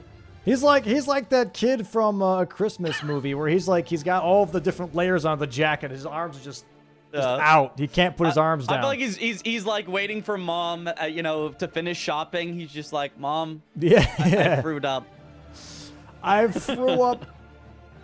Yo, Parky, thank you for the raid. Appreciate the raid, Parky. Welcome in, guys. Hello. We're on game 3 right now. CBD having a very strong bingo line column 3. However, Chris currently preemptively blocking it most likely. Already has Mimic Tier dead. Yeah, CBD heading down to go down to the Finger Slayer Blade. Definitely just making his way through Liurnia or Limgrave for exactly that purpose, but way far behind. There is no way he gets this first without some sort of extreme incident from Chris. This is a big time sink from CBD. My lord, what a big time sink. Yeah, I mean, it's basically been all the time since he killed bosses with the word God in it. He has basically only spent setting up Finger Slayer Blade. And so to lose this square and lose all of that time is devastating. Like, this could not have gone worse for CBD. He was in a great spot the whole game. Literally from you know, almost minute 1 when he got Millicent Invader first before Chris got Agil. He was in the driver's seat, but for the first time in the match, Chris is about to take over that majority lead, and CBD doesn't really have much to show for it. Very devastating. Chris just has to do a nice little skip down past the mimics, and then we have a situation on our hands, if you will. Yeah, a big there are situation. a lot of like old skips that have existed to get down here faster, but some of them have been patched. Some of them are kind of weird and not really allowed. So you have to get, you know, most of the way down, and then there is a drop you can do.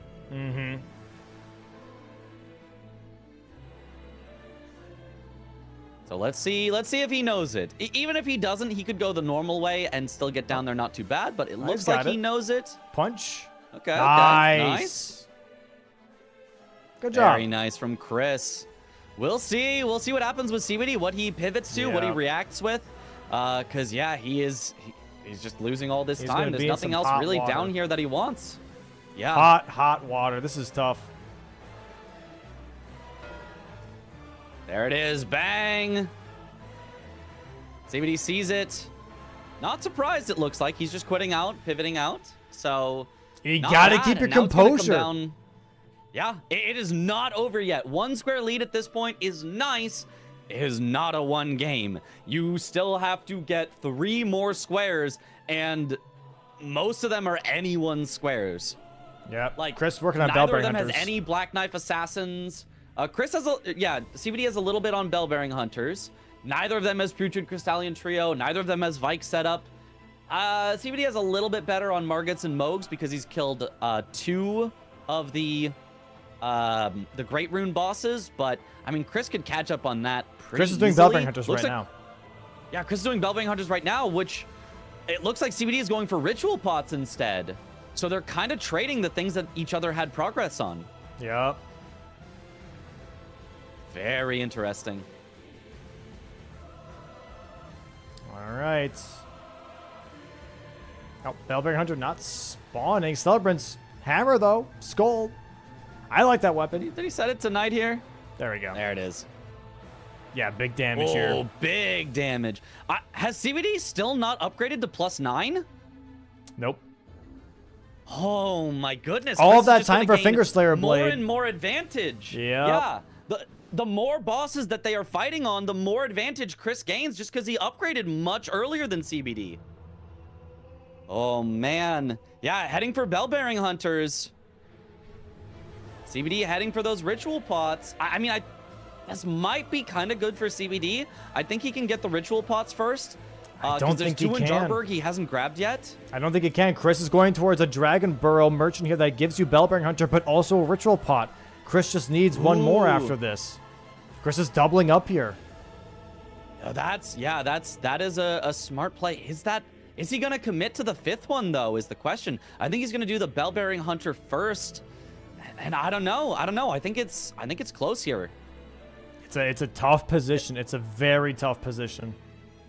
Yeah, Chris did not do the Pidia one yet, so he's gonna need to buy this one and go to Pidia before CBD does Jarburg and any one more, which would probably be the same Bell-bearing one, I'd expect.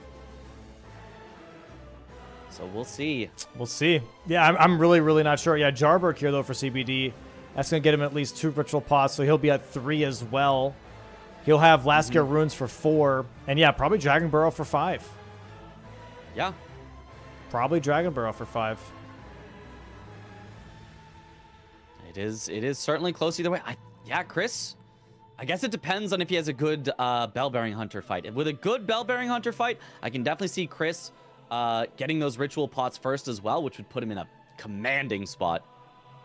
There's the pickup. Chris not doing Bell-bearing Hunter right away. Okay, he's going to be... I like this. Interesting. Yeah. Hard committing to Ritual Pots first. And this is going to... Dude, this is going to tell CBD, like, dude... What?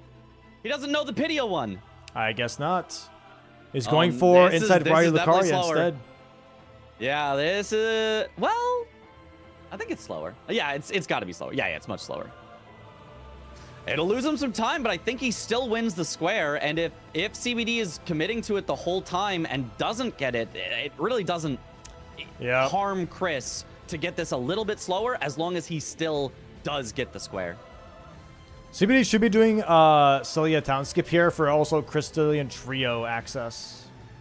Yeah, that would be a good idea here for sure.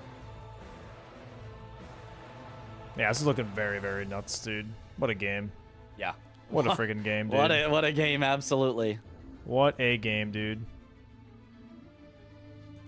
Okay, does get the nice distraction there. Just kills them, might as well. Goes for the skip just to avoid opening the door. Gets it. Nice job by Chris. Will CBD get the Celia skip as well? Looks good, looks good. Looks He's good. got the hard part, but he slips it does off. not look good. Oh, no. Okay.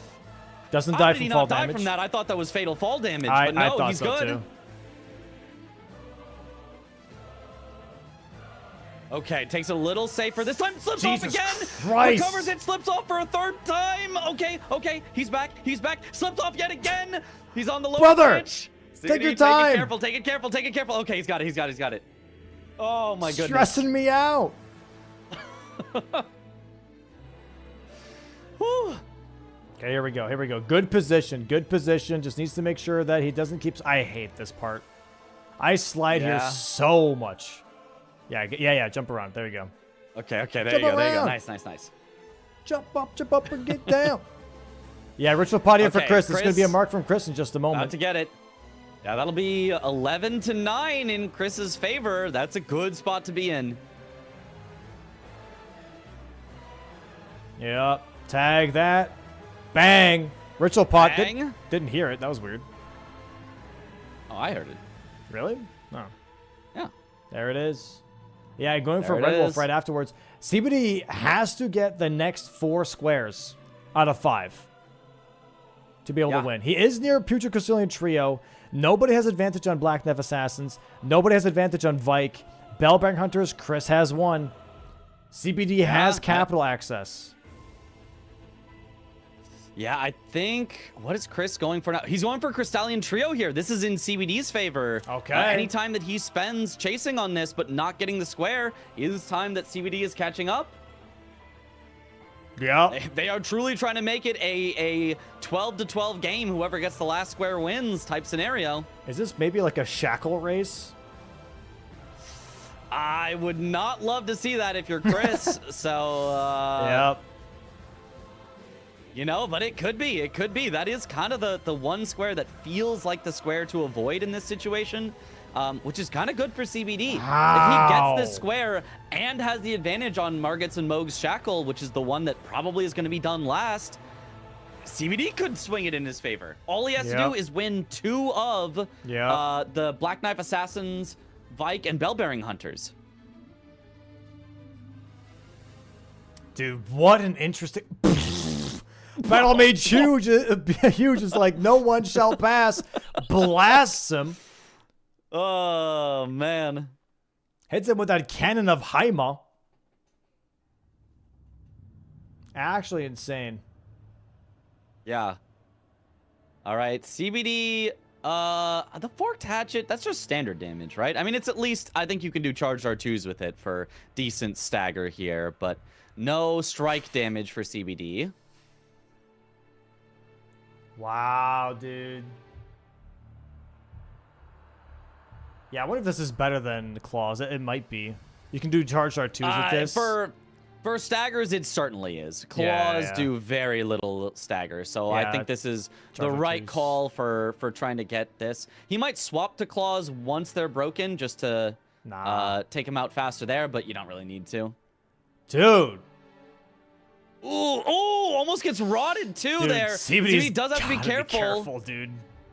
Yeah, if he gets rotted, this would not go great. Okay, does swap to the Claws, takes the riposte. Has to be a little careful here, but good damage. Okay, Mike attacked her. Don't get greedy.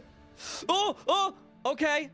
Good rolls, good rolls. All right. Oh, misses with the attack. Okay, takes out the first one. That's usually the scariest, is when all three are up. Okay, swaps back to the hatchet. Nice jumping attack. Ooh, barely does not get tagged by that swing. As long as the staff one doesn't freak out. Chris about to enter the fight here, by the way. Just behind him, says hi to the snail. Has the Uchigatana ready to go for unsheathed here for staggers, but CBD has already the second Crystallian broken and shattered. Smacking it around a bit. Gets a stagger. Chris going for the unsheath here in just a moment.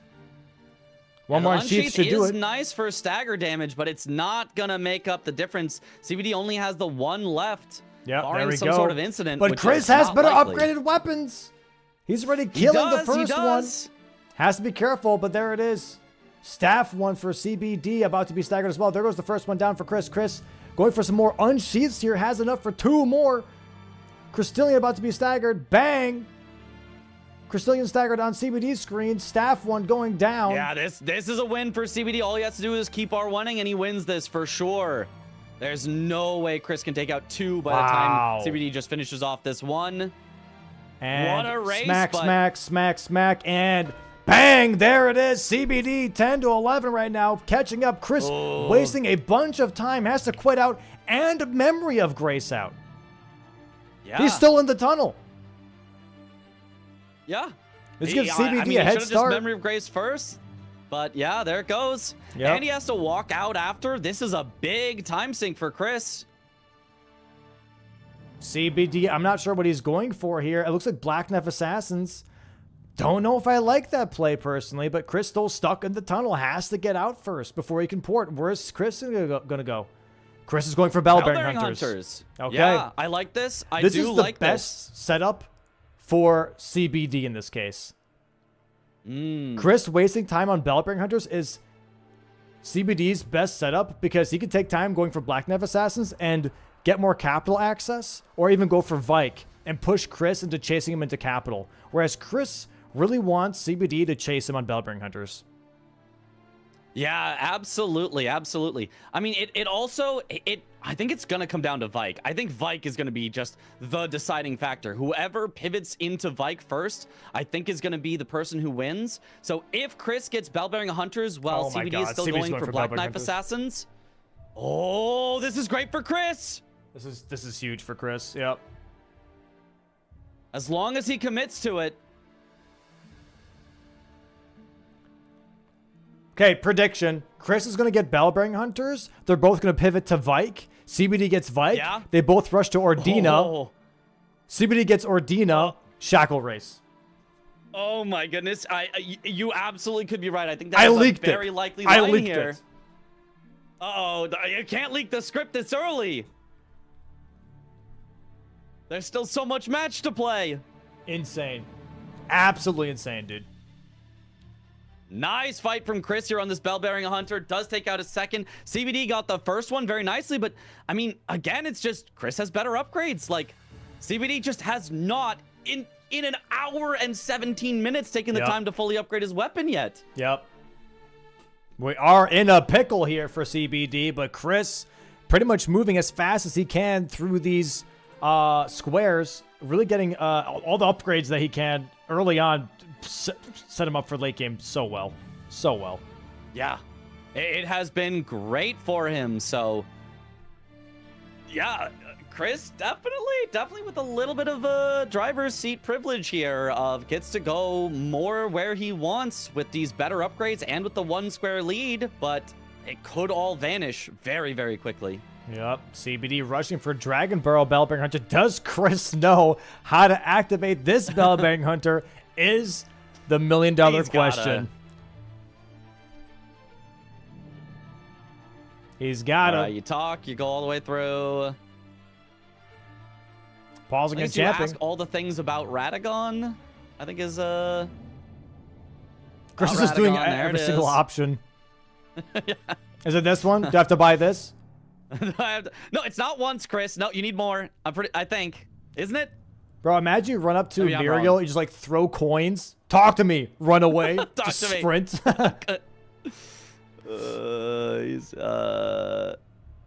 He double rests. Nope, that's Yep, he's that's still not there. it. He's still there. More Radagon. He doesn't have to do all this. He doesn't. You talk once, you sit down, you talk again, you sit down. That's it. You don't have to do all the dialogue. Well, he should be good now. He'll figure it out. He'll figure it Oh out. my god.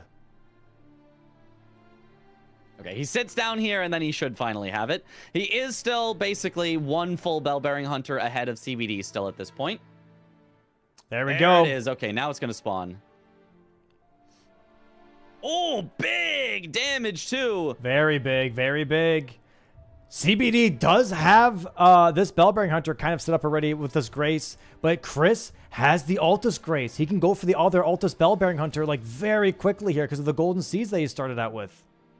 Yeah, absolutely. Wow, big advantage to what a Chris here. big Has to wait till it time shows enemy felled on screen. Otherwise, he would not get credit for it. Instead of Bellbearing Hunters, instead of after Bellbearing Hunters, they're gonna go for a Vike race. Ain't no way someone's doing Black Knife Assassins. Ain't no way, right? I wouldn't think so. I would think it's a Vike race. I would think as soon as we see Bellbearing Hunters marked, it's a Vike race. Oh my god. This is where the setup CBD shines, wins man. a Vike race, then he gets to just go for a Black Knife Assassins race. He could win that, and then it's a Shackle race, and he absolutely wins that. So even if Chris wins Bellbearing Hunters, it is not over. It's just down to races. Yeah, it's a tough position. Tough position. Number 2 here down for CBD. Chris has 3 down. Talking to the merchant. Buying the Moon Veil. You gotta buy Moonveil. Oh my god, it's Moonveil.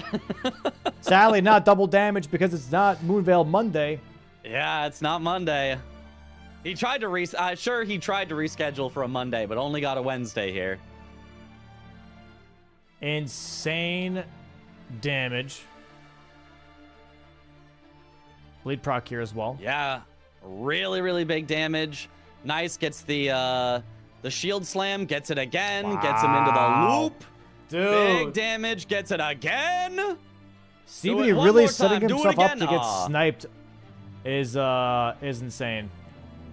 Yeah, very unfortunate for him. Ooh, gets slammed by that one though. The Finger Slayer. Oh, this is gonna be the explosion one. Oh, wow. Nice dodge. Nice roll. Takes it down. Yeah. There it is. CBD. Okay, 12 to 10. Is it Vike? Is it Bell? Is it Assassins? He's going Assassins. Chris is going Assassins. They're both going Assassins. It's an assassin race. I mean, Chris is closer on this assassin for sure, but I don't know if he's closer on total number of assassins. 3 is a somewhat high number. 12 to 10. Yeah. Yeah, Chris has just better damage, man. But Ordina sucks. I don't think they have a sentry torch. I don't know that you want to go there. Yep. I would much rather fight visible assassins than invisible assassins if I'm given the choice. And let's check it out real quick while we're racing. Map is back. And look at it, chat. We have some assassins. The assassin that the players are both rushing for right now is in front of the hero's grave right here in Altus. We have some other options, though, for assassins. We have the Ordina, as Mitch is talking about right now, the Ordina place as well, that has 4 assassins in there, but they're all invisible. 4 invisible assassins. Absolute pain in your ass. Well, guess what? You have another nice assassin hanging out over here in the catacombs. You can go for that one instead. They have a Grace nearby. CBD not going for the assassin. He's getting Grace set up, by the way. And another one right here in Limgrave, right here in the Death Touch catacombs, right over here. So these are the 3 that I think Chris is going to go for. These are the 3 Chris is going to go for most likely. This one he's fighting right now. This one and then this one. CBD thinking it might be a Shackle race. Yeah, I mean, we know it's not a Shackle race, but CBD can't really know that. He just has to make a guess here. And honestly, the Shackle race, I think is like, from his information, is a decent call because if he, wins a Shackle race, there's also an easy Black Knife Assassin to do in the capital. So it's kind of like, if we happen to be racing on Margit and Moog's Shackle, then maybe I also win Black Knife Assassins. So it's wishful thinking, but you gotta have some sort of hope here. When it's 12-10, you gotta win all 3. You gotta do a risky play that has a chance of paying off. I think that's what CBD is going for, but unfortunately, we know that's not what Chris is headed for.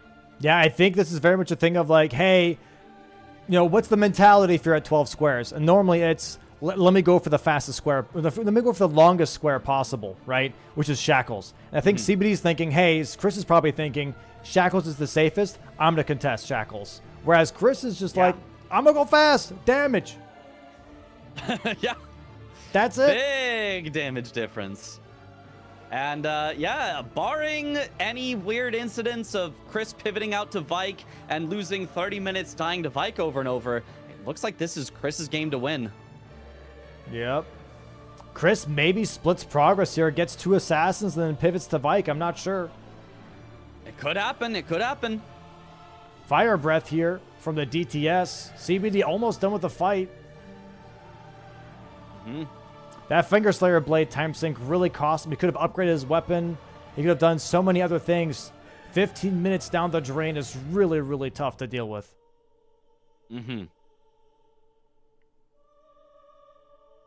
All right. Lightning He's doing strike. well on this Draconic Tree Sentinel. I'm a little surprised he doesn't use the claws. I feel like the claws would do great damage as well, but honestly, he's doing just fine here, getting some big staggers with this hatchet. So it's going decently here. Should have the Draconic Tree Sentinel down with 1 more charge R2. Bang!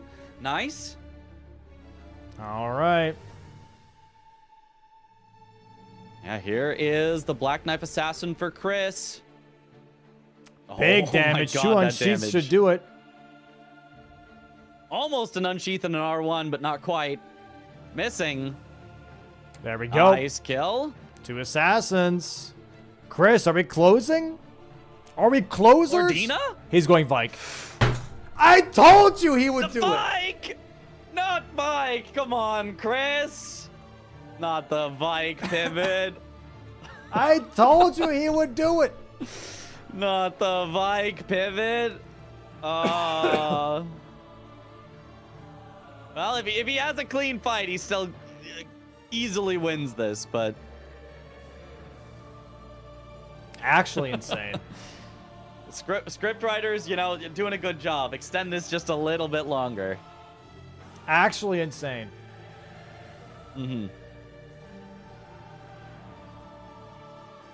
Splitting to the very end. Uchikatana. We're not battle axing versus Vike? Okay. I don't think Wild Strikes works very well against Vike. He's too good at rolling out, and then his reach is long enough that he can roll out and poke you. So I don't think it's that great. The Uchi can work. I don't actually know how good claws are against him either. No, you want a heavy weapon for sure. Claws are going to be... Could use Giza's wheel as well, maybe? I don't know. You could do that. I don't know if he's got the stats for it, but you definitely could do that. Yeah. The Uchi should work out fine. It's just slightly awkward to hit NPCs with the unsheath sometimes. Ooh, okay. Nice damage. That's good damage. Yeah, because he's been leveling dex for the Ninth Claws. He's got a lot of health to play with, too. 10 flasks. Not if he just takes 2 stabs in a row, though, because his flasks don't heal for anything. It's only +1. Yeah. So Vike buffing. Ooh, gets canceled. Nice. If you can keep canceling Vike's buff so that he never gets the opportunity. Misses it that time. Then you can have a lot easier time because Vike will keep trying to buff. So the more you interrupt him, the more free hits you get. But unfortunately does not interrupt it. Oh, nice man. job. I do like the running R2s with katanas is a great way to deal with NPCs. Yep. You see that a lot in the DLC as well. Just running R2, run away, running R2, run away. And it's working great for him. He's going to even maybe try to cancel Vike's heal. Unfortunately does not get it. Big heal, too. Very big heal. Nice capital skip here from CBD, by the way. Jumps down, trying to get to the sewers here. That is the CBD special version of the capital skip there. Yeah, the only one that I see, at least in Bingo, do it. Looking like a square for Chris right now. Vike down to almost half health. Flask already consumed. Buff wearing out in just a moment here as well. Oh, barely misses that one, though. Okay. Gets a free hit as Vike tries to heal. Very nice. Okay, Unsheath is great. Cancels the buff. He's going to try and buff again. Ooh. The triple backstep into double roll. Vike pulling all the moves. Oh, big stab. Gets absolutely tagged. Okay, good. Does back off. Does not get comboed by that whirlwind move. Cancels the buff again. Vike is going to buff after this, I bet. Oh, he didn't. Oh, here we go. Okay, Chris, one more Unsheath should do it. Oh, he's trying to grade it. Vike's like, no. There it is. There it is. Chris wins and the set. Bang. GG's, Chris. 13-10.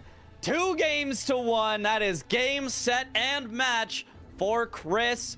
Very, very nice. Came back. Wow. Okay, Chris, you don't have to disrespectful Fortnite dance there or something. Insane. Actually insane. Knocking CBD out of the preseason 6 tournament bracket. There we go. Chris moving on into the losers finals. Going to be facing whoever loses in NPT versus Blanks. And we have ourselves a very interesting situation now. Wow. Absolute GGs to both players, man. Absolute GGs. They both played so well. It looked like, oh man, CBD's getting these big advantages, but just was not able to convert them into an overall win. And Chris doing a great job of sticking in there, upgrading his weapon early to make sure, hey, I'm not going to lose out too much on the late game, and then just kind of, coasting in and sneakily getting a few squares and then snowballing that into a victory. So very nice. Very well played by both of them. Insane. Let me bring in some of these bingo boards, by the way. Go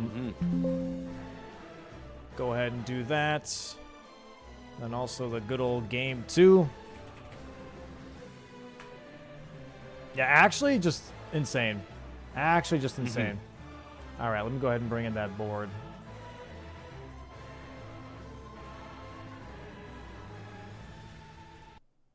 There's a little bit of whiplash. I think this is it. Okay. Nope, that is definitely not. That's not game 1. Hello? That's game 2. That's the wrong one. That's the wrong. Hold on, chat. Hold on. Oh, I did. Oh, I'm an idiot. Sorry, hold on. There we go. Fixed it. All right.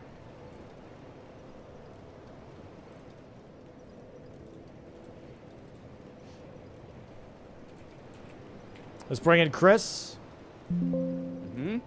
Is he here? Chris? Is he here yet? Is he here yet? Yo, GG's, Chris. Yo, GG's, guys. Insane series. Lots happening. Lot is happening.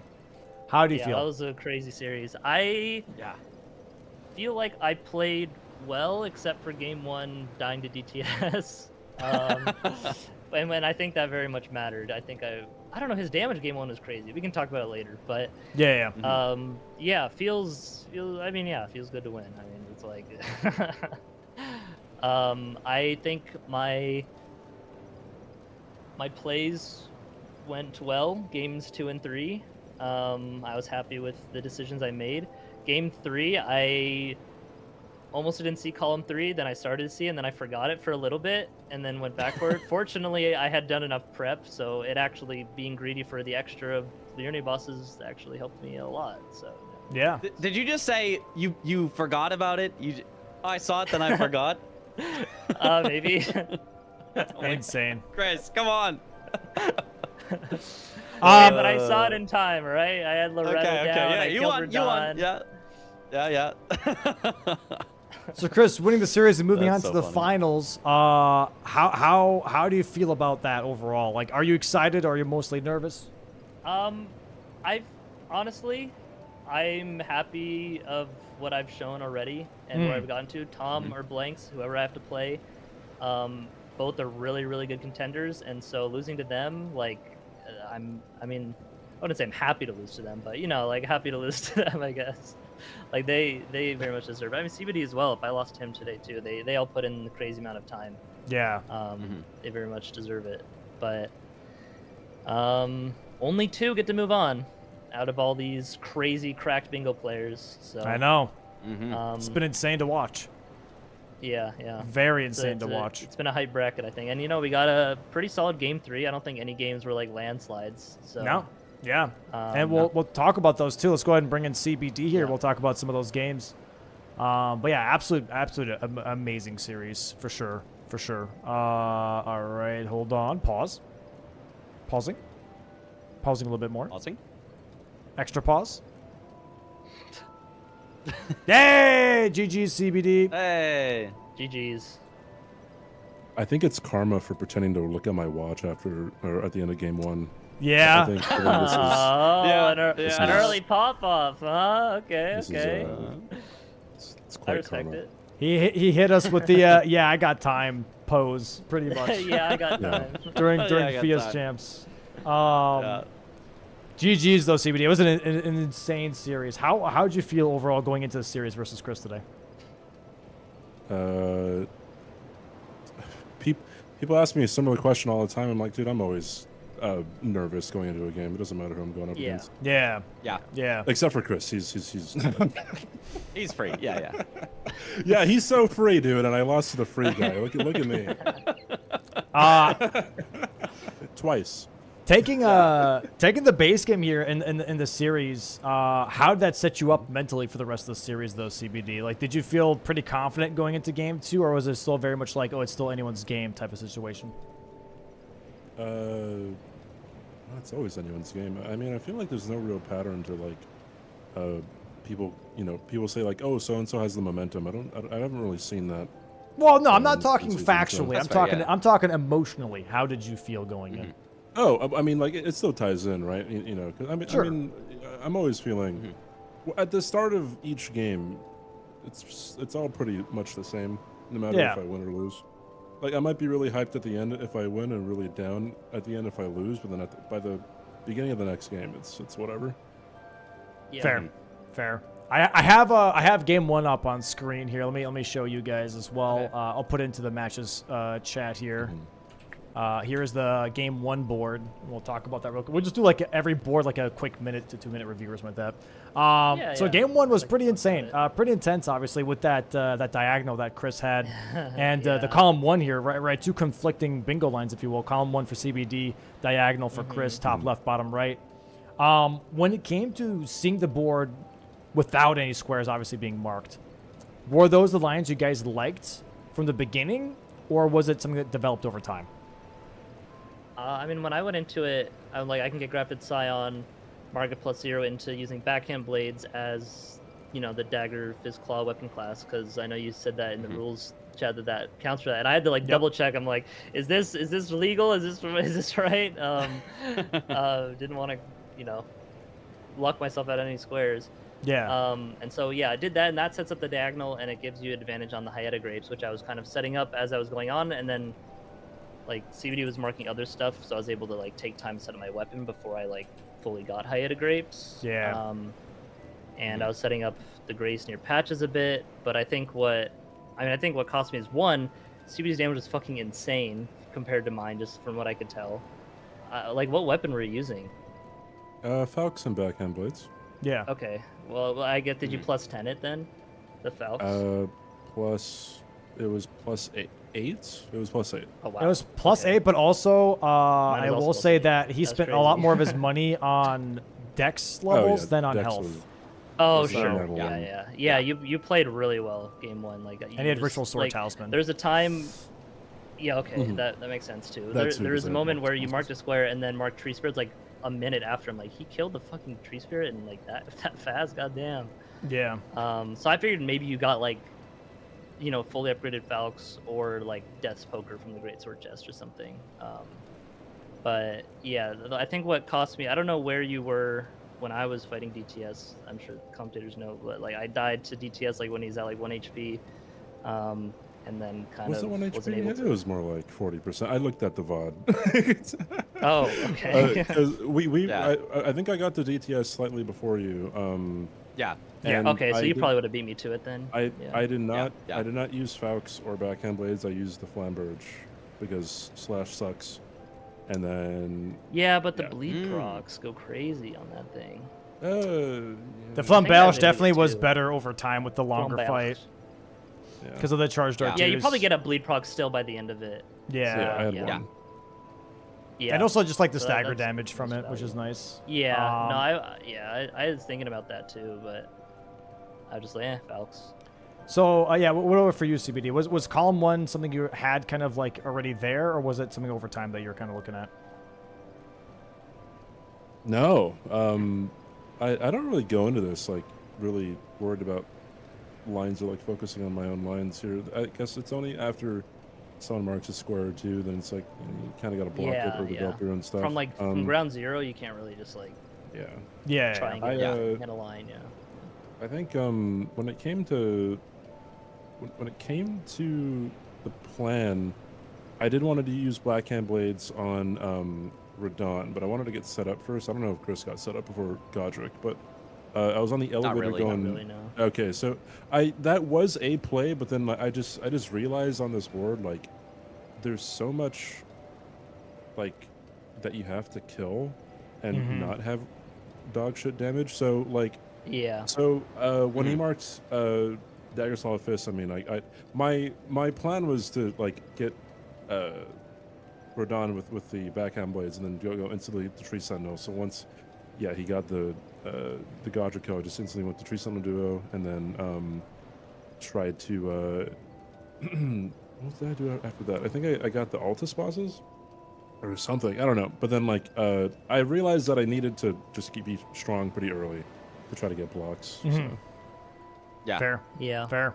Yeah, and just overall momentum paid off, obviously, on this board with that damage, right?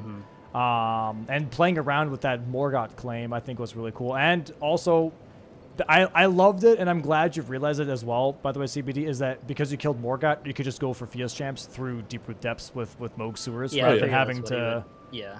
Yeah. Yeah. I thought that was awesome. That was a really cool pickup as well, as a nice ender to that. For match 2 now,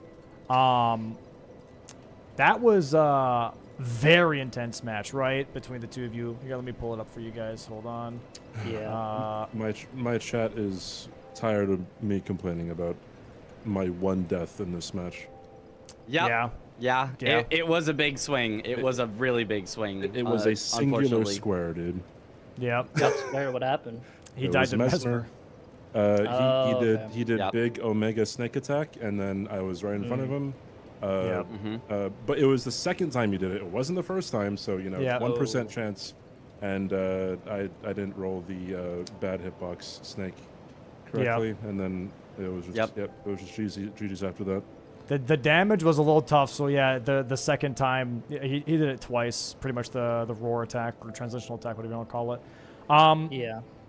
Yeah, so overall, match 2 was going very interestingly because immediately, obviously, Mitch and I picked up on the Mesmer Golden Hippo combo with Hitless and Memory of Grace, right? And Yeah. Burning Sealing Tree. Like, that was a very strong start, but neither of you guys fully rushed it and kind of, I would say, kind of danced around it to prep for it. Was there ever an inclination to just actually fully rush it from the very beginning, and you're like, maybe that's too risky, maybe the other person's doing it, and so I'm gonna go for Ancient Dragonman, for example, or go for Hippo first and see like what else is being marked? Yeah, I mean that's kind of why I rushed ADM. I was like, oh, let me get ADM because it's diagonal, and then also there's just a lot behind it with there's a bell bearing near there, but mostly the Painted War transformations, dragon bosses, just gets me some money, and like all that. And then I was gonna go to Hippo, burn 300k, but kind of as I was on the way, CBD marked it. Yeah. Yeah, I think you were in the Hippo fight. You had like 30% health left on Hippo or something when he marked Red Bear and then Red Bear, and then Memory of Grace. Yeah. Yeah. So that was the tough like swing at the start. Were you going for ADM at the start, CBD? Like, what was your start? No. Okay. I just went straight Makes to sense. Snato Altus.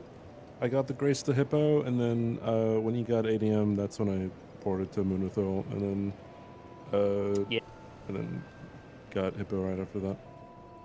Yeah. Makes What sense. about- Okay. What about for you, CBD, your overall game plan looking at this board? Because you did kind of rush for Golden Hippo and Capital, not Capital, sorry, Altus, Scudo Altus Access here. And then obviously went for Moonward Thrill after you saw Ancient Dragon Man, which I'm assuming was just like, hey, I got some time to knock out an easy square. Let me go ahead and do this. What was your overall, like, what are the squares that you really liked when you first started on this board, though? I mean, yeah, I wanted the Mesmer and Hitless, but Yeah. Okay. In my first attempt, I was being reckless, so I probably should have been more mindful of getting Hitless. But I mean, I realized that whenever Chris pulls ahead in games, he usually picks up the fast squares. So I needed to pick up fast squares. Yeah. Yeah. So That's super fair. Yeah, I thought it was. Oh, sorry. I thought it was super calculated from my end. It's just like it was just a bummer that I lost center square. Yeah. I was nail in the coffin. I think that definitely is a big swing. I was also kind of surprised you never like went to backside at all, because there was like so much there. Or maybe you did and I just got it before you. He did, and yeah, you okay. just got it before him. Yeah. He went actually Giant for hand. Gaius was his hit list.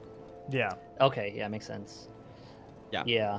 Yeah, there's like the base game boss there, Treasonal Duo, Golden Braid, Giant Hand.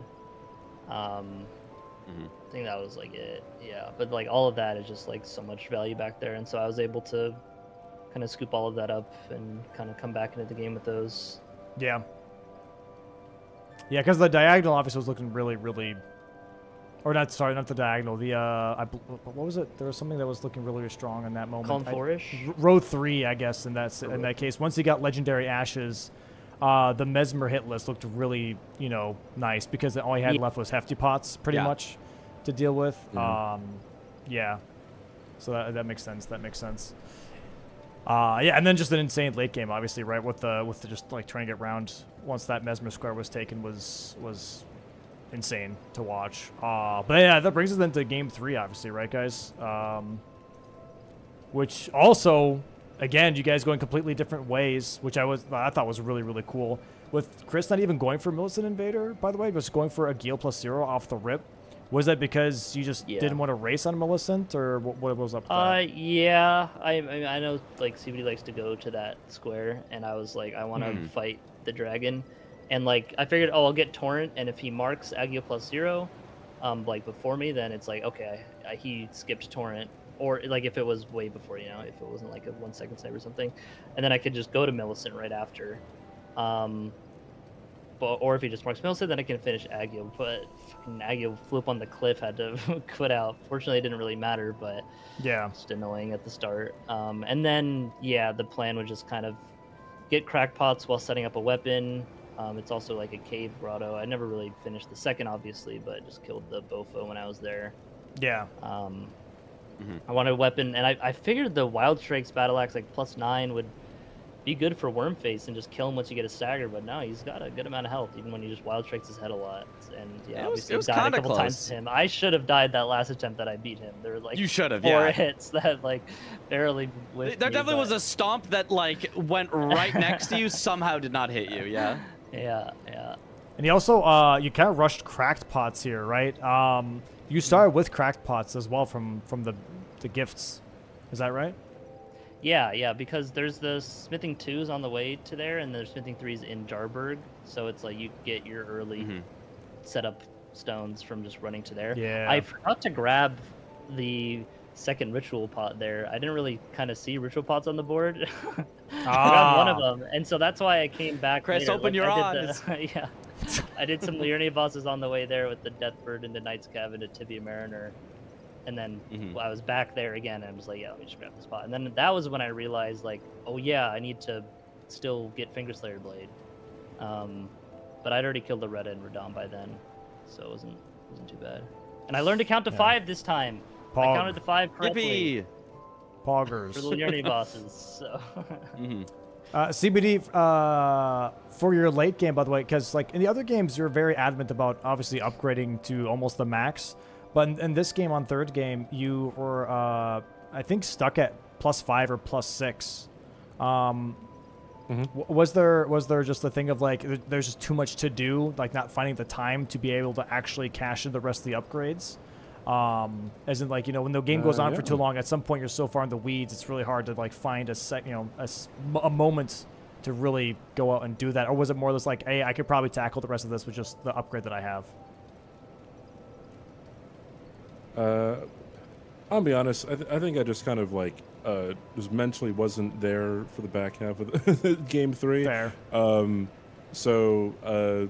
Yeah, a lot of things I think that I typically would do, I just didn't. Who knows if it would have been better or worse. That's fair. That's fair. Yeah, I was just curious. Yeah. It's always a tough call, right? When you're in a 3-game series and you're trying to be as efficient as possible. After a while, it definitely gets pretty draining. Mitch, I'm not sure if you have any questions. Obviously, throw some in if you have any at all. That was the biggest one. Was about the upgrades, because it felt like, yeah, once it started to get close, the upgrade difference really is just kind of almost the only thing that Chris pulled away with. So yeah, that was my big one. Other than that, Wait, which square? I don't know. Yeah, I zoned out. No square, just upgrades. Just upgrades. Oh, okay. Yeah, because CBD was around +6 while you were at the +9, and the damage difference was pretty noticeable. Yeah. I mean, Chris, for you, with the Memory of Grace here, do you think that was still, like, was that a big debuff for you in that moment? Because it was obviously using the Halictree runes, and you just got your weapon set up, kind of. Yeah, I mean, like, yeah, it definitely hurts a little bit, but like, I went there because like, mainly for the Somber 9, I'm like, oh, I can just also burn all the runes too. Yeah. Get the 65k. It's not like it's not like you're dumping levels into you like the 30 Int Faith Arcane, right? Right. So you still getting another chunk of money is still a lot of value. So I just went to Ordina, was like, hey, I'll grab the golden tree here and grab the Grace maybe in case Black Knife's it matters. That's what I was gonna. If Vike got sniped in the end there, I would have just gone there for my third.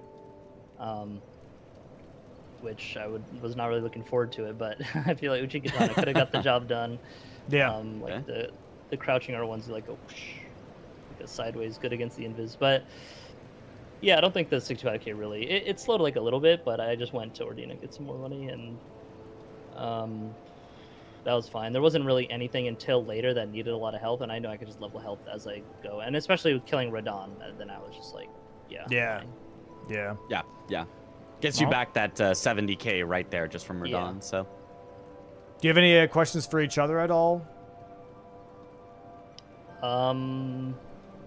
Were you splitting stuff when you were setting up Fingerslayer Blade, or were you just like kind of rushing that? Like when I was marking. I was NPC primarily and rushing it. including I killed Nereus, got the Patches Cave. You got Same, yeah. NPC invaders. I got Turtle Pope Grace, and I just sent it. I said to myself, like, yo, if you killed Radon, then GG's. Bit of a self-sacrifice, I guess, or self-sabotage, but I mean, like I said, I don't think I was completely here, so. Yeah, I mean, when you're behind you just kind of have to make, like, hope plays like that, I guess. Yeah, it's kind of interesting. When you're behind, actually, when you're very much in the lead, you split progress, but also when you're behind, you kind of do the same thing, right? Because you're trying to, like, wheedle your way back into an even game where you can go square for square. It's hard.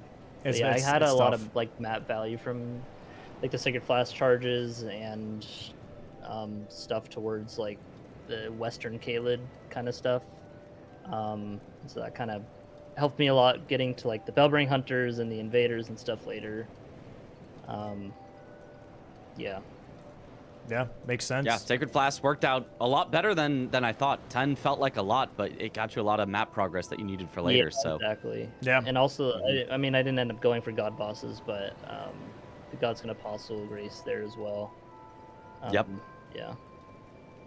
And, well, GG's to both of you guys, man. Insane series. If you guys want to watch it back, I'd highly recommend it, obviously. It was a really fun watch. Lots of great calls being made from both of you guys. So you should be proud of yourselves. GG's to Chris for moving on into the bracket for the finals here. And CBD, sadly stepping out on the tournament bracket here. But CBD, where can people find you? And, like, what are you working on next, man? Like, what are you doing? Well, I upload a YouTube video every, like, forever in 10 years. Also, I'm Nice. trying to. Poggers. Yeah. Also, I'm trying to no-hit all the base game remembrances with Elon Musk's build that he posted on Twitter 4 years ago. Nice. So catch that, Nice. I Look at guess. that, yeah. My PB is like 5 or something, 3, whatever it is. It's dog shit. Very nice. Very nice. Sounds good, Yeah, man. the Sounds heavy good. load is tough. Yeah. All right, and with that, please, chat, go check out all of the players. Go check out the website. Give everyone a follow. They're very much appreciated. And with that, Chris and CBD, hope you guys have a great rest of your Wednesday. Thanks so much for playing today. I do appreciate you. Chris, we'll see you next week. CBD, we'll see you next time. What? What about Yeah, I mean, I'm out of town. I don't know when we're doing in the match. We'll figure it out. We'll That's figure why I it said out. next week rather than Yeah. this weekend. Yeah, I guess. Yeah, Yeah. We'll figure it out. All right, sounds good. Have a good GG. rest Thanks of your for day, having guys. us. Bye-bye. You too. GG's, GG's. GG's. All right, and with that, Mitch, we're closing out on the losers bracket match 3 here. Yeah, I mean, exciting match. Sheesh, that was That was anytime it goes to a game 3, you know you've got yourself a bit of a banger set. But I mean, especially here, it was so back and forth. In every game, it was, it almost every, was all 3 of them like one person got out to the lead and the other person won? I think it might have been. It was constantly close back to back. I mean, I think all 3 boards we at least cleared like 23 squares. So that's insane. That's a lot of bingus. A lot of bingus. Lot of bingus. All right. But with that, though, we're going to go ahead and raid out. Mitch, do you have a target you want to maybe raid into? Any suggestions? Ooh, let's, I mean, we've got Lobos. I think you rated Lobos recently, but Lobos is doing that ideal damage, I take damage run. Ah, with yes. his donation link there, so that could be fun. Yeah, we could do that. We're going to raid Lobos one more time. Send him some people. Send him some folks. And with that, chat, we'll see you guys this Saturday. All right, not this Friday. There's not a match this Friday because Friday's match was today pretty much for people's schedules. So we'll see you guys this Saturday. All right, it's going to be NPT versus Blanks this Saturday. Otherwise, you can always join in on the personal streams. I play sometimes with viewers, some bingo. I play against other players, some bingo. Otherwise, we just do some fun challenge runs here as well. Also, possibly some other random games and roguelikes. All right, just a fun, good time. So go and hang out during the stream. Also, when it's not just necessarily bingo. But yeah, anyways, I'll see you guys on Saturday. Ta-ta. Take care. Mitch, thanks again for commentating. Guys, please go check out Mitch. Please go give him a follow. Yeah, thanks for having me once again. It's been a pleasure, and looking forward to more in the future. Yes, sir. We'll see Mitch definitely again in the future, guys. Have a great Wednesday, guys. Bye-bye. Bye-bye. Bye-bye. Bye-bye.